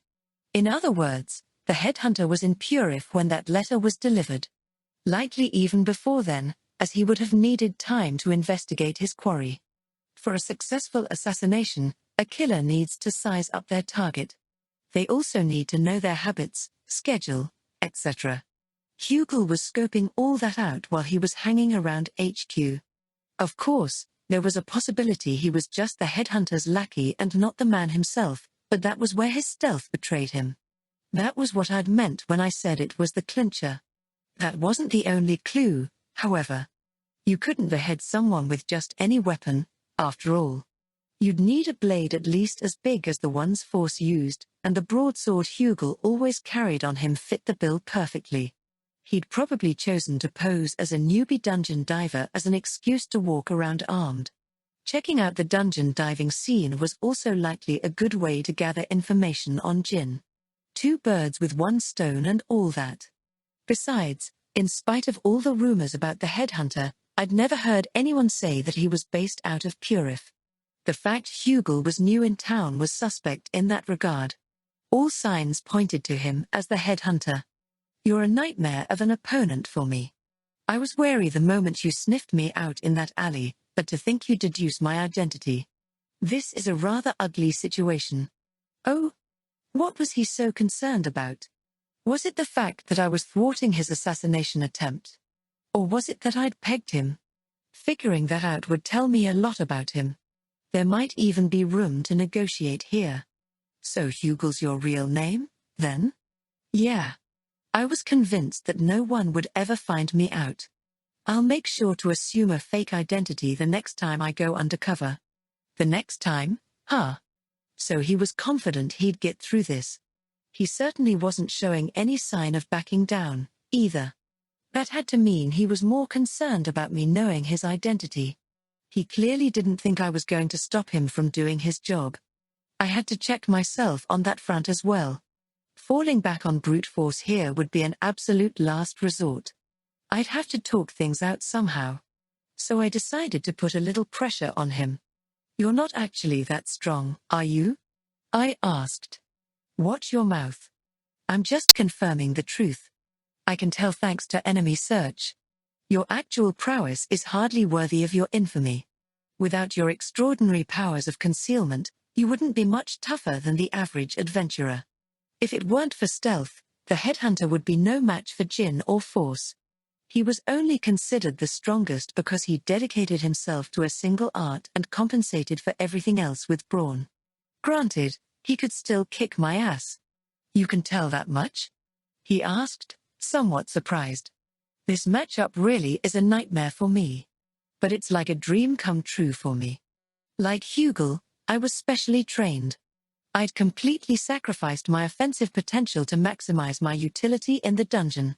And the art I'd honed the most after all this time was enemy search, which had perfect synergy with mapping. I'd polished it to extremes while fighting for my life on floor 20. So much so that I'd even surpassed Jin, a top-tier assassin. Stealth and enemy search, the art to conceal oneself and the art to detect others, were diametrically opposed. The latter, however, had an advantage over the former. Stealth wasn't surefire. It merely made it harder for monsters to notice you. Once they had their sights locked on you, activating stealth wouldn't do you any good. The same was true against people. It normally wasn't possible to completely cloak one's presence, so when stealth was up against enemy search of the same level, enemy search would win every time. It honestly shocked me that Hugel had his stealth trained to such a degree. The average enemy search would never be able to detect him. But the fact he couldn't fool me was clear after the incident outside HQ the other day. If Hugel had gone straight for the kill without casing our place, he might have gotten away with it. His stealth was so advanced that not even I had noticed him at first. Once I discovered his presence and familiarized myself with it, however, he couldn't escape me. So I understood what Hugel was saying. I really was his worst nightmare. He might have been able to pull a fast one on Jin, but not me. And I didn't hold a candle to Jin in terms of sheer strength. We had ourselves a peculiar three-way standoff. As such, I didn't have a whole lot of leverage here in terms of negotiating. Like I said, Mr. Hugel, I have a favor to ask. Would you please give up on Jin? Sorry, but I can't. There's no harm in backing down now. I'll keep the fact you're the headhunter a secret, and we can both walk away like this never happened. Won't you at least consider it? I told you I can't. Why not? We can put it behind us and just say you failed one job. No big deal, right? Jin isn't even a bad guy anymore. So please. It's a matter of pride, he said calmly. It's true that Jin has washed his hands of his criminal ways. My investigation has shown me he lives an honest life these days, but that's the problem. There's no justice for his victims this way. There are too many people in this world that wish misery upon those who wreak misery. And the happier misery makers are, the more their victims begrudge them. What, he continued, is that really so wrong? Those who can forgive their wrongdoers are exceptional, kind people. They're strong. But most of us aren't. And I've personally decided to side with the weak. Don't be a hypocrite. You're causing plenty of misery for other people. That's right. I am aware of the dark path I tread. I am weak myself, but I have no intention of turning back now, Hugel declared with a fiery resolve in his eyes. Those who acknowledge their own weaknesses. They're the strongest of all. It's no easy task to move forward carrying that weight. I didn't know what happened to Hugel in the past to forge him this way. But whatever it was, I knew it was probably beyond my comprehension. There was no way anything I had to say would change his mind. There was no way to resolve this with words. A fight was unavoidable, it had been from the start. I think I understand you a little better now, Hugel. You're a good guy deep down, aren't you? So I'm begging you. Don't make me do this. If you won't back off of Jin, I'll have to stop you myself. You have the guts to do that. I made peace with it yesterday. Hugel stared at me, his gaze piercing right through me. He looked into my eyes, judging what he saw within them. After a silent moment, he shook his head in resignation. I see. It seems you're serious. You have the same look in your eyes that I did when I was younger. That's why I wish you'd back down, though I know you likely won't. That's right. I won't, I pledged to the great sky overhead. If Hugel wouldn't relent, I certainly wouldn't either. It was a testament to my own resolution to walk the path I'd chosen. Then let's do it this way. Neither of us are willing to back down, but that doesn't mean we have to kill each other over it. I have no desire to end a righteous young man like yourself, nor do I wish to make a killer out of you. So let's fight, and the loser must yield in the end. What do you think? I don't plan on yielding even if I lose. Then I'll simply render you unconscious and go kill Jin. It's a little earlier than I had planned, but the plan is moot now anyway. In contrast, you need only make me accept defeat. Sound fair to you? Are you sure? Those terms seem favorable for me. That's fine. Consider it a handicap, if you will. You seem pretty confident. I don't just seem confident, I am confident. After all, you're not that strong yourself. I've done my research on all of the arrivers. You never know. I might be hiding a tremendous ability. You seem to be forgetting I'm an assassin, though admittedly not a very powerful one. You're not the only one who can use enemy search. Oh, great, enemy search gave me away. So much for bluffing, I guess. I should have known better, though. I was facing the man lauded as the strongest in the nation. Hoping he'd overestimate me and back down was a pipe dream. Looks like I can't fool you, Hugel. That's too bad. I guess we'll just have to duke it out, then. I stood my ground and drew my dagger, holding it up in front of me defensively. Hugel in turn drew his broadsword and heaved it at the ready. Our eyes locked, and we nodded to one another. A gesture that signaled the beginning of our duel. The first one to make a move was Hugel. He broke into a run to close the distance between us, thrusting out his broadsword in a horizontal sweep. Heavy blow after heavy blow came for my neck. I dodged them with withdraw. Hugel slashed at me even as I retreated, but I could evade that much even without the use of an art. I simply pulled my upper body back and watched as the steel mass passed in front of my eyes. I similarly evaded the next two attacks by moving left and right, then drew away. I corrected my stance as I kept an eye on Hugel. There was absolutely no need to rush this battle. If I dealt with him calmly, there was no way he could hit me. His attacks weren't even that impressive, save for his horizontal swing. He'd probably beheaded plenty of people with that one. Hugel had attained superior mastery of stealth, to the point that he was virtually undetectable. He always got the drop on his target, which was why that horizontal swing worked every time. Go figure his other moves were less proficient. Specialized. Yeah, that was the perfect way to describe him. Not only was his stealth specialized, but his swordsmanship was too. In comparison, my fighting style wasn't much different. I was aiming for a one-strike finish with critical, the one combat art I had in my repertoire. In other words, the both of us were one-trick ponies. The outcome of the match would depend on who executed their trick better. Hugel had revealed his hand early in the game. He must have been confident he could take me out quickly. Too bad for him. That was a mighty blunder on his part. I now had the upper hand since I was keeping my cards close. Hugel didn't yet know what my trick was, or that I only had one, so if I played things right, I might be able to get the better of him. This would thus be a battle of endurance. I would wait Hugel out, wearing him down as we went. Then, ideally, I'd take him out with critical once he was fatigued. Hey, why don't you go ahead and give up? That's my line. Do me a favor and surrender already. We now exchanged glares, threatening each other between ragged breaths. Sweat poured from both of our brows.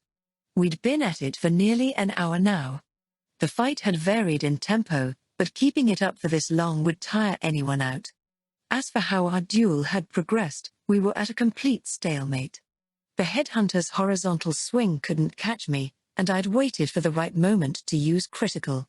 Only to miss and have a close call with an immediate counterattack. After that, I went back on the defensive and focused solely on evasion. Honestly, even I thought I was stronger than that. I might have been able to break out of our deadlock if I were a little more proficient with critical, but as things stood, I was practically powerless. It felt pathetic. I called out to Hugel, basically just buying time to catch my breath and pump some oxygen into my exhausted body. I'm surprised you can keep swinging a big sword like that. From what I've seen of your swordsmanship, you don't have a sword mastery skill. Maybe physical boost? Something like that to complement whatever you have that enhances your stealth. Hugel was similarly exhausted and willingly took the bait to catch his breath too. Who knows? He said. I'm not foolish enough to describe my skills to someone I'm actively fighting. I suppose that's fair. Challenging someone with a physical boost skill in close combat was a Herculean task.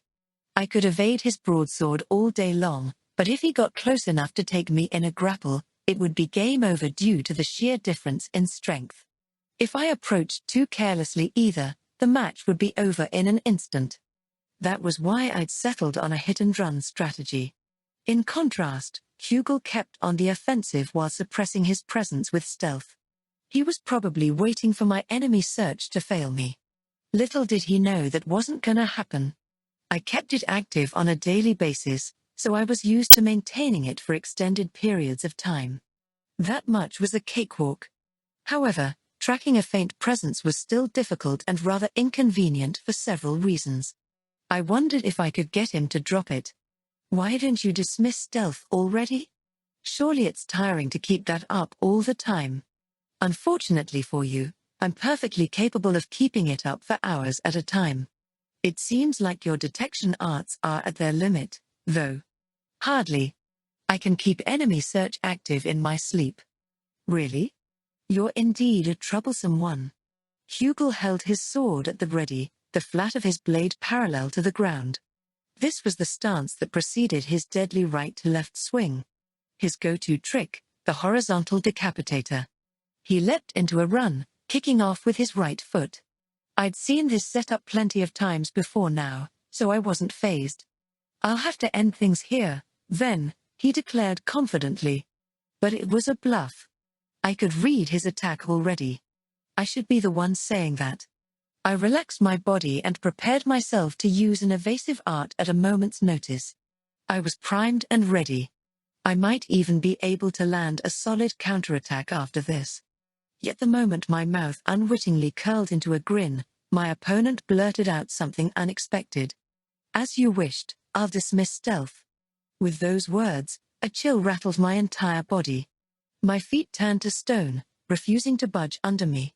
A surge of murderous intent shook me to my core. Bloodlust? I messed up. He got me. I knew what happened instantly. Switching from stealth to bloodlust, that was the classic thief combo that Jin had taught me on floor 19.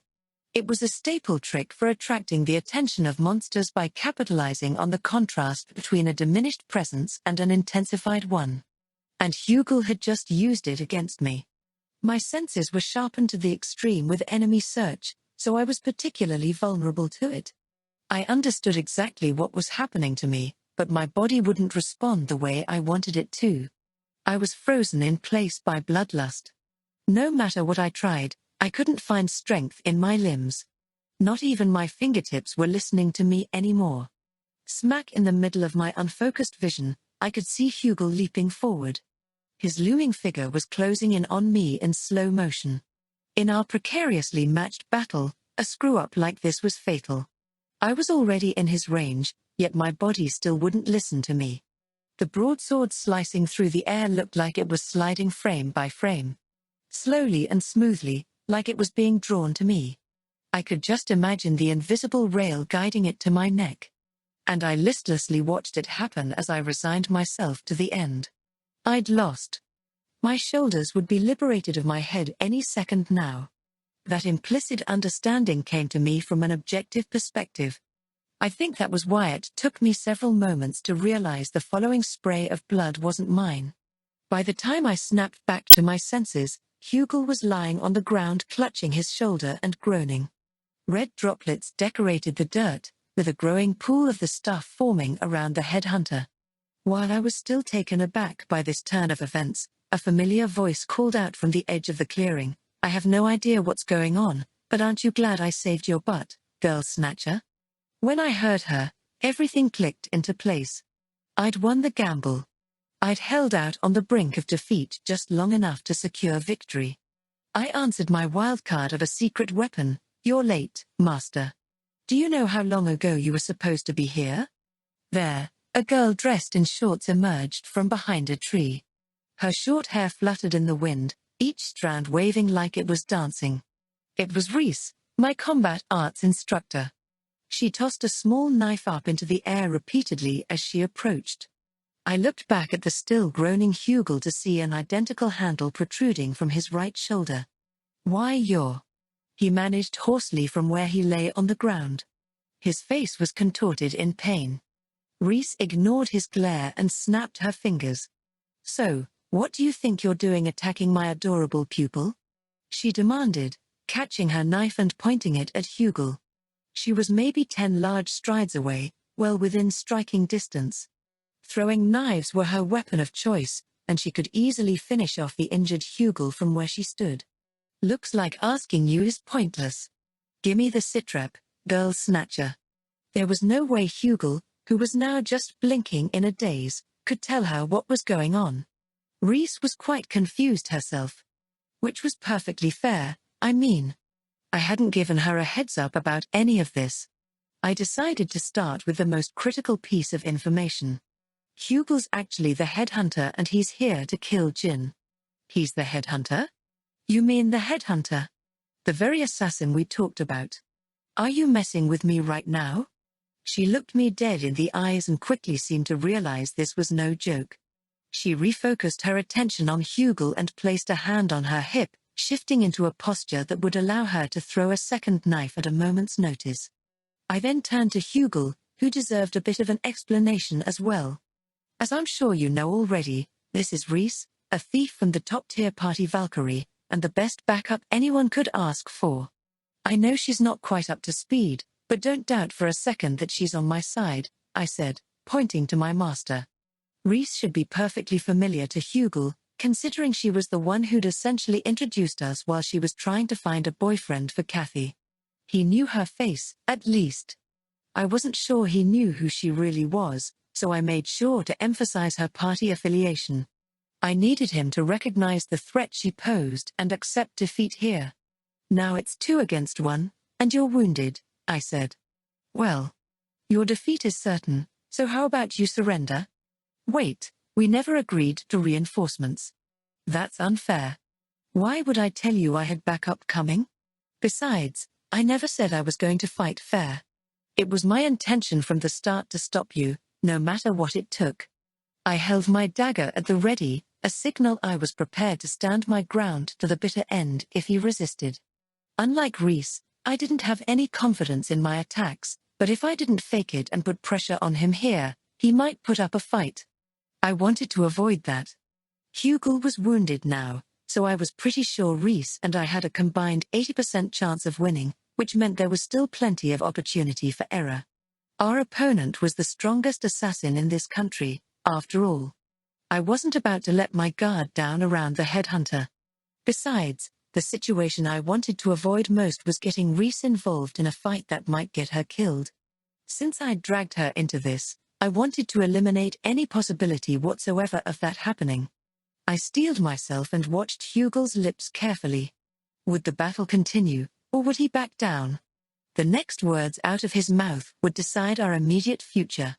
A single moment that felt like eternity passed in silence before he nodded readily. Fine. I surrender. You win. Note. Happy? You mean you agree to give up on Jin? I asked, confirming the most important matter. This was the reason we were fighting in the first place. Yes, he said, nodding slowly. I give up. I'll quietly withdraw from here. Really? I asked, just in case. This was one point I couldn't yield on. Before our battle, Hugel and I had a gentleman's agreement. It wasn't legally binding in any way, it was merely a matter of trust. If he double-crossed me after the fact and came for Jin anyway, I wouldn't be able to stop him. I had no choice but to take a gamble and trust the integrity of the so-called hitman for justice. Really. I keep my promises. I may have failed this job, but I suppose that doesn't hurt on rare occasion. How many years has it been since I last screwed up? How nostalgic, he chuckled, clutching at his wand again. I admit utter defeat. The headhunter has lost. Now, allow me to take back what I said before our fight. You are strong. Not physically, your attack techniques are still green. But you have cunning. You're willing to do what it takes to get the result you want, and that's the most important thing an assassin needs. You'll become a great adventurer. I told you. I'm not an assassin, and I have no intention of becoming one. Now, I'll ask again, you're really giving up on Jin, right? If assassins do whatever it takes to get results, then I have no reassurance you're not going to pull something yourself. Even I wouldn't go that far. I will keep my promise, and I won't try to find some loophole to go through with the assassination anyway. I really and truly will walk away from this one, he insisted, staggering to his feet through the pain. It was about then that Reese started to freak out. Hold on just a minute. I still have no idea what's going on here. Why are you both talking like everything's settled now? And what's all this about Jin being killed? I just showed up for training, how did things end up like this? Ugh, what a pain. Just when we were wrapping everything up, too. Seeing no way out of it, I slowly began recounting what had happened for the ranting Reese. Hugel's identity. The lie he told. Why he was really after Jin's life. How things had led to us fighting each other. And finally, the trap I set up to drag her into it. In my defense, however, it wasn't some elaborate scheme. I'd simply brought Hugel to our normal training ground about 30 minutes before we were scheduled to meet so that I'd have backup if the duel dragged on too long. Of course, I didn't tell Reese about any of this in advance. There wasn't time. I was simply betting on her showing up and being able to tell what was happening at a glance. Despite her punctuality or lack thereof, she was still a top-tier adventurer who'd been dungeon diving for years. She had to have keen instincts. That was a risky wager on my part, but it had all worked out in the end. I thought I was a dead man when Hugel activated Bloodlust, but that ultimately decided the fight. When he dismissed stealth, Reese was finally able to track his presence. Furthermore, by projecting such intense bloodlust, he flagged himself as a serious enemy. From Reese's point of view, it looked like he was honestly trying to kill me. That was why she hadn't hesitated to attack. Now, there were several reasons I'd wanted Reese in particular for backup. First was simply her prowess. I needed a strong adventurer capable of taking out the headhunter if it came to that. Second, and just as important, she was deadly at range. There was no way to defeat the invisible headhunter in a head-on battle, so I'd wanted someone capable of sniping him from a distance. Finally, the simplest reason of all, she wasn't Jin. I couldn't risk putting him in the line of fire in a fight for his life. I needed to be the only target. The only person I knew that fulfilled all these requirements was Reese. I had remembered we'd arranged to train today, which was what had inspired this plan. She was late, as always, but I couldn't thank her enough for showing up when she did. I turned her way to express my gratitude, and our eyes met. Reese blinked a few times before leaping at me and grabbing me. Wait, what? No. This is all for real? What the heck are you doing dragging me into something like this without my knowledge? I told you I never wanted to fight the headhunter, didn't I? I know you didn't forget, and look what you went and did anyway. Holy crap, I even threw a knife at him. He's gonna kill me. Please calm down. How am I supposed to calm down right now? I'm so sorry, Mr. Headhunter. I meant no harm. This stupid pupil of mine is to blame. If you want revenge, take it out on him. Spare me, please. Wow, where had my reliable instructor gone? The one that was so cool when she'd said, "So, what do you think you're doing attacking my adorable pupil?" She sure changed her tune fast. Way to sell me out. I have no intention of taking revenge, so. Hugel was also taken aback by Reese's 180 and couldn't manage much in the way of an articulate reply.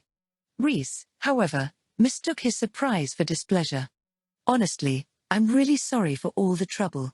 I'll catch that idiot pupil of mine right away and punish him. Please accept that by way of an apology, she pleaded, rubbing her hands together and bowing her head.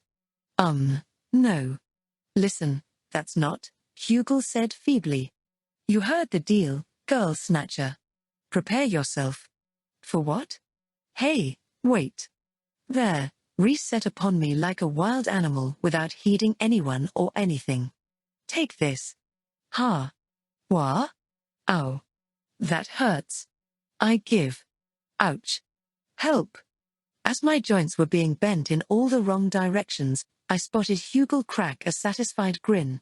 He must have been pleased to get some form of payback, but damn, I really wished he'd stop laughing and help me already.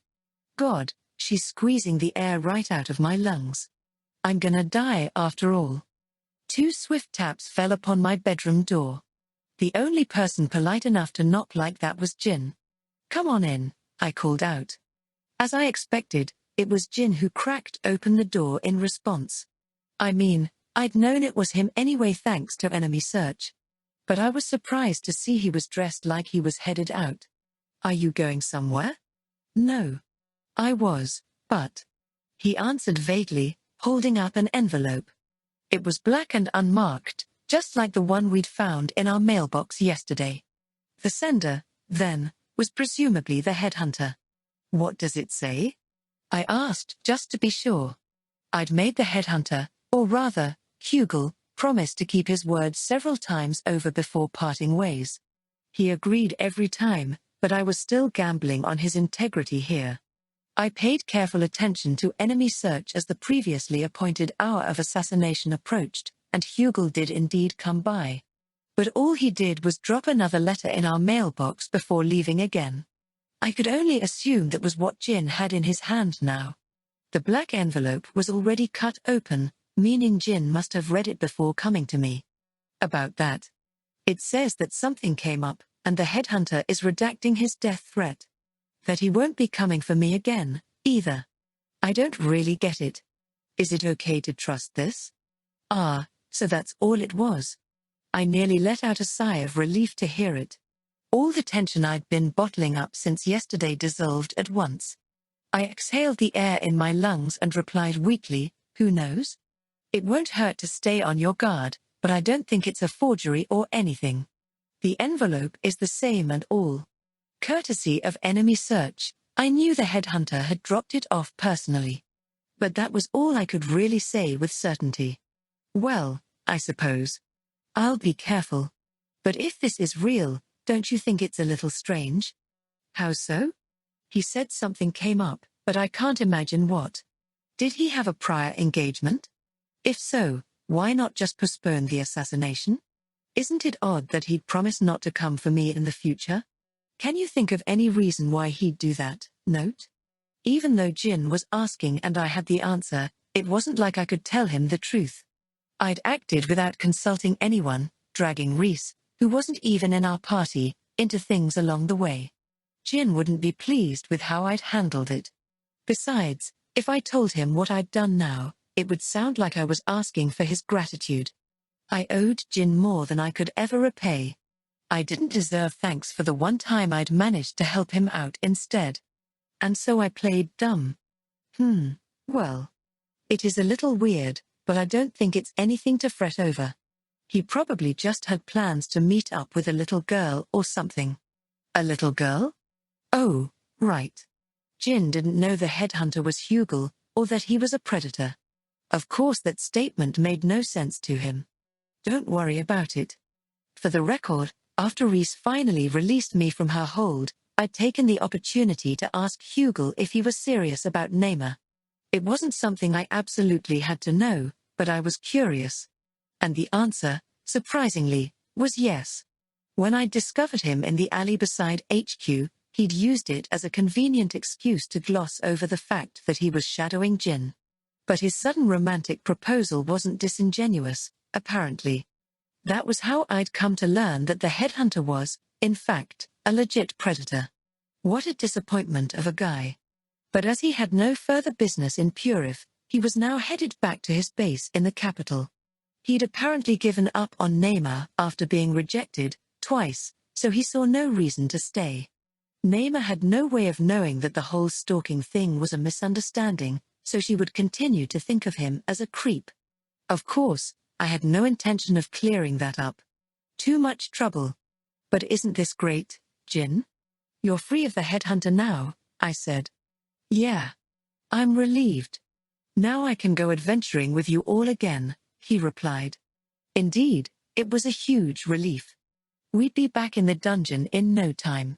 The next morning, I woke up, leapt out of bed, washed my face, and ran downstairs to find everyone. I'd kept enemy search active all night in case the second letter from the headhunter was just a ruse. My fears were unfounded, however, as I discovered Jin casually reading the newspaper in the living room. After staying up all night, I was naturally the last one in HQ to get up. You slept in again, note. Sleepyhead, Neymar teased, oblivious to what I'd been through. There was no way a kind, loving guy like me would get mad over something so petty. No, but I had just woken up, you see. So I did pick Neymar up off the floor and turn her upside down a little. Neymar's sorry. I won't tease you anymore, so please put me down. As long as you understand. I righted Neymar before setting her down.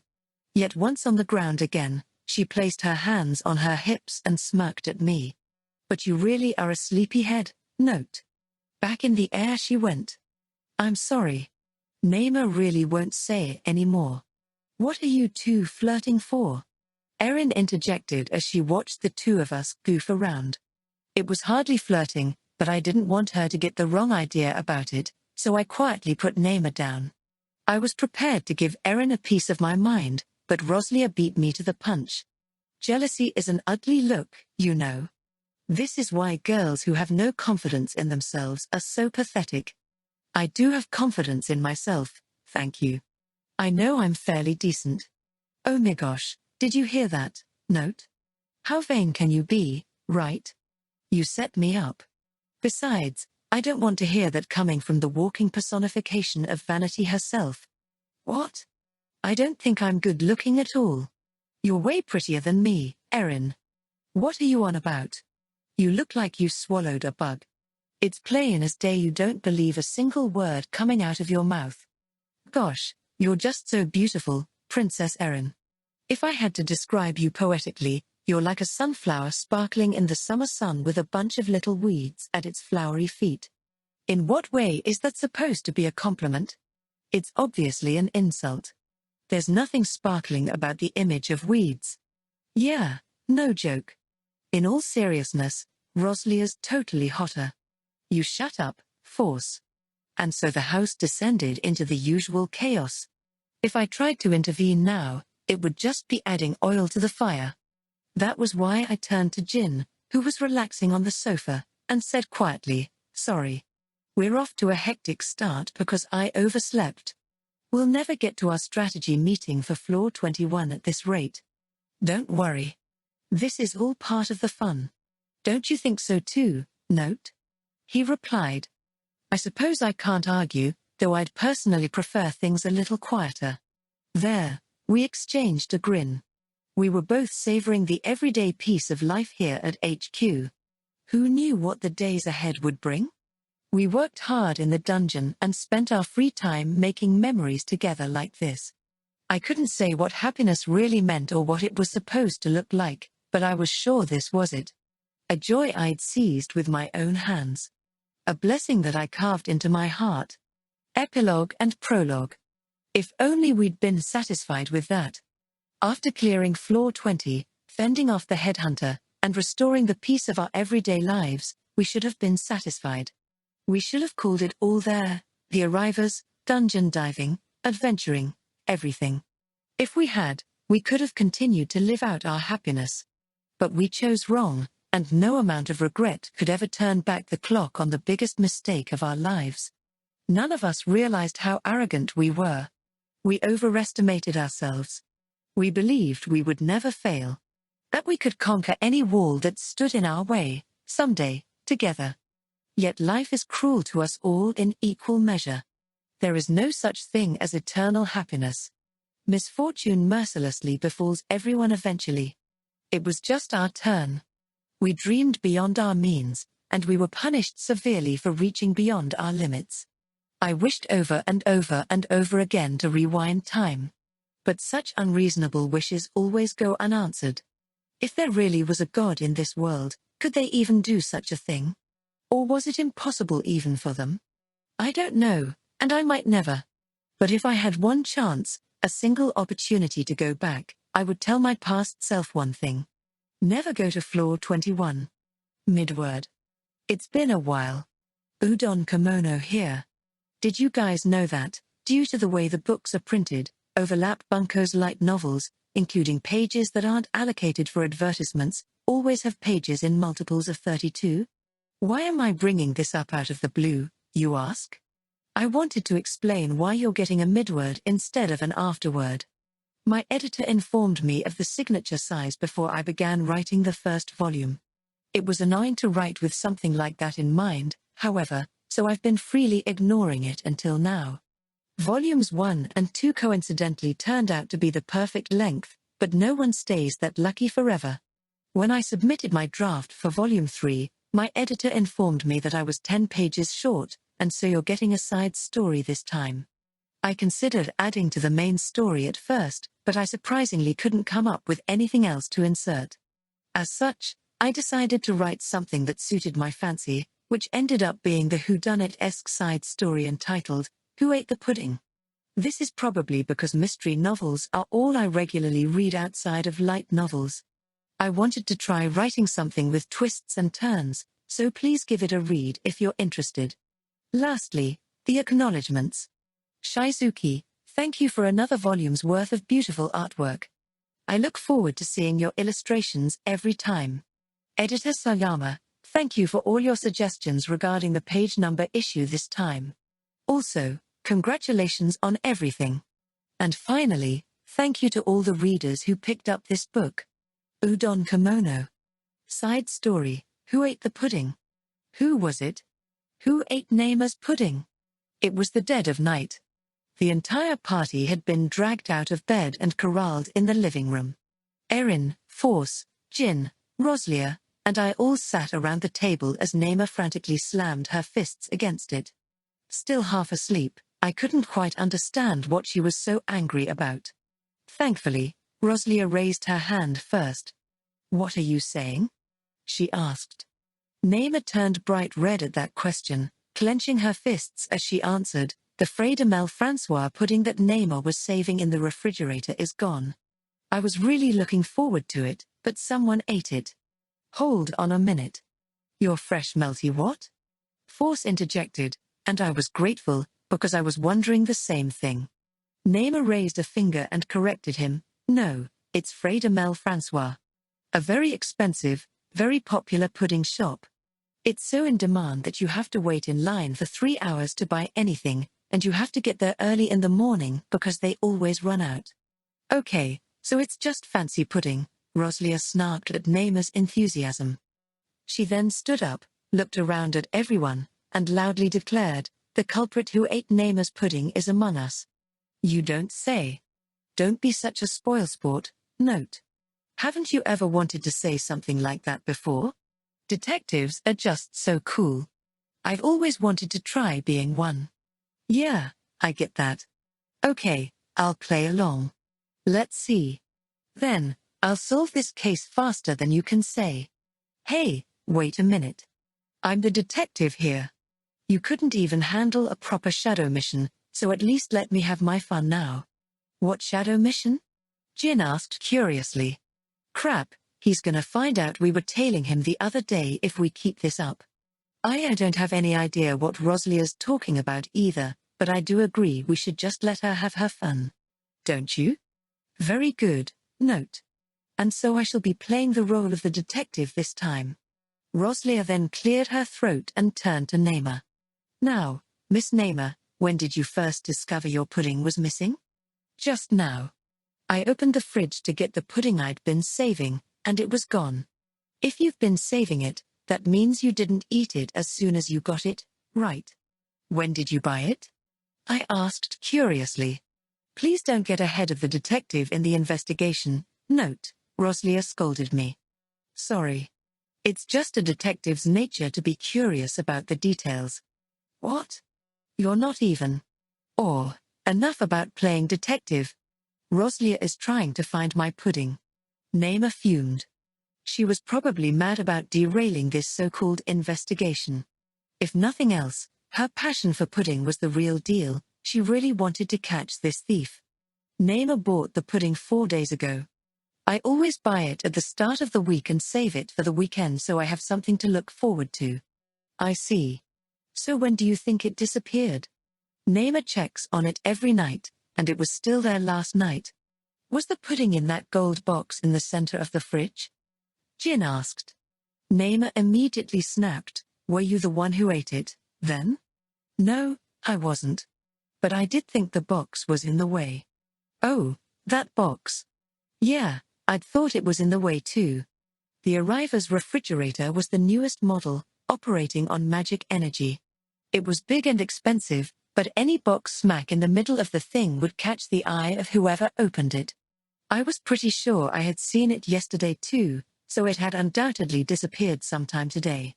Anyway, I don't think Jin's the culprit. He's just not that kind of guy, I confessed.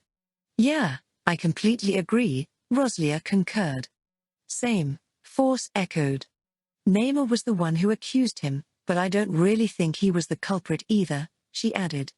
Jin's personality and usual behavior exonerated him of all guilt.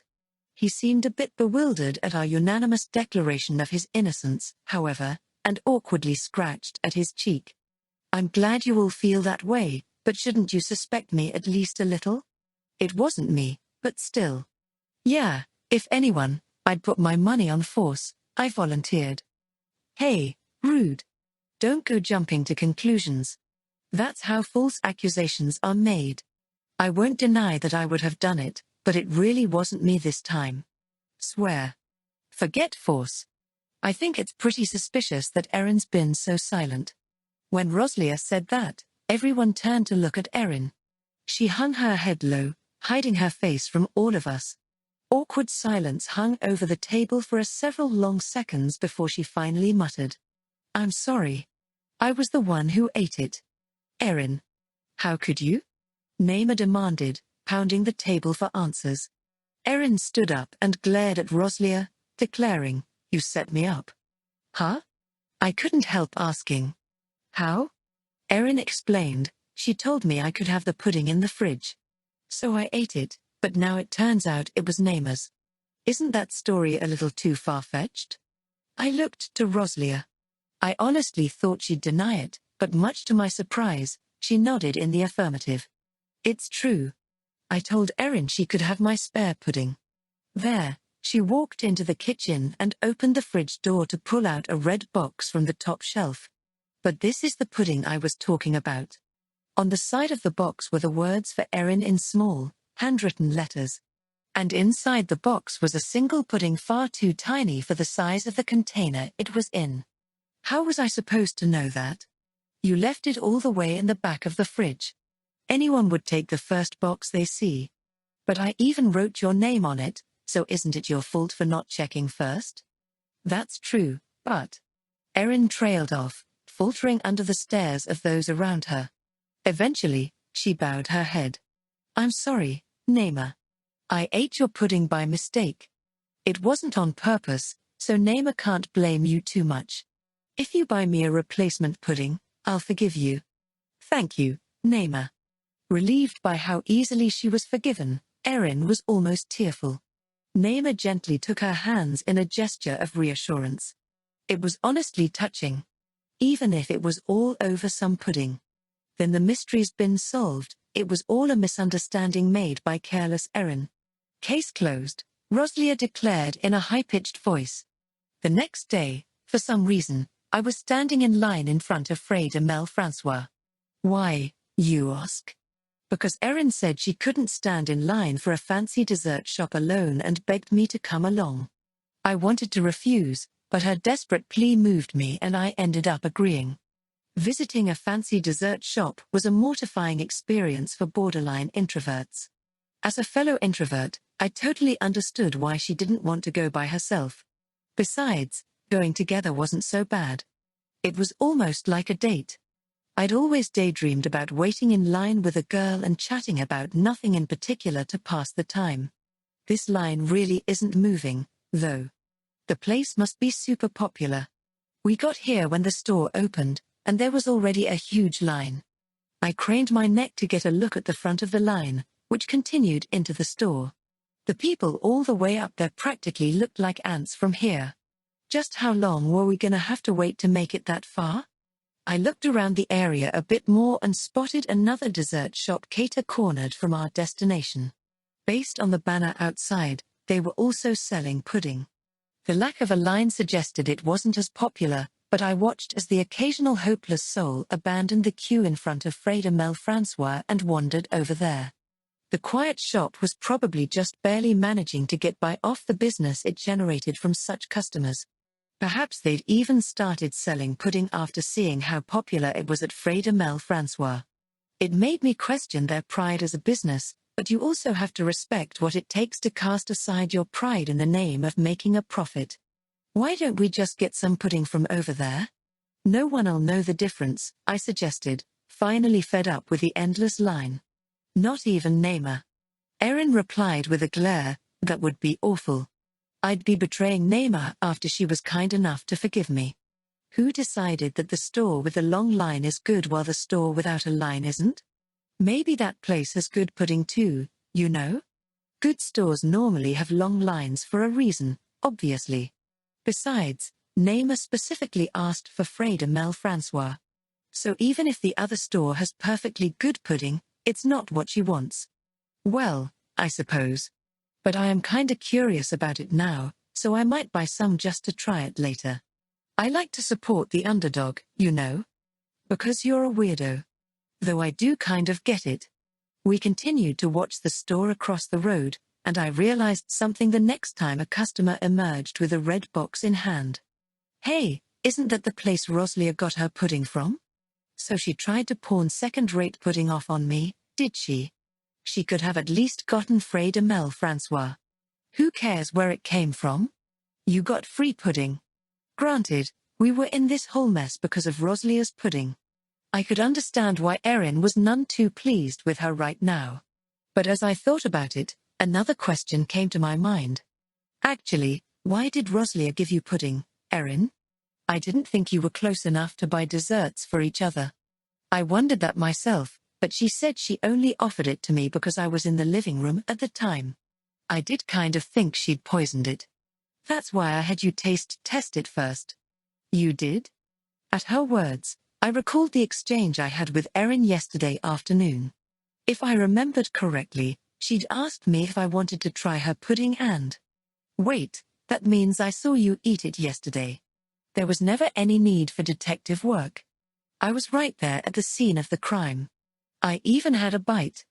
That makes you an accomplice. Seriously? And what's this about taste testing for poison?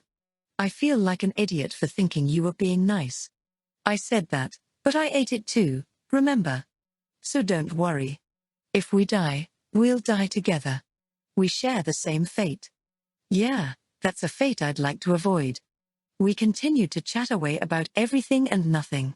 Before we knew it, we'd made it to the front of the line and into the store. Erin leaned in to look at the fancy glass display case and mumbled, "It looks delicious." What do you mean it looks delicious? Haven't you tasted it? You have too, you know. But did the one we had look like these?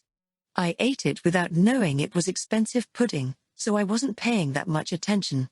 If Naima heard you say that, she'd be furious. Are you saying you remember it perfectly?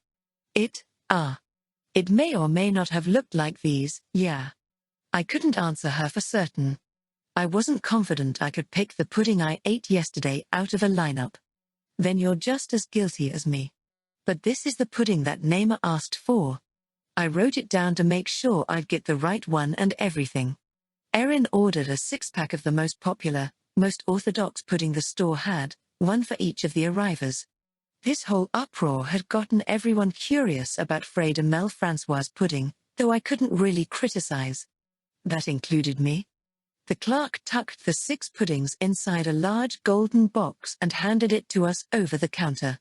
We then left the store with the goods in hand, but the shop across the way happened to catch my eye again. I'm still curious about their pudding. Can we stop by there too? I asked. Sure, but you'll have to buy it with your own money. I used everything I had at Frey de Mel Francois. As an apology for causing the pudding commotion in the first place, Erin had personally footed the bill for all of us. With her blessing, I approached the less popular store. She politely waited outside for me with the golden Frey de Mel Francois box. But when I stepped into the shop and saw the display case, I was hit with a shocking revelation.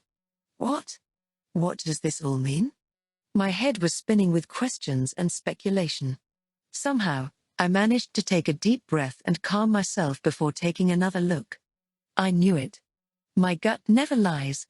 I reviewed the events of yesterday and today in my head. The discovery of the crime. Every party member's testimony. My thoughts about each one. And the curious feeling that something wasn't quite right. I weighed the information I could trust against stories with no evidence, how each arriver had responded to the incident, and what the situation must have looked like from each of their perspectives. When I did, the mystery unraveled and the fog shrouding the real story cleared. The pudding thievery that had seemed so simple at a glance was actually a complex plot of cunningly planned intrigue. I've got you now. Just you wait, pudding thief. I'll expose your crimes yet. For the time being, I bought 6 puddings just like Erin and rushed outside. So, I've gathered you all here today for a very important reason. I have discovered the true culprit behind the pudding theft, and I shall now unmask them before you all. Just like last night, I gathered our party around the table in the living room. Why are you talking like that? Note. Yeah, what's the deal? Didn't we figure out that it was Erin? It just makes me sound more like a detective this way. Moreover, the case isn't actually closed yet. What do you mean? Naima asked, her head quizzically cocked to the side. Perhaps I should have given a more detailed answer. It's simple, I said. Erin's innocent. She's not the one who ate Miss Naima's pudding. Wait, but I did eat the pudding, Erin started to object apologetically. It was true that Erin had eaten a pudding, but that didn't contradict anything I was saying. At present, the only two people who knew the entire truth were me and the culprit themselves. I understand everyone's confusion, but I'll explain everything in due time, so please be patient. After cutting Erin off, I placed the 2 boxes of pudding we'd purchased upon the table. This gold box is from Frey de Mel Francois, which we're all familiar with now. But this red one is from a store across the road that isn't as popular. We'll call the pudding contained within the expensive pudding and the cheap pudding respectively for simplicity's sake. To be specific, the expensive pudding cost 3 times as much as the cheap one, but that wasn't material to the case right now. 4 days ago, you purchased expensive pudding for yourself, did you not, Miss Naima? Naima did, yes. Then, Miss Naima, you stowed it in the fridge for safekeeping until the weekend. The culprit, however, got to it before you did. And before I did? Erin asked. That's right, I said with a nod. I'm not sure of the exact time and date, but it was between 1 and 3 days ago. The real thief had done away with the pudding long before Erin did. Wait, then what did I eat? Be patient. I'm going to explain that too. For now, let's assume the culprit ate Miss Naima's pudding on purpose. Perhaps they were hungry and wanted something sweet. Now, Erin, what would you normally do if you ate someone else's pudding? Buy them more, duh. Naima would obviously be mad if her pudding just disappeared. I agree. Surely the culprit felt the same way. I ate the pudding, but it won't be a problem as long as I buy more before Naima finds out, they probably thought. So they left the box in the fridge to make it seem like the pudding was still there while they went to get more. You said yesterday, Miss Naima, that you check the box every night, no. But that doesn't mean you check inside the box. Notes right. Naima didn't actually look inside. As I suspected. That means there's no proof the pudding disappeared yesterday. I'm even more certain of my theory now. Back to the topic, the culprit left the house to buy more pudding, but realized they'd made a fatal miscalculation when they arrived at the shop. A miscalculation? Erin asked, cocking her head. They weren't prepared for how long the line would be, I explained.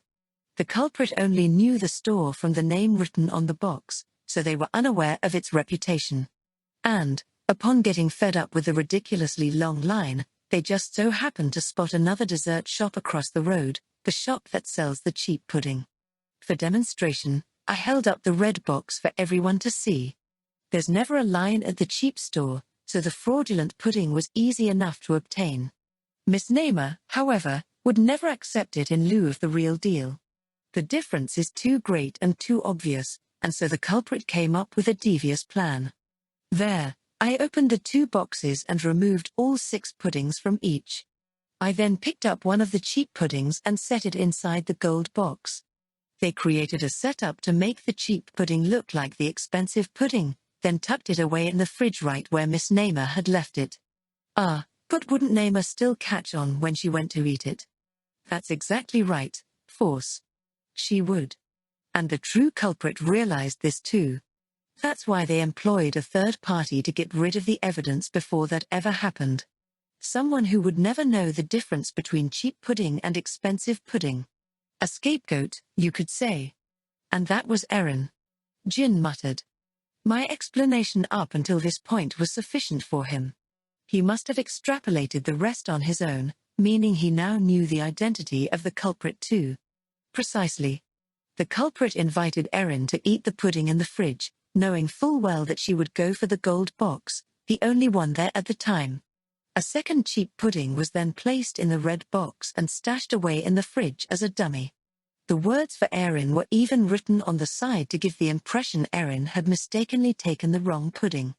The true culprit ate the expensive pudding and replaced it with a cheap one, then had a third party eat the evidence of their crime and take the blame in the process. That was the true story. And now that I'd spelled it out for everyone, I turned to the real culprit and declared, the only one who could have done all this is the person who invited Erin to eat the pudding in the first place. In other words, it was you, Roslia. Hair. She smiled, then said, an interesting theory, but where's your proof? That statement itself is like a confession. But the proof is in the message you wrote on the box, the only flaw in your otherwise perfect plan. See, if you'd bought pudding for yourself, whose name would you write on the box? Yours, no. Erin said you just happened to offer her some because she was in the living room at the time, yet the box said for Erin. Your intent to frame her was quite clear. If Roslia needed a scapegoat, her first target would inevitably be Erin. She wasn't the kind of girl to give her pudding out of the kindness of her heart. That's circumstantial at best, don't you think?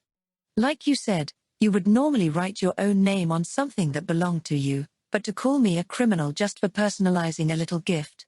That's a bit of a stretch, isn't it? Moreover, you don't have any evidence the puddings were switched. You'll never be able to prove it. Actually, I can. Since I sampled the forbidden pudding myself. Huh? I'm saying I tried it. Erin was worried you poisoned it or something, so she gave me a bite, and it was definitely not the pudding we saw at Frey de Mel Francois. That was ultimately how I discovered her trick.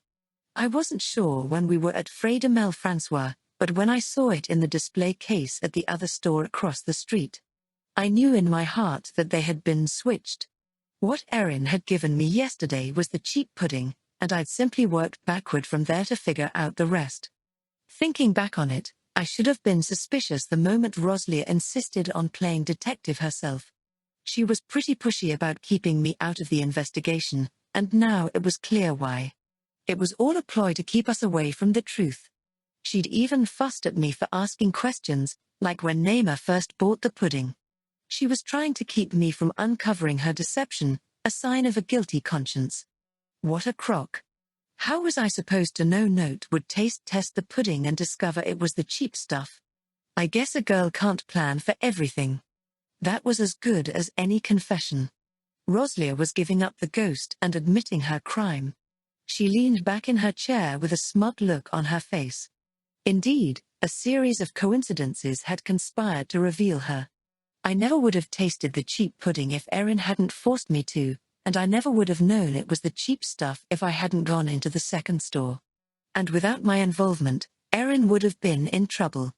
Even if she'd tried the expensive pudding today and realized it wasn't what she'd eaten yesterday, no one would believe her after she was pegged as the main suspect. She'd just sound like she was trying to avoid taking responsibility. In other words, Roslia had almost planned the perfect crime. If it weren't for a series of unfortunate coincidences, she might have gotten away with it too. A simple case of mistaken pudding turned out to be a cunning inside job, a story of deceit and betrayal. All because of her. Roslia Mincote was truly a terrifying woman, utterly deserving of her party-crushing infamy in Purif. Tee-hee, I guess Note always sees right through me. Why do you sound so happy? Shouldn't you be apologizing to Erin and Naima right now? Yeah. You tried to pin the blame on me, you heartless fox. That was Naima's precious pudding.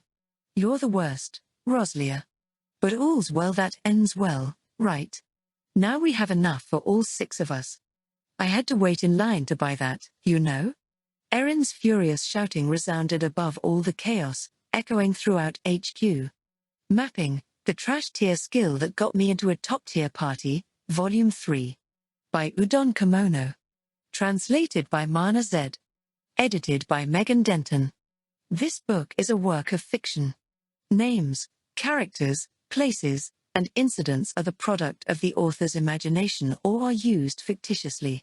Any resemblance to actual events, locales, or persons, living or dead, is coincidental. Copyright 2018 Udon Kamono. Illustrations by Hitomi Shizuki. Cover illustration by Hitomi Shizuki. All rights reserved.